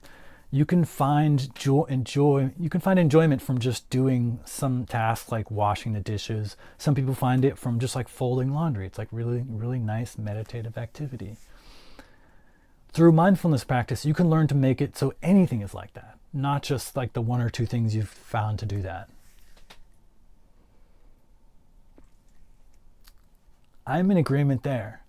I wish I had a bath. This is only a shower, unfortunately.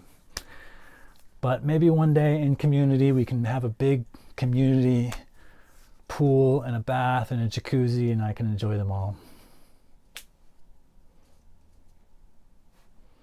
But yeah, baths are like kind of more like you can, I don't know, I just feel like you can sit there and kind of like take your time and just like, I feel bad if I'm sitting in the shower for like half an hour and the water's running and it's like, okay, like I can't waste all the water in the world. Some people are struggling with water and I feel bad. But with a bath, you can just fill it up, take your time, and kind of just like, you know, really go through cleaning yourself. Which I should do more, honestly. I don't take baths very often. Well, I don't have a bath. But even when I do have a bath, I'm usually just like, no, I need to get clean. I'll take a shower.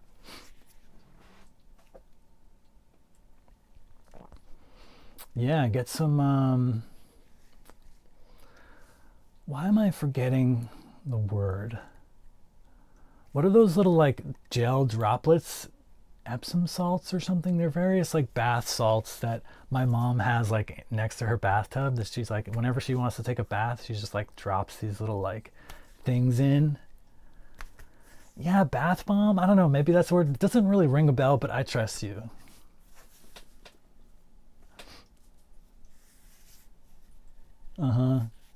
Yeah, flower petals. That's pretty hardcore. Go out and pick a flower just for your.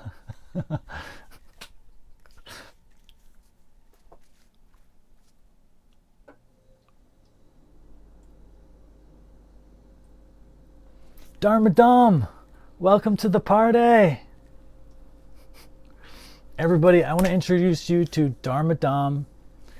He's a musician. He makes music.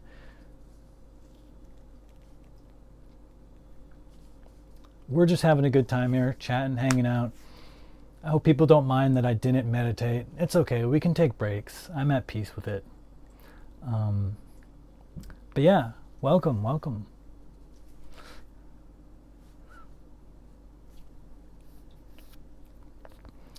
Yeah, I'd totally do that.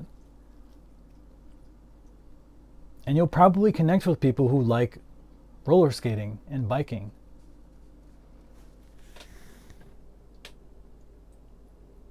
Oh no, it's a spammer. I almost said hi to that guy, but he's a robot. You broke your streak? No. Well, it's another opportunity to begin again and start a new streak.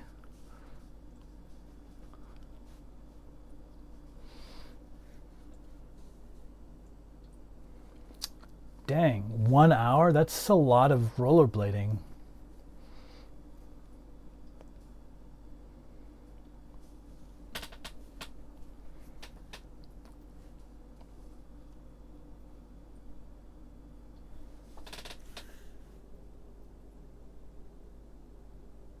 Oh, Dom, you were censored.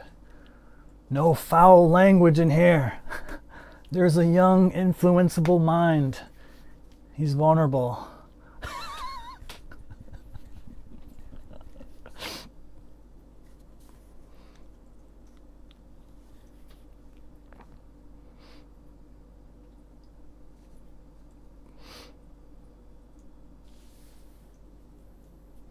Exactly, yeah. Swing over to Discord. I will allow all language. Well, except for like hate language, hate speech.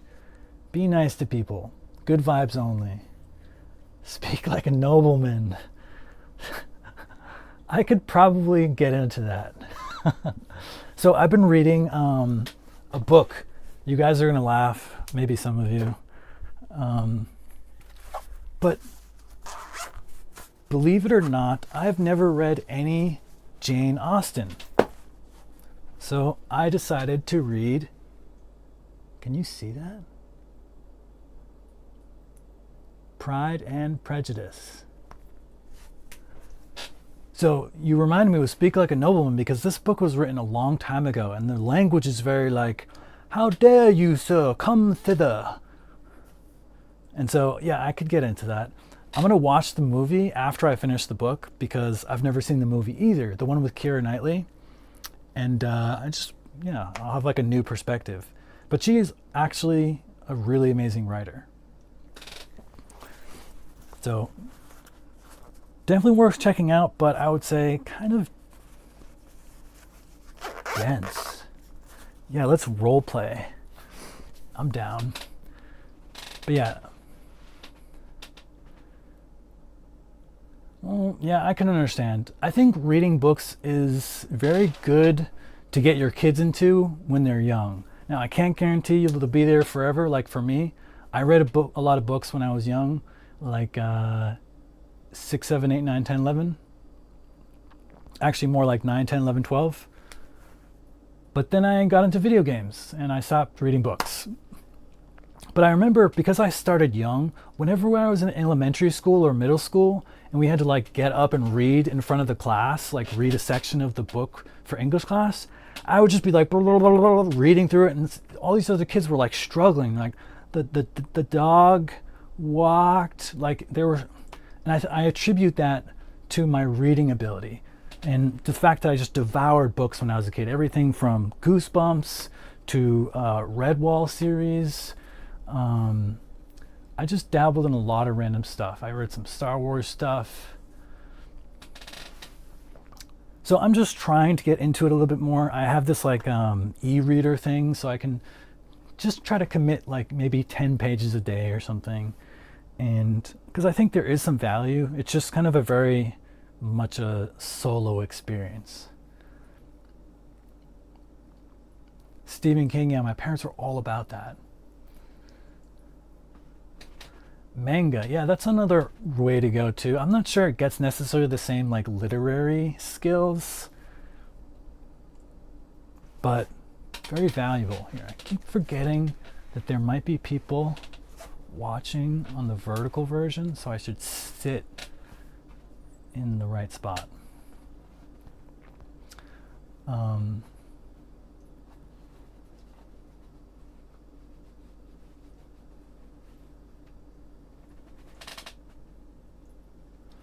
Yeah, so with Streamlabs, I'm sending to multiple platforms, and I can send both this like horizontal version, which I'm sending to Twitch and to Kick and to YouTube, and I'm also sending a vertical version, which I'm sending to Facebook and Instagram and something else.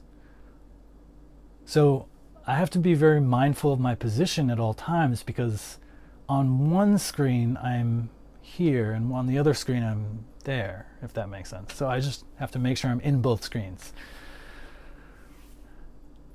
Which is to say, when I'm in the middle on the horizontal one, I'm off, I'm kind of like getting off the screen on the other one based on the way that I positioned it. Manga as a transcript?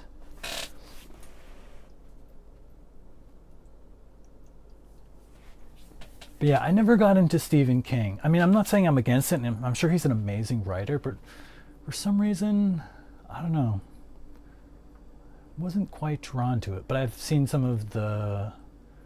I've seen It. That was Stephen King, right? I've seen The Shining. Wasn't that Stephen King?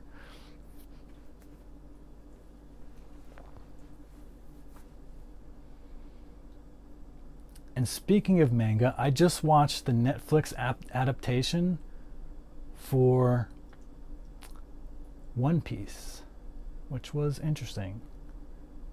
Very strange, but maybe I'll watch the second season. I didn't read Harry Potter. but I did watch all of the movies, so I was kind of like into it a little bit just from the movies, but I recognize that I'm probably missing a lot of the backstory and like the deeper lore because I haven't read the books. But yeah, I thought it was kind of cool, the movies. I won't like Stephen King if I don't like open endings and a bunch of lore. I mean, it depends. I could do open endings. Yeah, maybe I'll add a Stephen King book or two in here. I've been adding a bunch of random books, just like popular books and ancient books that, you know, classics. But yeah, like I said, I need to dedicate a little bit more time to reading, I think, but it's just such a lonely activity, right? I can say, hey, Nicole, you want to watch a movie with me? Let's watch a movie and we can share that experience together. I can't be like, read the same book as me at the same time. I mean, I guess we could like both read the same book at the same time. But then like, if Nicole reads way faster than me, then she's going to get ahead of me. And I'll be like, slow down, you're spoiling the book, right? It's just like kind of a different experience. It's kind of a solo experience versus like playing a game with somebody online or watching a movie is more of like a connective bonding experience. And that's kind of like more what I want to go for now, especially in this world where we're so isolated. But reading is a very valuable thing. And I think there are a lot of books that pass on really good lessons and are just works of art in themselves. So I have this thing and I'm reading, again, Pride and Prejudice, classic. But it's also dense. Wow, have you guys read it? It's like, I feel like I'm doing homework because it was written like hundreds of years ago. It's not a modern book. It's written hundreds of years ago and it's like ancient English. Well, not like ancient, but old English. And so it takes like a lot of effort for me to parse each of the sentences, and the way they talk is just different. So it's kind of like doing homework. I'm not really that enjoying it, but as a literary work of art, I can understand and appreciate it.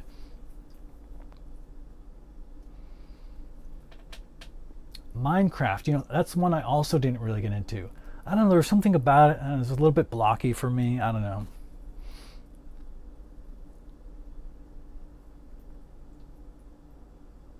Yes, I've been talking for a while. I mean, that bread was high sugar energy boost for sure.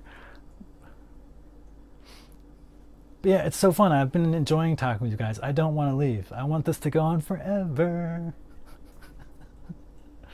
But yeah, at some point I'll have to wrap up and probably make some real food. What's on the menu today? Oh, salmon. Today's salmon day. I can't wait. Smoked salmon.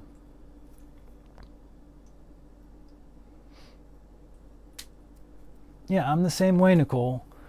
The world is lonely enough. Like, I do not play any single player games. I'm not going to just be spending my hours on the computer by myself. If I'm going to play a game, it's going to be a game where I can play with friends, because at least that can still be connective. Oh yeah, go do that. Shower. Don't let me hold back your life. But it's the weekend, so you can party. Hopefully. I mean, maybe you work the weekends. I don't know.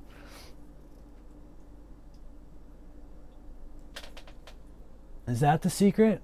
I do have onions. I don't know what is that bechamel sauce is. Yeah, me too. Yeah, if you guys have awesome recipes, that also sounds interesting to me because, I mean, unlike II Gaming, my mom doesn't cook for me anymore. Although some people do cook for me, and I'm grateful for that. A lot of times I still have to cook for myself.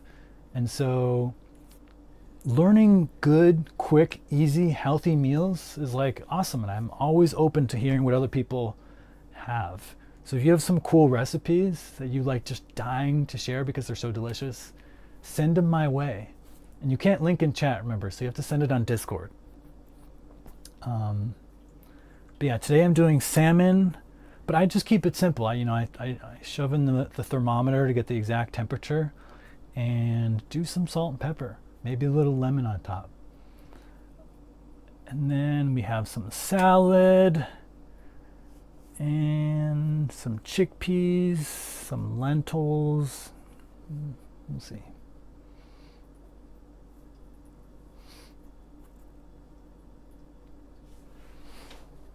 speaking of food, I actually made some eggs.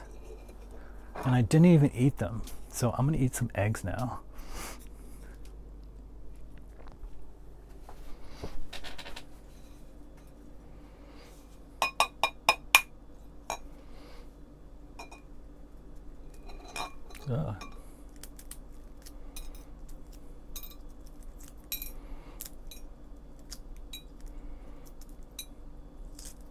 Opening this egg.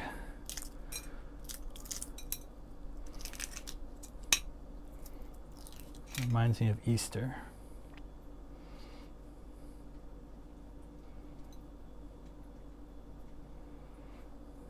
Except my mom always overcooked the eggs. Whenever we had Easter eggs, they were like rock hard.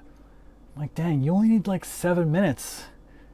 Give me that nice soft boiled texture, please. But I think maybe if you like hide eggs under like furniture for your kids to find, they have to be like at least fully hard boiled. Do they? Probably, I don't know. Might be a safety issue.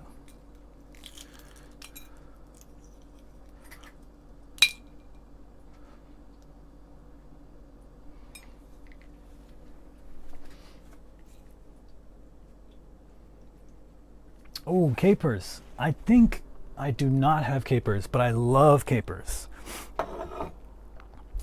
And normally I do pair them with salmon. I'm glad to hear that you don't eat junk food, Ayad. You know, that's rare. You're such a special kid. You're already smart. I see so many kids today like going and eating like bags, huge bags of Doritos and other like junk food. I'm like, ugh.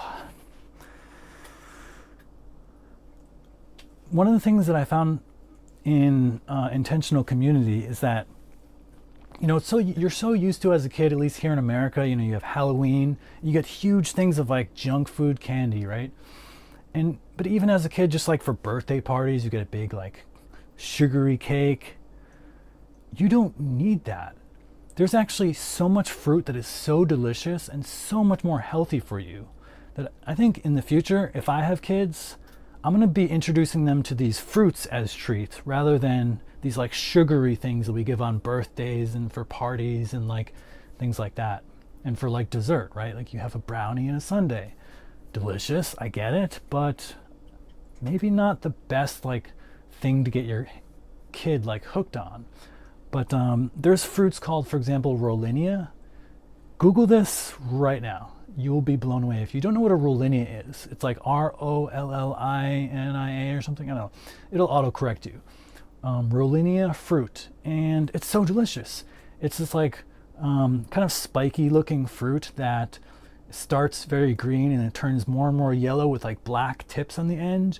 And when you crack it open when it's fully ripe, it's like a delicious custard. Like someone made it in a bake shop or something. It's just so delicious, but it's a fruit. It's just like you just picked it off a tree. And it's so delicious. And there's so many things like that. Yeah, I think they might be like distantly related or something.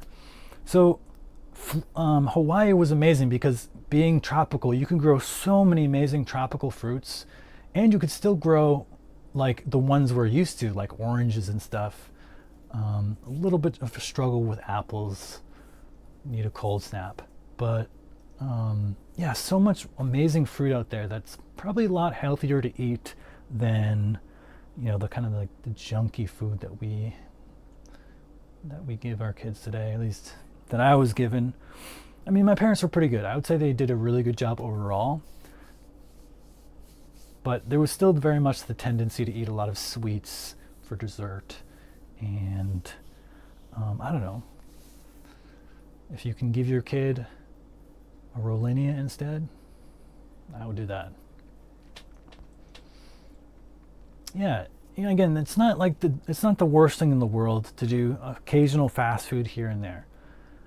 My banana bread is not fast food, but it's definitely got a lot of sugar, and sugar is not the greatest. So yeah, I'm not about being super strict about any of this stuff. I'm at peace. It's about finding a balance that works for everyone. And it depends on your particular philosophy too. Like what is your philosophy towards life? Are you somebody who wants to live hard, live fast, and just like accept the consequences no matter what happens? Like, I know people like that, and I totally respect that. I know a guy who was like, you know, I remember I was trying to give him like headphones one time. I saw him working with like a chainsaw cutting down trees, and I was like, you know, your ears you might lose your hearing. Like, you should use these headphones. And he was like, oh, don't worry about it, I don't care. Like, and I talked to him later about it. His philosophy towards life is like, I'm gonna eat the most delicious foods possible as often as I want, whenever I want, and I'm just gonna go through life hard and enjoy it, and that's the way. And if I die at 55, that's okay. And I was like, wow, that's like, you've like thought about this. Like, I respect that. If you want to do that, that's great.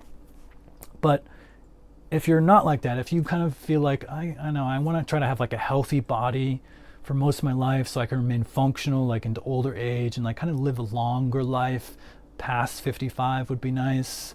You know, if you're maybe on the other end of the spectrum, then yeah, that's when you start having to think about like long-term goals. Anthony Bourdain, yeah, I mean, again, that guy has like the best life in the world, right? Well, I don't know if he's still doing his shows, but going around the world eating the most delicious foods in the world and getting paid to do it. What a life. Some people are so lucky. But yeah, welcome, Bear. Oh yeah, he passed away. I totally forgot about that. Yeah, too bad. But yeah, sounds like a nice life. Maybe we can do that ourselves. Build our community, make awesome foods, and then YouTube ourselves, film ourselves, live stream ourselves eating these awesome foods, traveling the world at the same time. Sounds like a dream. I have too many dreams. No, there's no such thing as too many dreams.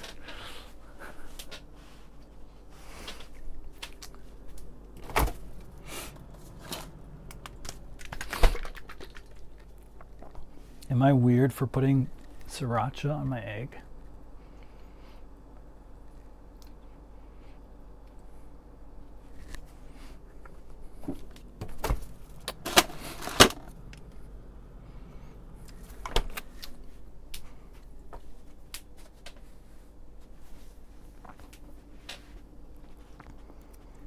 Gym fit? Wow. A perfect egg.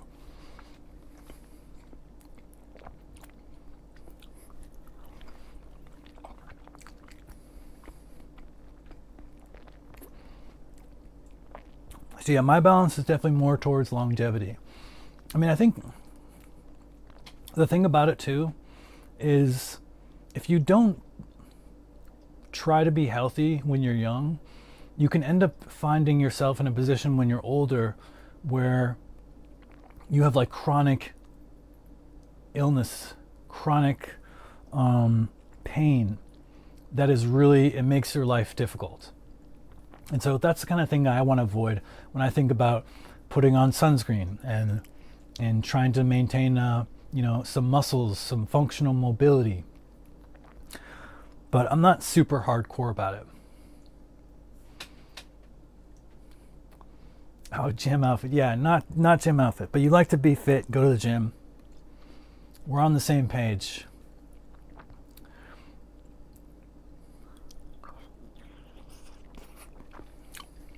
Yeah, that's exactly what I normally do. Here's another thing. Salt, black pepper, a little bit of smoked paprika, and a little bit of chili pepper. Also great.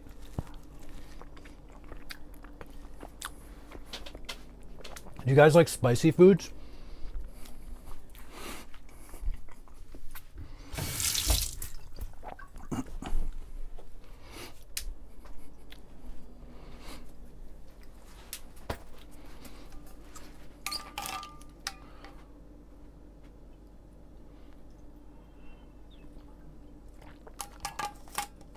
Yeah, if you put sriracha everywhere, you gotta like spicy.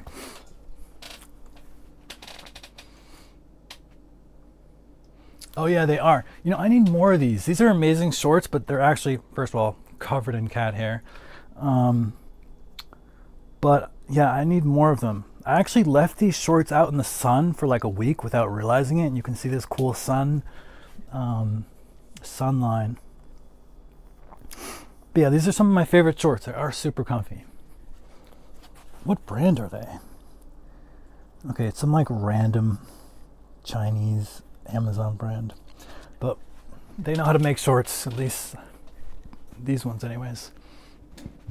Excuse me. Yeah, I would appreciate that.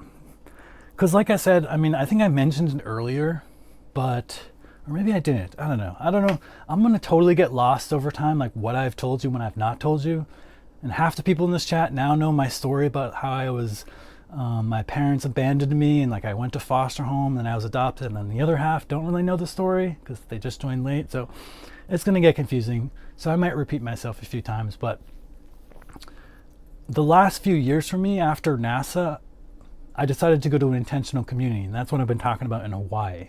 And I put everything of mine into storage, including like basically all my clothing. And so it's still over there now. I have this huge storage room that's like full of stuff and all my clothing, and I brought like one pair of shorts with me. So I'm just in this weird position where I'm like in New York City. All of my stuff is in California. I don't really want to spend a lot of money and buy more stuff in New York and then have like 2 places with lots of stuff, and like if I need to travel somewhere then I have to like pay all this extra money to like ship it over. So it's just like a weird situation.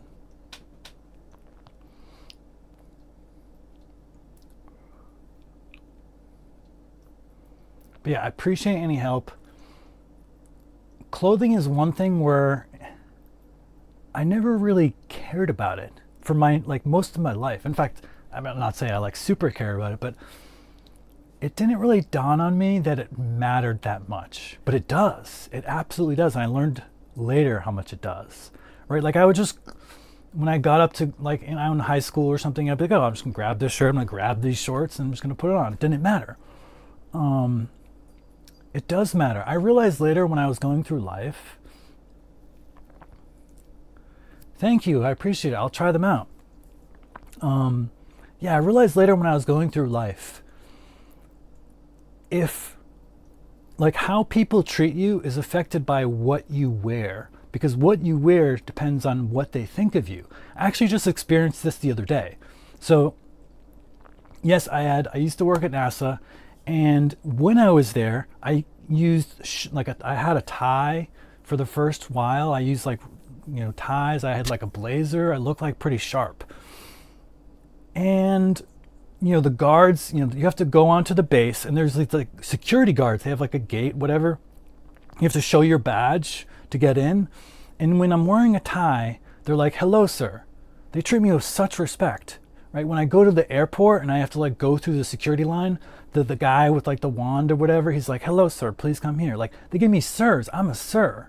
But when I go to the same people, I go to them and I'm in a hoodie because I'm feeling lazy. I don't want to wear a tie today. Go to the airport. You know, I don't need to wear a suit and tie to the airport. And then I talk, and these people, and they're like, please come over here. They don't call me sir anymore. They like think I'm like a punk kid or something. So it's like, I realize that how you dress and how you present yourself is like a huge impact on how you get treated in the world. So I like started thinking a little bit more carefully about like how I want to present myself and the kind of clothes that I would wear. So yes, it is important. Think about it, Ayad. Think about how you want to be perceived. But also, you should wear clothes to express yourself in the way that you want to express yourself. So I wouldn't necessarily say like only wear clothes based on what other people are going to think of you. It's just something to keep in mind as you pick clothes. You know, if you pick something that's like really revealing, they might come to certain judgments about you. If you pick something that's more formal, right, it's gonna change how people look at you. Even just the other day, I went to a department store. I was like, I need a little bit more. I need some joggers or something. Like it's coming to fall. Like it's gonna be cold soon, so I need to get some stuff. And so I went to the dressing room, and I was like dressed kind of like simple, just like a t-shirt. I had my hat. I think it was the hat. My hat. I had my hat on. This exact hat. And the woman looked at me, and I could tell from what she said to me and what she was doing that she thought I was like a hooligan. She thought I was going to steal all their stuff. She like went through you go to the dressing room, you take your clothes and you put it on the little thing. She counts how many are there. She went through each individual clothing item and like opened it up to make sure I hadn't stuffed like another shirt inside of it for every single item of clothing. And then at the end, and I was like, oh, that's interesting. Like people do that to like steal clothes or something. And she was like, yeah, with like a gruff voice. And she was like, make sure to return all your clothes on a hanger too. Like to put it back on the hanger. I'm like, I always do that. Like that's the nice thing to do. That's like, I wanted to be like, who are you taking me for? Like I'm an upstanding citizen. I'm not a cretin. But so yeah, it's again, she just like came to this conclusion. She saw this hat. She was like, oh, this guy's a punk. You know, he's probably going to try to steal stuff. Hooligan. Is that like a band? No, I do not have NASA clothes. That would be cool. You mean like an astronaut suit? That would be dope. Regrettably, I do not.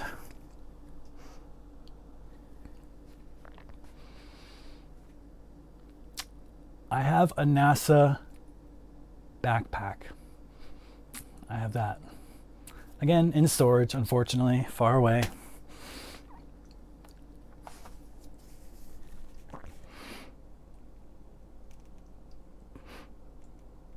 Oh, well, thank you. I appreciate it. I picked these shirts because I like how they fit and I don't like to wear logos. I don't know. I mean, I'm not like against it. Sure, wear logos if you want, but I don't know, when you're walking around with like a big Nike check mark on you, you're just like doing free advertising for them. Like, how about you pay me to put that check mark on my chest? And then maybe give me $100,000 a month. Oh, thanks. Yeah, and this is actually the air dry version. You know when the difference between like hanging up your clothes outside and then doing the dryer like really tightens it up. I miss those days. We do our hangers on the line and they feel a bit looser, but you know, I'm at peace. But yeah, I like the more fitted, tight look. In fact, all my jeans are actually quite slim too. But I've been through so many phases. When I was in high school, what was cool back then was baggy. And so I had these like really baggy jeans. The back of my jeans would get ripped because they were so low and I was just like walking on them and they got torn. And then all of a sudden that changed. A couple years later, it was all about really skin tight jeans, like really super slim. And I was like, oh, okay, I'm gonna change my entire wardrobe just to look cool now. So I went slowly towards that. And lo and behold, what's popular now? Baggy's back in. Like, God, can you guys make up your mind? I guess it just comes and goes.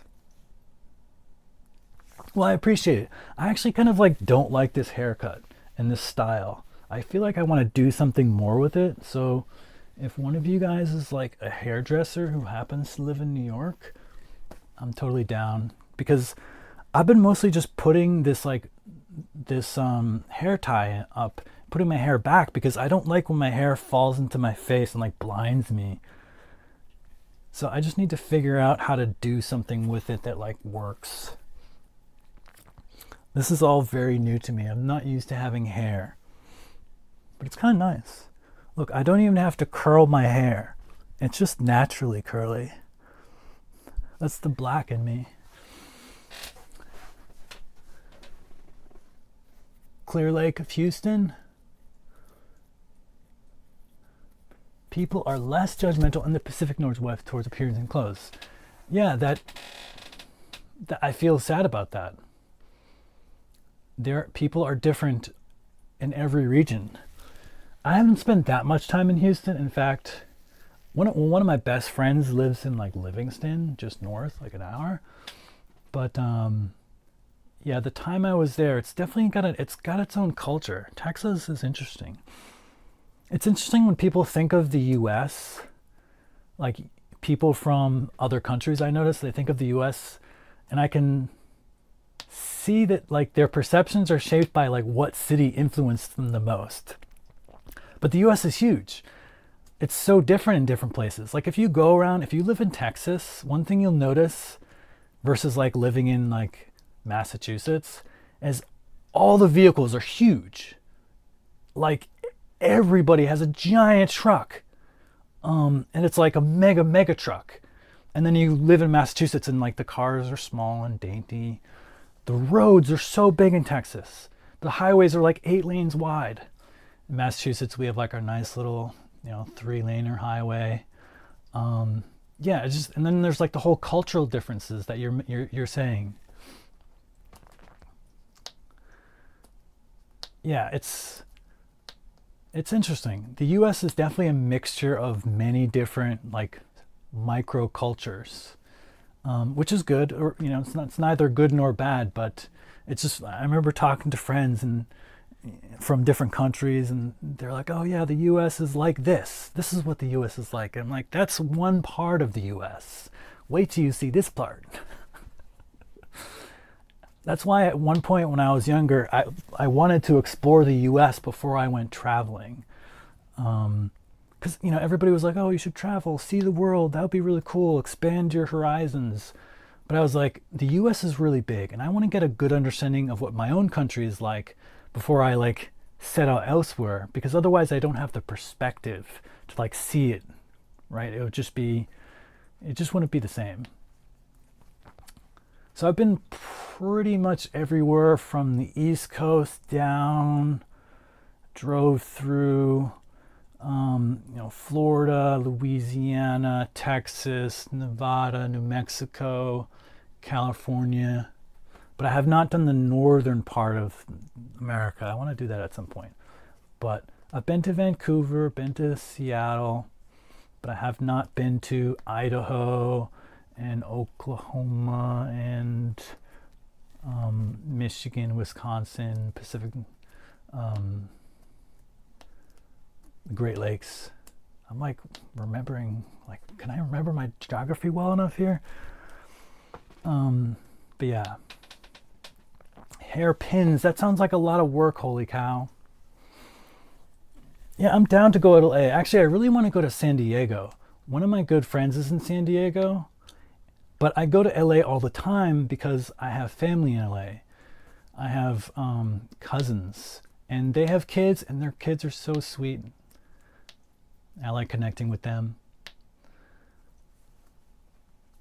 So yeah, and I just need to go to California to like get some of my stuff that's like in storage. So every once in a while, I have to take a trip out there anyway. So if I'm down there, totally.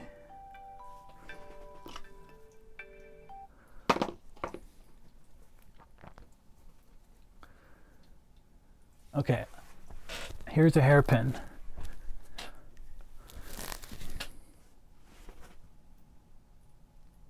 Okay, how does this work? You stick it in. What do you do with this thing? Stick it in. Shit, I think I lost it. I don't know if I did it right.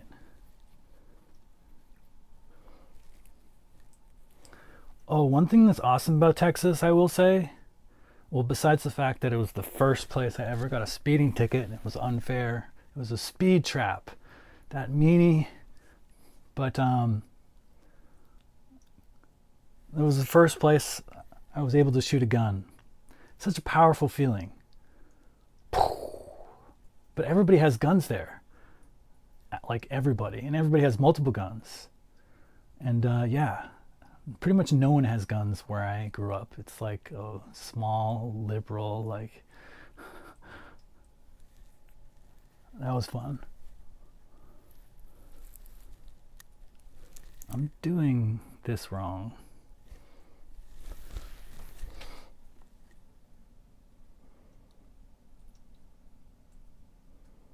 Yeah, I think you're right. USA is a big place. And plus, it's kind of hard to be, when you talk about other countries, there's a difference between the people who run the country and the people who live in the country, right? Like there's a difference between the political establishment, which might even be like a dictator for all you know, right? And the people that are just like living there day to day. Like the average person in the average country is like a cool person. They're chill. They just want to have a good life, you know, be healthy, you know, spend time with their family. They want all the same things we want. So yeah, when you talk about a country like kind of in the abstract, like I don't like the US because blah blah blah, like you're really more talking about like maybe some senators who are making some rules that the most of us don't want. Like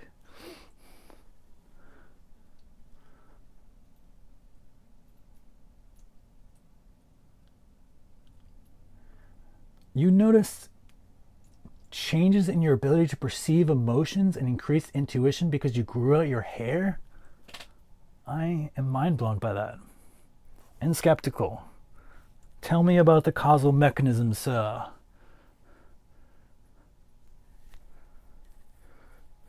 But I'm open to it. Some guy came on the other day. Who was it? Dharma Dom? He was telling me about astral projection. Ow, ow, I just poked myself.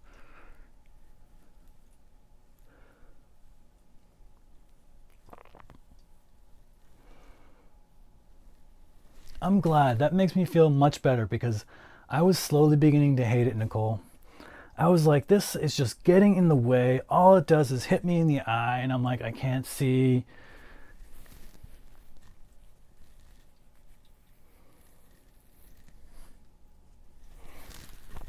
I was tempted to just cut it off and give it to some hairless child who needs hair because of cancer or whatever. But maybe I'll keep trying to grow it out for a little bit. Again, I think I also just need to see a stylist. Some stylist that can just like help me figure it out a little bit.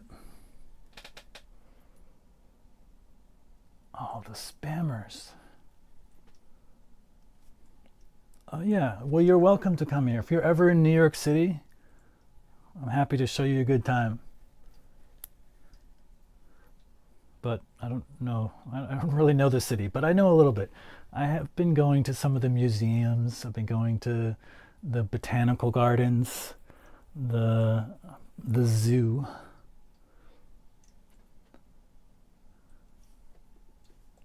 My bangs. I'll go emo.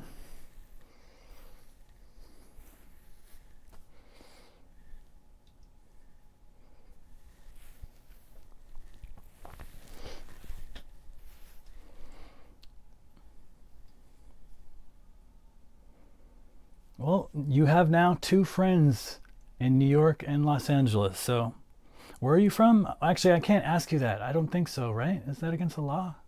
I don't know. But I think there are like particular things I need to be worried about because you're a minor.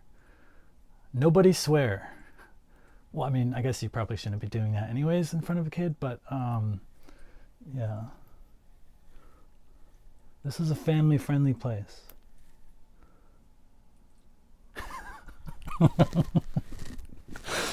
Well, I mean, it's crazy. There's all these random rules. Think about how in the US, at least, I don't know how it is in your other countries, but there are more laws than anybody knows about.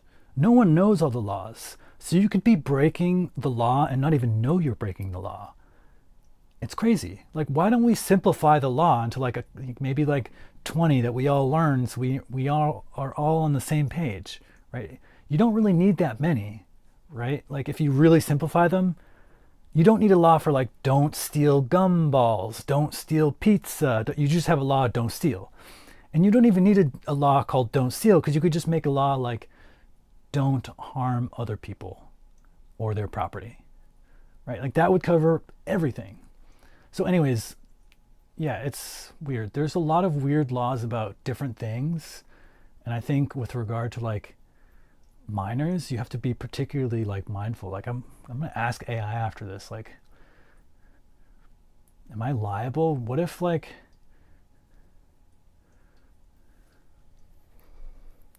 what if Ayad's mom comes on and is like, you told my son to meditate. Now he doesn't do his homework as much. I'm going to sue you.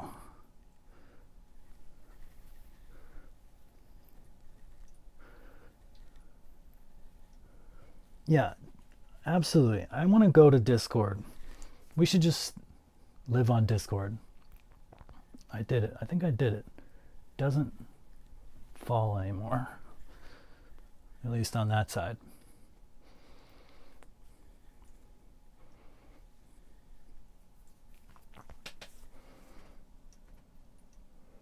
What country you like at?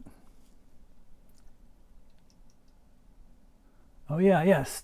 Stick around or come around again. We won't be here for. I'm on every single day, different things. But thanks for coming by, Bear. Have fun with your kids. Get pumped.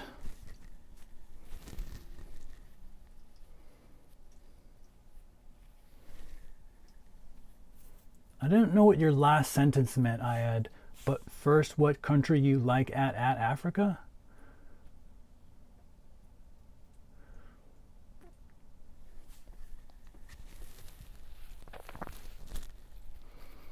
I need to figure out how I can make this chat bigger. Like, I keep having to lean forward to read this small, tiny text.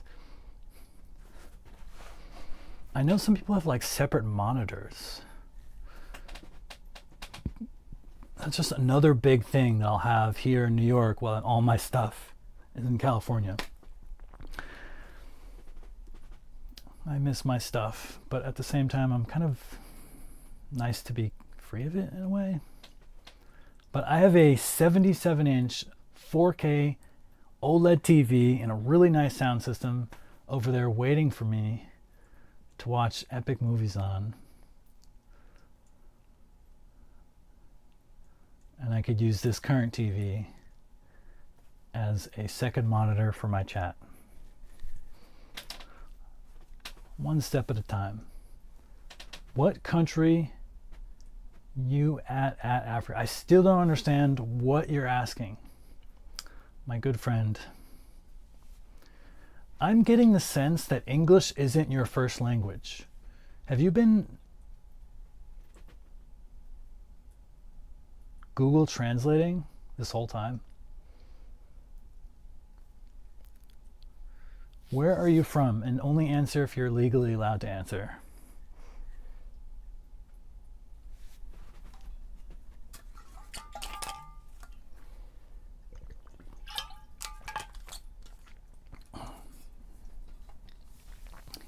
No.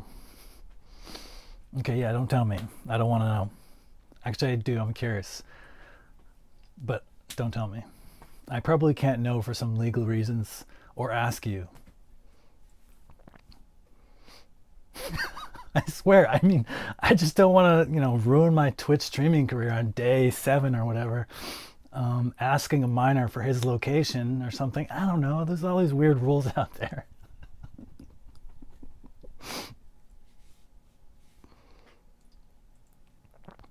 Oh, you're saying no, you weren't translating. Yeah, but you are learning English.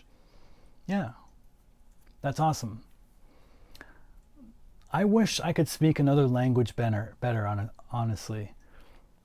I mean, I was lucky that I was born here and I grew up speaking English, and English is like a worldwide language. I mean, kind of one of the most big languages out there.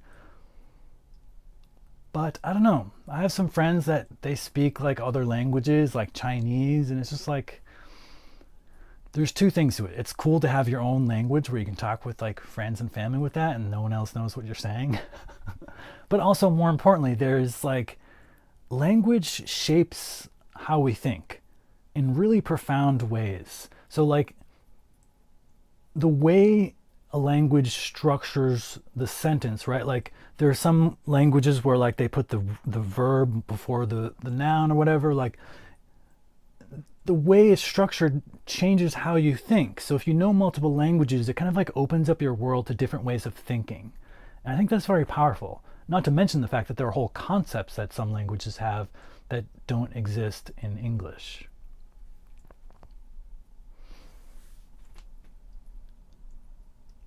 English and German. Nice. Wait. Oh. German is your third language. Wow, this kid is a rising star. This is the next, Mr. Fantastic.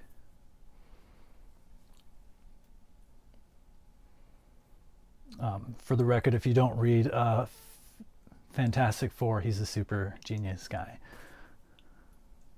Maybe I'm the only comic book nerd here. Ex-comic book nerd, I guess. Interesting. Yeah, well, I mean, that's great. You'll get a lot of practice speaking English here. The only other language I could help you with is French. Because when I was in elementary school, we had to pick a language. And I picked French like an idiot. I mean, it's not bad. French is cool. I just thought it sounded cool, but it has like no practical use. I think I've used it like twice. When I went to France and when I went to, when I played a video game and some guy's name was Saucisse, which means sausage.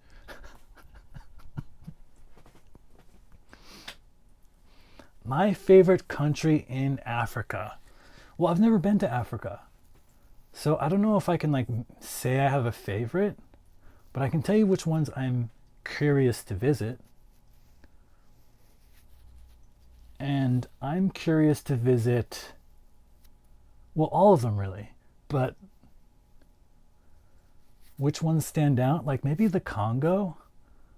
I'm really interested in like rich rainforest jungles. So I think that would be a bit more appealing than maybe like one of the Saharan countries where there's a lot of like endless desert. But again, if you pay attention, you'll find the miracle of life everywhere. It's just that in jungles, it's everywhere. But yeah, I also want to check out South Africa. I want to go scuba diving there. Although that's kind of like a next level thing. There's like great white sharks there, and that's, you know, you want to be good.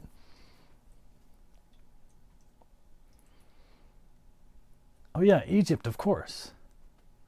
Egypt is, I really like ancient, like Egyptian mythology and just the history.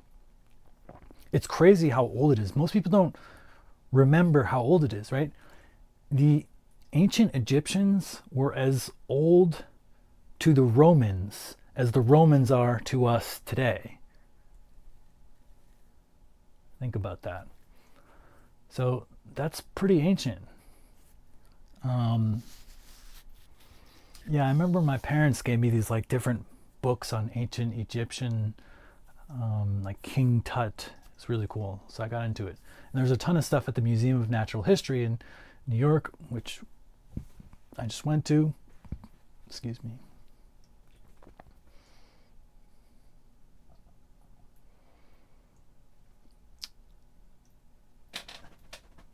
Yes, I do like it. Well, I mean, I think I like Egypt. But again, I've never been to Africa. So I can't speak from personal direct experience about what I like or don't like. But it does seem like a place with a lot of history. But what place doesn't have history, I guess, you know? I guess history that I've read a lot about and would draw me to visiting.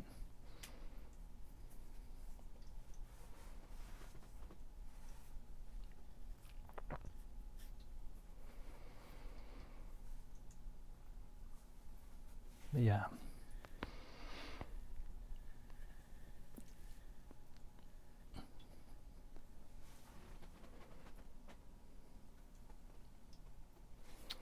That's what they say. That's where we came from. But yeah, I guess it's only what we know we came from. And also the dividing lines between like what is us and what is not us is arbitrary, right? Like when we go through school, right, we typically learn about Homo sapiens, and then before us, what, there was Homo erectus, Homo habilis, Australopithecus, you know, various early human ancestors. But of course, in reality, it wasn't like Australopithecus and then all of a sudden someone had a baby and it was immediately Homo habilis. And then, Homo habilis went on for a while, and then someone had a baby and it was immediately Homo erectus. It wasn't like a quick jump. These are just, it's gradual changes over time. So the lines that we've drawn are just kind of reductions. So when you think about which of the ancestors are human ancestors? Well, they all are. It's like how far you go back and where you draw the lines is an arbitrary thing. So yes, we have history of human ancestors in Africa, but who's to say if you go back a little further, you wouldn't find an earlier ancestor somewhere else? And of course, that's not even considering the fact that the whole world was like Pangea at some point, right? The continents slowly moved apart through plate tectonics. And so where Africa was in that, it was just like a random blob, part of everything else. But yeah, I get the gist of what you're saying.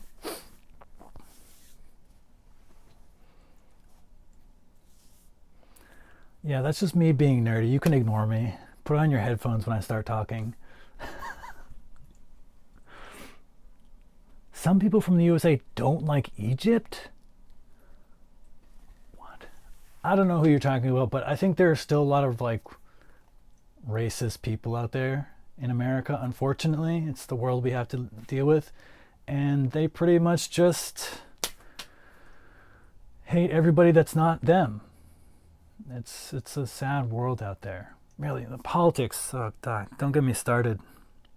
It's bad here. It's really bad. But that's why I try to preach a philosophy of love and acceptance.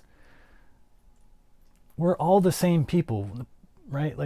The arbitrary lines that define Africa or Europe or the Netherlands or Thailand, right? These are just arbitrary lines. They aren't really there. That's just some people fighting over resources who said, this is my land and this is my land. And then they try to make official boundaries and make laws. This is officially mine. None of that is real. In reality, we're all just human. We're all on the same team. We're all in this together. But for some reason, people forget that. And they're just like, oh, this is my stuff. This is my country. This is my stuff. My people are cooler than your people. We're more special. No, we're all the same.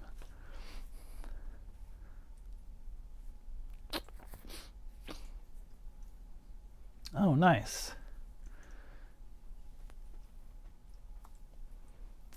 I hear that's an interesting place. I've watched a few videos recently about people who live there. UAE, United Arab Emirates, right?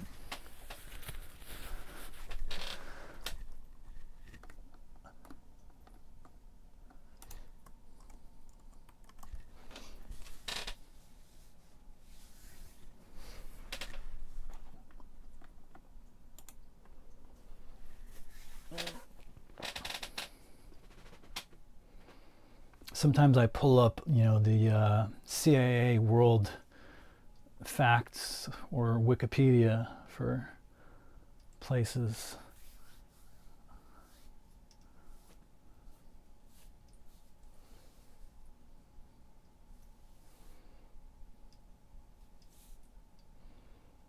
The present UAE is located within the medieval region of Eastern Arabia, which shared a culture of seafaring. The Portuguese Empire arrived in the region around 1500 and set up bases on the territory while waging wars against the Persians. Wars, wars, wars. Is that going to define human history forever? Do you like living there? I mean, I guess if you're from Egypt, that's probably kind of similar. But yeah, do you like it there?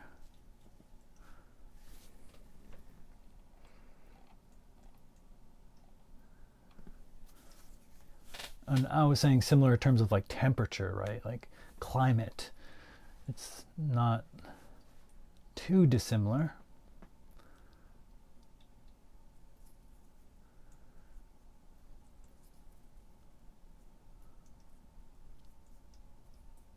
Interesting. Seems like they've had a rich history. Excuse me. Apologize.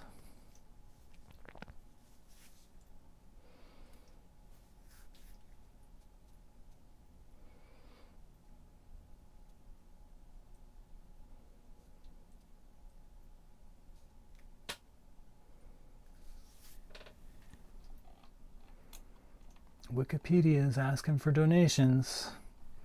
I usually give them money. I usually give them about $50. It's a good cause.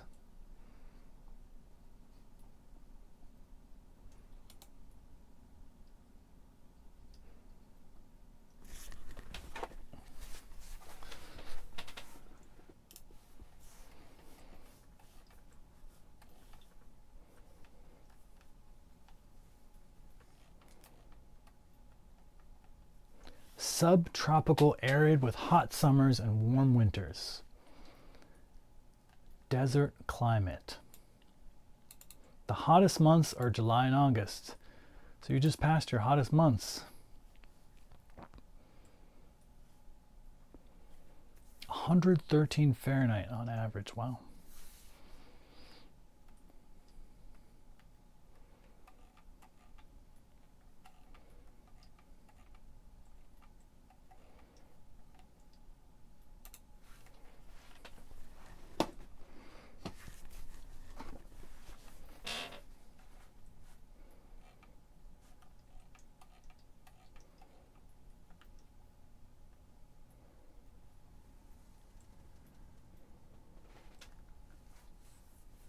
Yeah, I understand that. I mean, I totally understand that.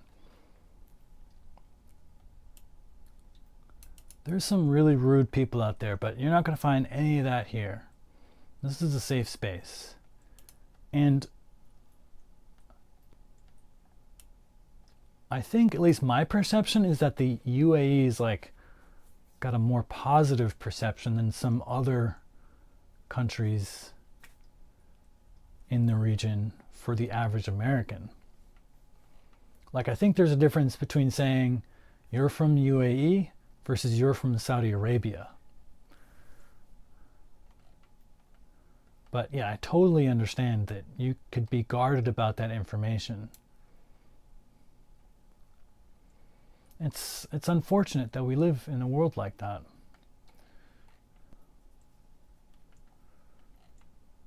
But hopefully not forever. Dubai.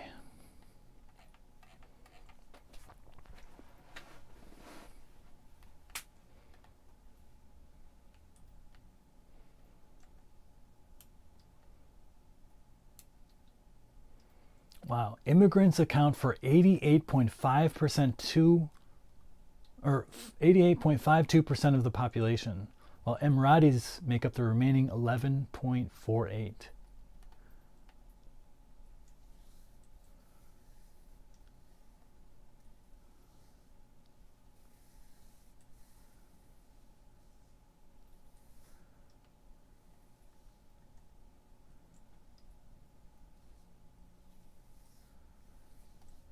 Interesting.